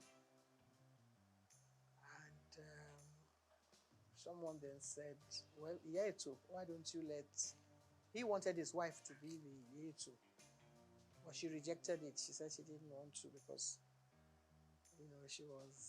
she thought they were going to perform some fetish. This is really fetish. My brother now turned to me and said, Julie, do you want the title? I said, no, it's not for me to say, because I wasn't terribly keen. But he said he was going to carry out all the preparations. And I said, well, if you're going to do that, why not? And the late Oba Adeyniko Oyeko graciously offered me the title. I accepted and went through the ceremony. So I've been in year 2 of Lagos now for getting on 40-something years. We only have one majesty in England. And that is one of the oldest institutions in the world. Some other countries are getting rid of their heads of their traditional rulers. France doesn't have one, for instance. There are some countries in Europe, I think in Finland, that still have, kings and queens and all that. But Nigeria, every little village, every doorstep has one title. This is the palace of the so. It wasn't like that in our own time. We had only one Oba in Lagos. Now you have so many. You have several Obas. This one claiming this and that. Etiosa. Whatever. After a while, there's going to be a clash. Maybe not in our own time. So if they're playing traditional roles, somebody will lay claim to some title that belongs to somebody else and another one. There's no end to it. So let them stay the way they are now. If they want to multiply, that has nothing to do with me because we don't have any say in that. It's not, because you can say now that this station is trying to sell this idea to be propagating an idea that should not be. I don't think anyone should play any constitutional role. If each one has its own, in the states at the state level, they take it, I think it's rotated. After a while, one steps down, another one takes over at that level. If they want to go and attend the meeting at the House of Assembly, that's up to them. But at the federal level, I think, no. No. I don't approve of it at all. Because then you have some woman coming on and saying that he's the one that is entitled to the title. It's not, I don't know whether any African country actually accepted that sort of thing. So Nigeria shouldn't start. Nigeria at certain points in any of these things. Once Nigeria starts, other people will start. And before you know it, the whole thing will skyrocket and another war starts. We have enough problem on our hands as it were now.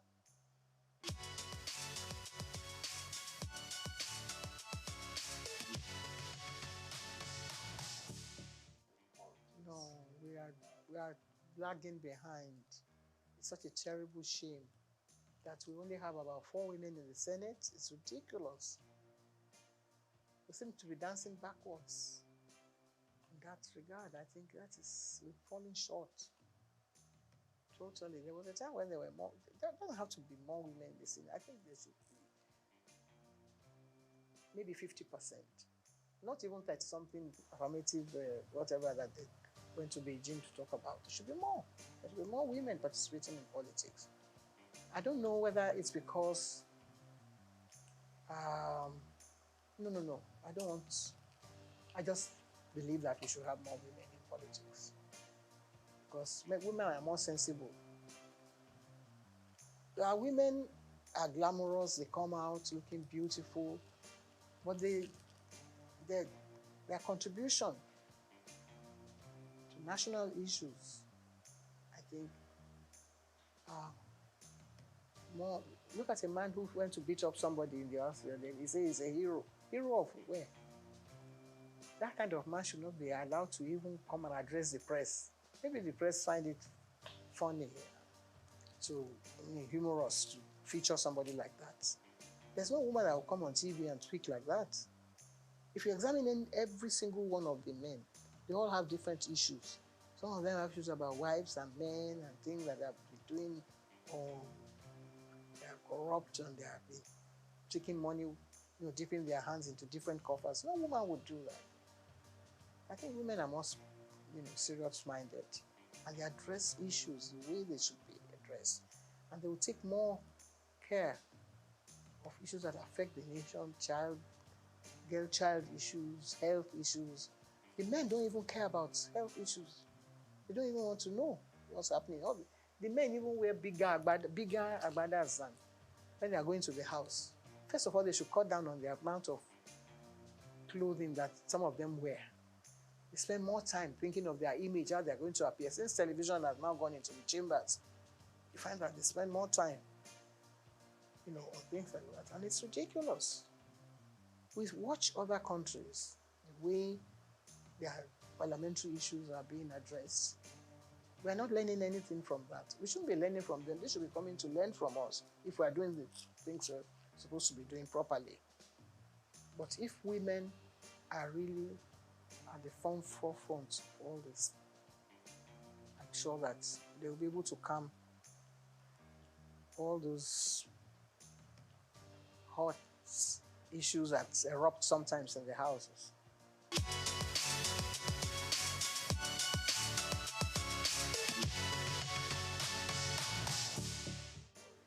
With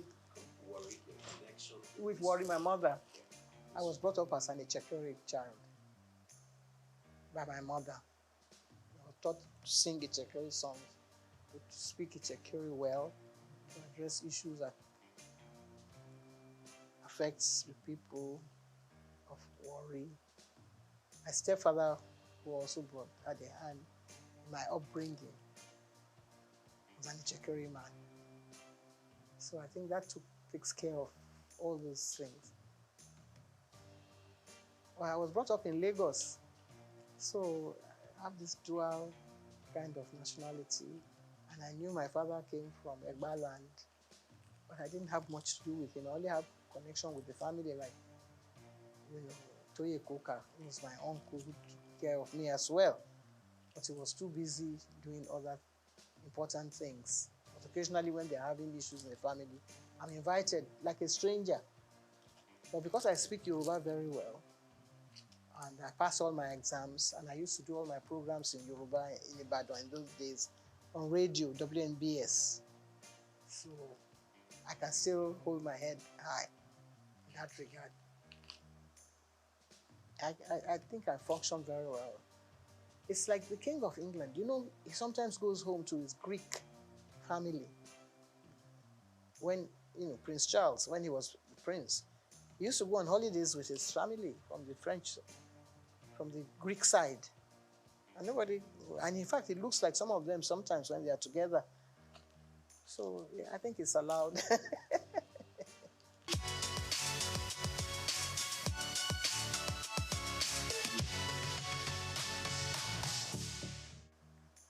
Well, one of the first one, my 40 years in TV, which is actually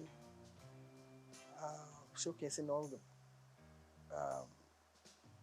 my life in broadcasting from the early stages, which actually should have answered some of the questions, was a textbook in Kenya for many years, because the minister came to Nigeria, and my DG then, Mohammed Ibrahim, had a whole box full of the books, and he gave them to the minister. And when the minister got there, he requested for more copies of the book. I never got paid for it, but I was delighted that they found the book so interesting. So maybe I'll get someone to serialize the book on TV sometime. We tried to do it some years ago, because I cannot be telling the stories all over again. This is about maybe another 30 years story. Again, we've done another sort of edition, My Life in the Limelight, which is the latest one. So if you have time, if you create space, you might be able to tell the stories and take it stage by stage. That might sell the book, and also, we get some media attention from sponsors and get things going. The sky will be the limit then.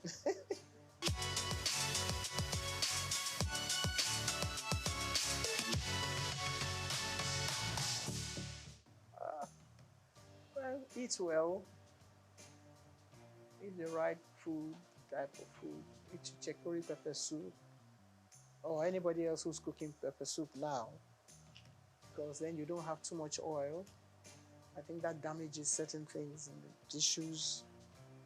And if you want to avoid having cancer, there's nobody in my family that has ever died of cancer because of the type of food we eat. So get someone, to prepare. There was a time when chicory food was being prepared in the museum, and people used to go there to collect the ingredients and the menu, and people live well. So people are eating Chinese food, which is good. It's healthy and lots of vegetables. I recommend that for people. I'm not saying that I very good health, but I still walk about on crutches. I don't know, my knees are not functioning very well. But still, if you say you paid me compliments, I accept it. Thank you very much indeed.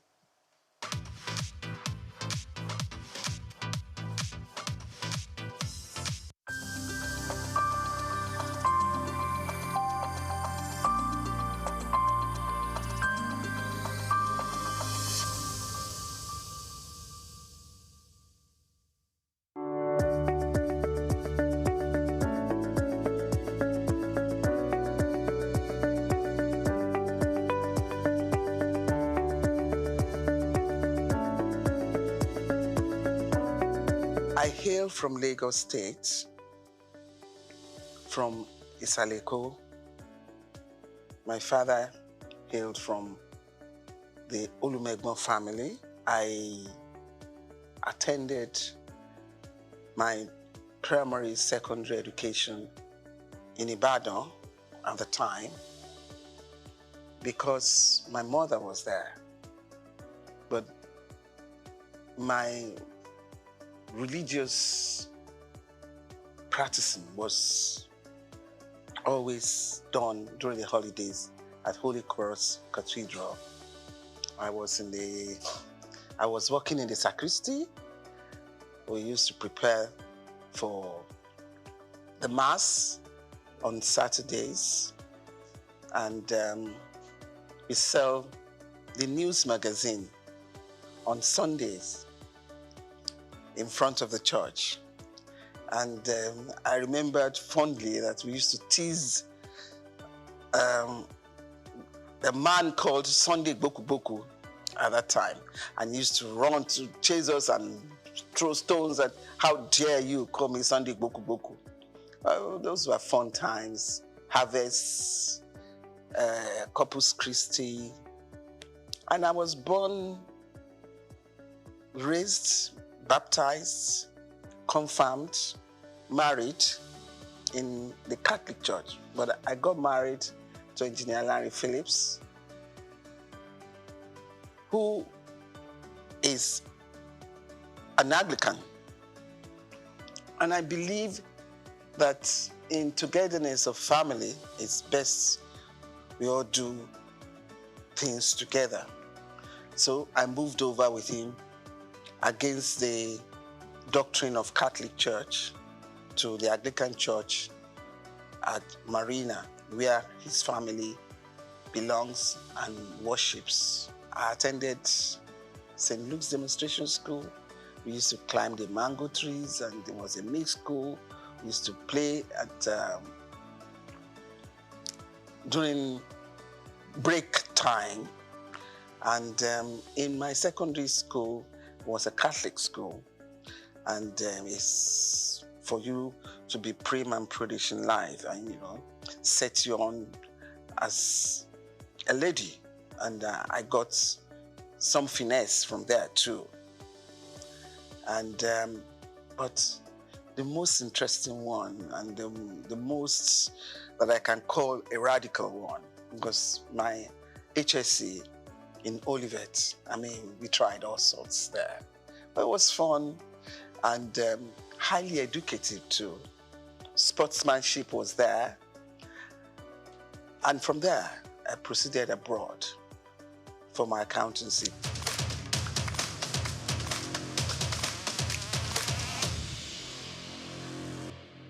And I was lucky to finish in a record time, and I came back. Did my articleship, but married in between. I met my husband abroad, and we came back home, got married in Nigeria. I worked as an accountant with USC, very proud of the drill professionally that I got from USC. It had set me on a discipline for working.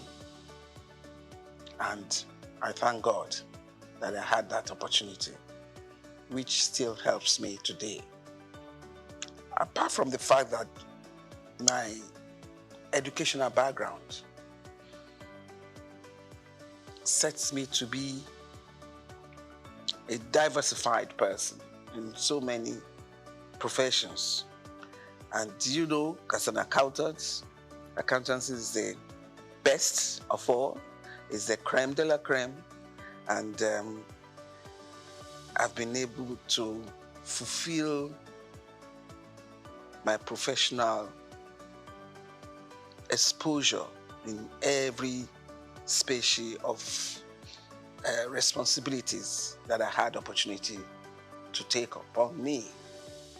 And from USC, I proceeded to work for the bank.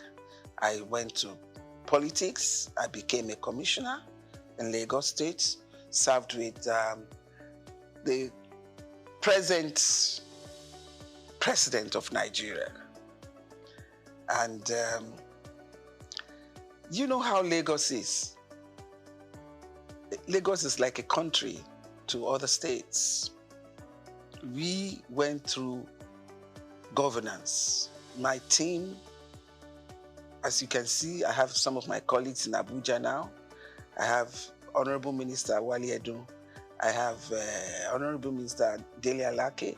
I have Honorable Minister Yemi Cardozo, and so forth. And I served in the bank as a director in Keystone. I've been a chairman of so many committees. You can say that again.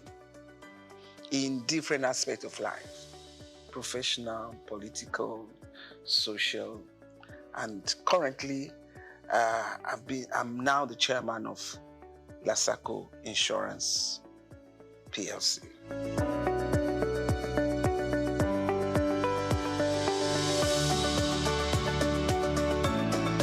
When I was growing up, it was so free and enjoyable.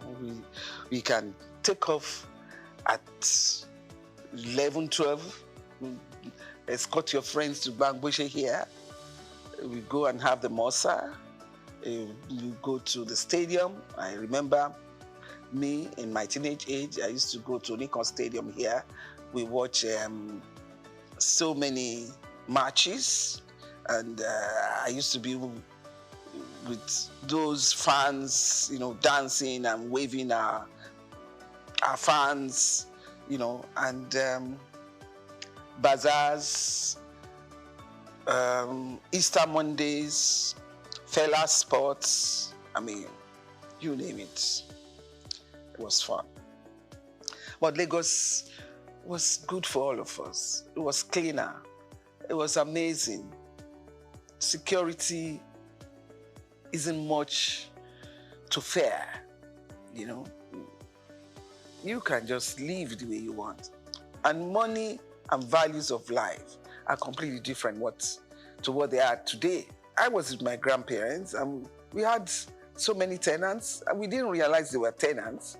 We were all playing together, eating together, and we are still like one family today. But the story is not the same again. I wish one can turn around and change it, but we have all given our kids sheltered life for the fear of unknown. And I think the disadvantage is very grievous.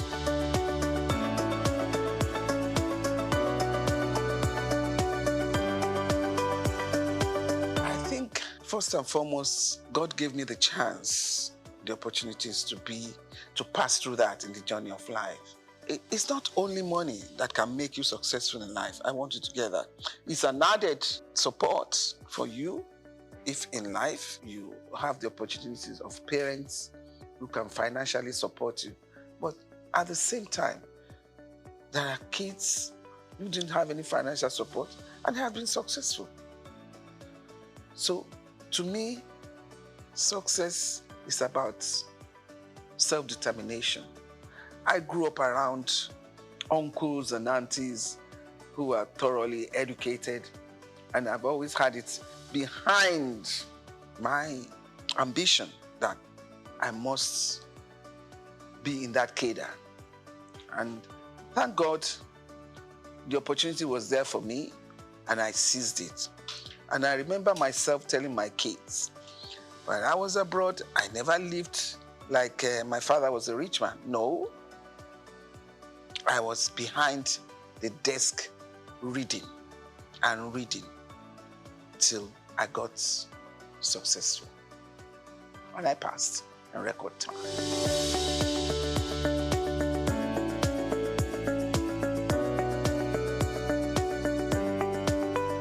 First and foremost, I think I'm a people's person.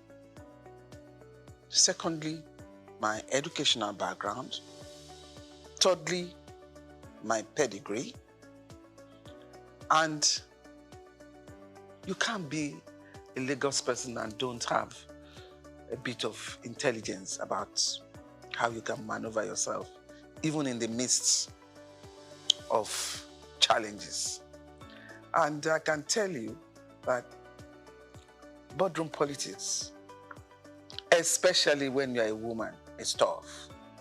Well, when you manage those that you sit around with, eventually, when they see that you're there to work, it has no business and basis for any other thing. I've had issues on boards because I'm female, and I put my foot down. It is the work we are doing. There is no gender sensitivity in this issue. Even in my early days as an accountant, when I had the accounting department, it was even tough at that level because the young accounting class, some of them can be daring to say, how can you talk to me like that? How can you make it? And I'll say, please, what do you mean? We need to get this target work done. So it's the work that is talking. It has nothing to do with whether I'm a man or a woman. So I will like the idea of gender reasonableness to be better played. At least for now, we are not having it at 3 1/3, no. But I guess we are in the region of 20%. And it should be better. You give a woman a chance, she will devote her life to it. But, I mean, when we have 1 or 2 issues from women who have been there, that should not create hurdle or boundary that you say a woman shouldn't cross. No. Nobody's perfect in life. And I want to let you know, it's tough for a woman. These men, when it is a woman having a corrective measure to be taken, they do not handle it the way they do for the men. They're in a rush to pack the woman out. You see from what has happened all over the world. So I will still make an appeal that women should be given better chances, better allowances. It's so quick to make a woman a scapegoat, the sacrificial lamb. Let's take it easy. And please, women, when they put you there, make us proud. I should remember the other women coming after me. If if I make this trouble now, they turn around and say, this is why we don't give them the chance to get to the top. So you manage the situation, you know? And let us remember that Africa is still very chauvinistic. It's still a man's world here.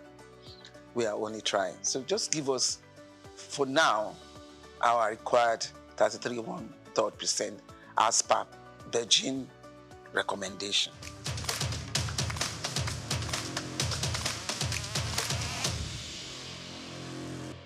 Having been in politics, there are so many factors that bring you up there. Some sensible, which I would call sensibilities. Some sensitive based, which I would call sensitivity. And some as per geographical distribution. If it's not the turn of your section, your district, there's no way they can put you there. But then sometimes it's the turn of your district, the party supremacy decrees that they don't want to use you. What do? You have to show some resilience as a stable character and do whatever you are given very well. Excel. Somehow, one day, you'll be there. Like Martin Luther King. At the end of that tunnel, I can see the light. Someday, somehow, you get there.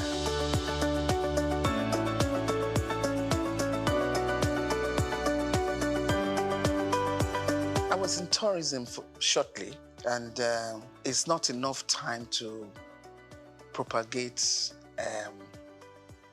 the excellence of your work. But in special duties, I give the ministry class. I was able to represent my Lagos State very well. NYC was under me. Proudly, I served. And we ensure that all students that need to go to orientation camp are well registered and got their NYC certificates. It's not about where they put you. It's about what you are able to do in that place. And you do it even to the enviable eye of somebody who believes has the best ministry with a lot of funding and allocation. I'm different in that respect.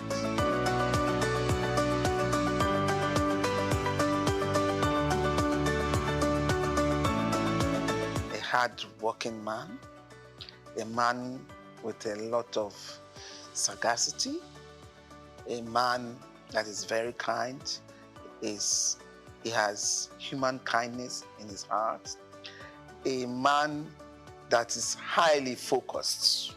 My office was very close to the Roundhouse, and I tell you, I wasn't surprised. And I kept telling everybody, I wasn't surprised he got a clinch that position, because I knew that even when in 99, from the day we stepped in, he's been working towards his election in 2003. So a man like that who is focused, his business is the end of the tunnel. All the distractions you are given, it's not, he doesn't consider it. So don't waste your emotions. When you provoke yourself unnecessarily, and the person you are provoking yourself upon is not even responding on that line, you're wasting your time. But he's an astute politician. He knows what to do at every point. And don't try him, because he's a hard knock. And he's easy to forgive. That bit, I don't know how he does it, but it's easy to forgive and move on. He understands politics, maybe from a young age, I don't know, but he seems to have the knack of it at all times.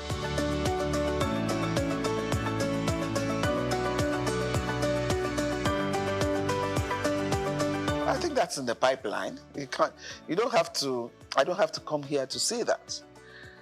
And even in the insurance company industry that I am now, I'm propagating that, look, you need to take it easy. Is it at these hard times you want to recapitalize the industry and make life harder? Yes, recapitalize, but not with large gap. The variance should not be too much, because you need to recapitalize so that companies will be solidly based to address financial issues and risk issues that we have in the country today.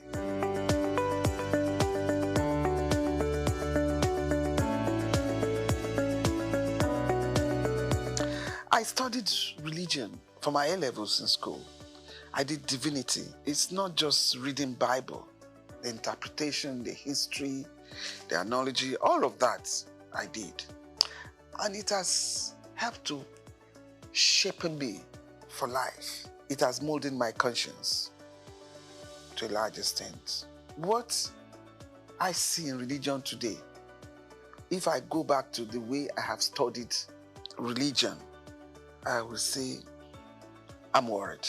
The way we have churches established in this country now, I'm talking of my experience in Lagos State. On the street, you can find 6, 8 churches, but there is no school. Education is key. Religion molds the character, the moral values about life.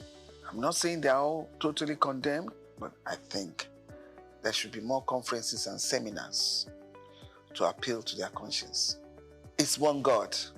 And in Lagos, the families, both Christian and Muslims, and the third religion, which is the native religion, we all interact and live together.